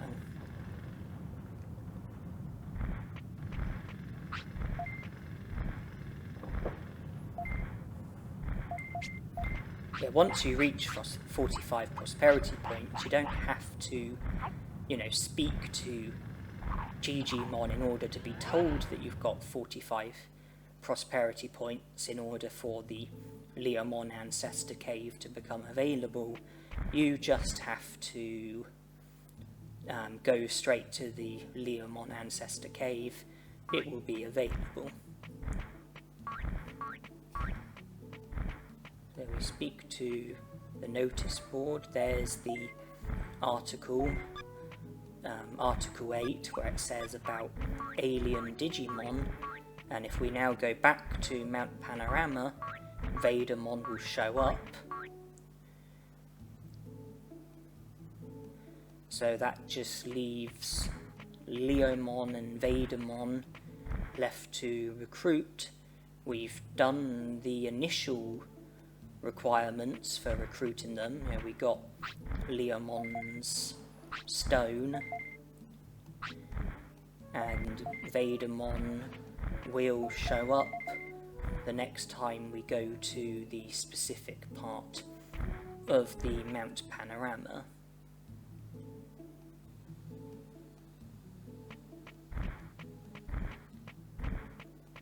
So we'll head to Mount Panorama, and after we recruit Vadermon, we can then carry on through Mount Panorama, go to Gear Savannah, trigger the scene where Leomon rescues Patamon from Goborimon. Then we can follow Leomon, show him the Ancestor Stone. He'll then join the city. 50 prosperity points will be ours, and we're lucky enough to find a second Happy Mushroom. So we can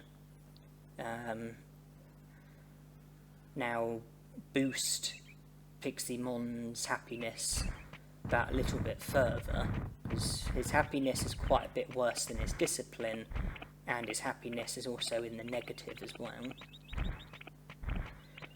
If you force feed Happy Mushrooms to Piximon, give them to him when he doesn't want to eat, then I think that that would be worse than waiting until he's hungry and then giving them to him, because if you give it to him when he wants food, then that will satisfy his appetite, and it would boost his discipline by a bit, as well as boosting his happiness, and it might boost his happiness by a slightly extra degree than if you were to force feed it to him.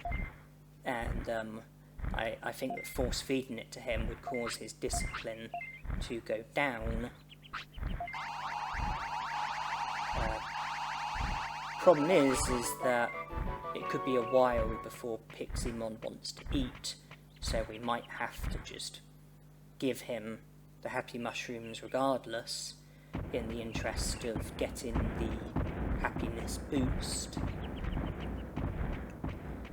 And if I am going to give happy mushrooms to him, then I either need to be near Centaurimon, so that if he gets sick, then I can speak to Centaurimon and get the sickness cured, or I need to have medicine in my inventory so that I can use that to cure his sickness.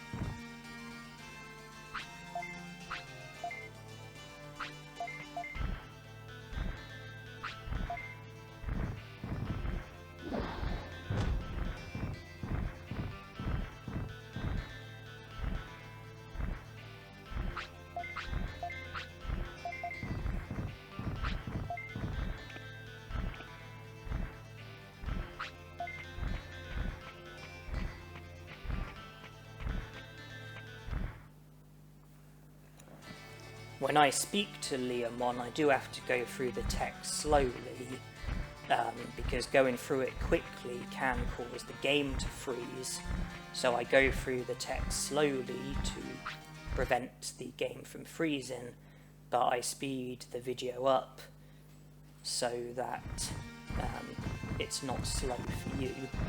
I don't want you getting bored with me going through text really slowly.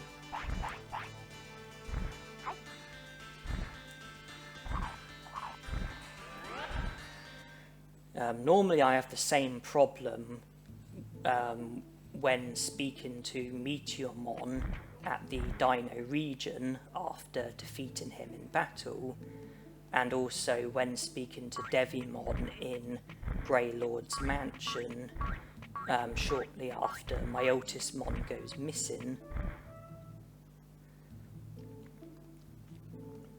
But in this challenge I didn't have to speak to either of those Digimon, so I didn't encounter the problem with the text.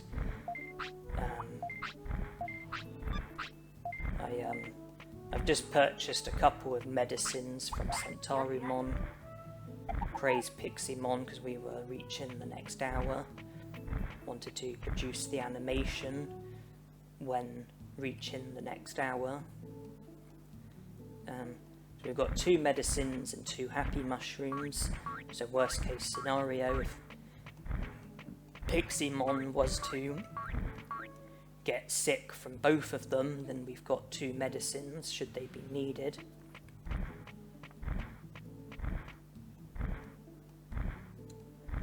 And once we speak to Digimon, he will tell us about Mount Infinity being open.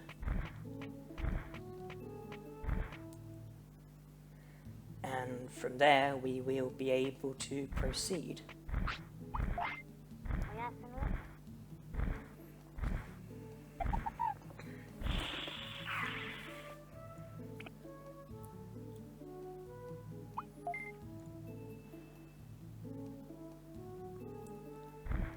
So I speak to him, and as you can see, he says about Mount Infinity.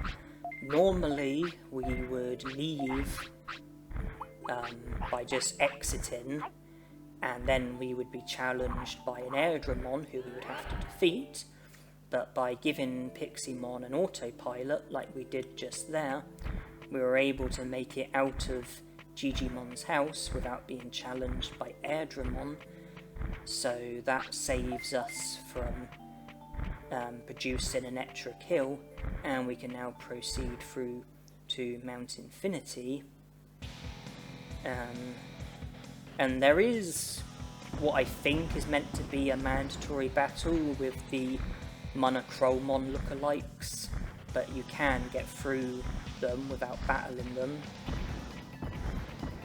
as demonstrated there. This is just stuff that I've learned from watching people do speedruns for this game. I do loot the Mount Infinity just in case I stumble upon an item that could be useful. So yeah, from here I go through Mount Infinity. It's vital that I avoid all of the random Digimon. I can't avoid Devimon, I have to battle him. I can avoid Megadramon, I just have to not speak to him. I can't avoid Metal Greymon, I have to battle him. And then that would be followed by the Machinedramon battle, which is mandatory for this challenge, and if we defeat him then that will bring us to the end of the challenge, so it would be low kills run complete. If I was right that Mummemon was kill number 10, then Devimon would make it 11, Metal Greymon would make it 12, Machinedramon would make it 13, but there might be others that I've overlooked.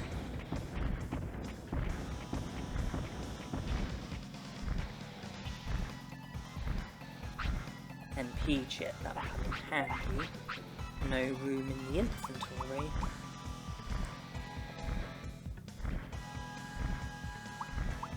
Okay, I'm just going to give him happy mushrooms. I didn't want to have to force feed them to him. I don't really have much choice. Okay, the second one made him sick, but I've got medicine to cancel that out.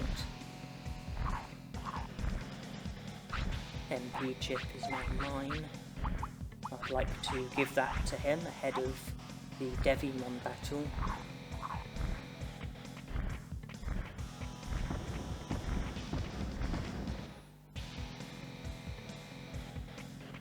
And here we are.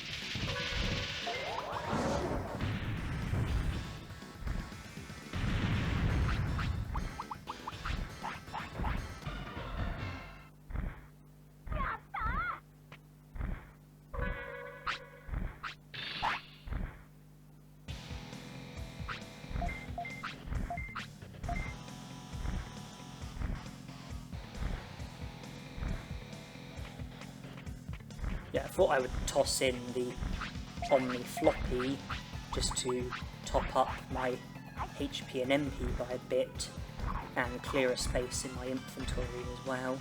Give Piximon the speed chip that Devimon dropped. Sirloin, that will just be added to my other sirloins. And Piximon does now want to eat.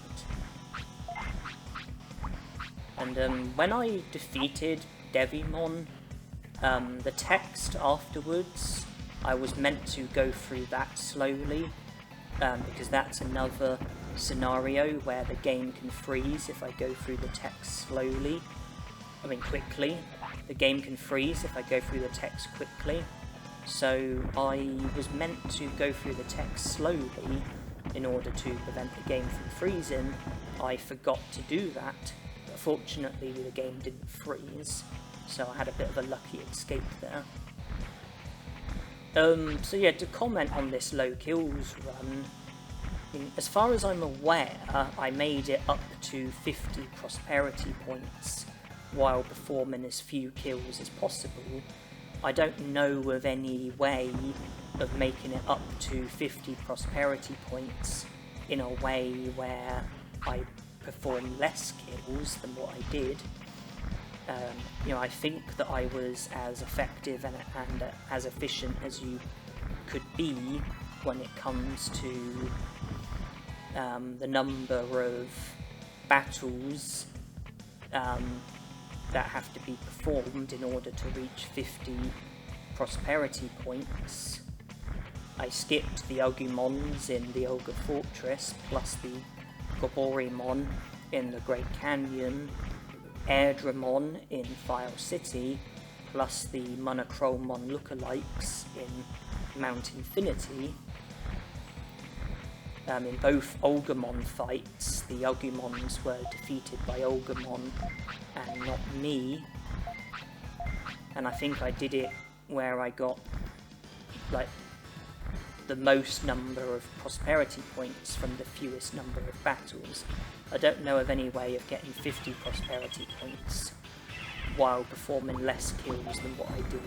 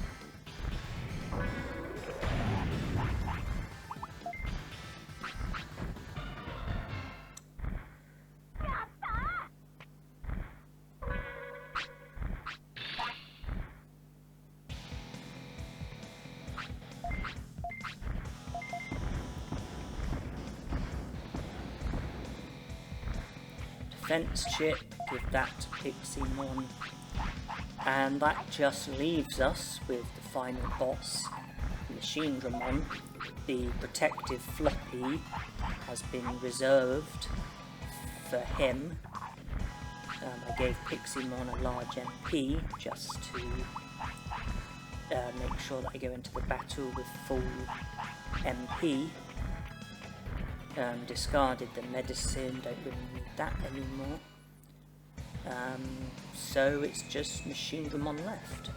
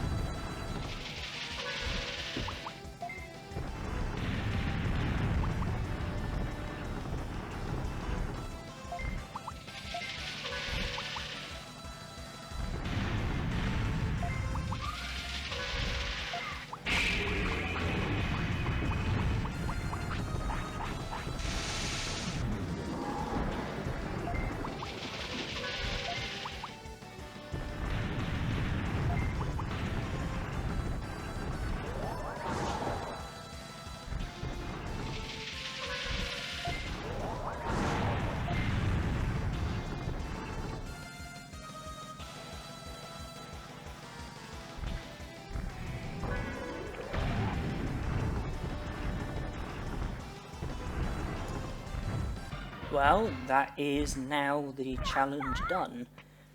I made it up to 50 prosperity points so that I could access Mount Infinity and defeat Machinedramon, which was the main objective from the very start.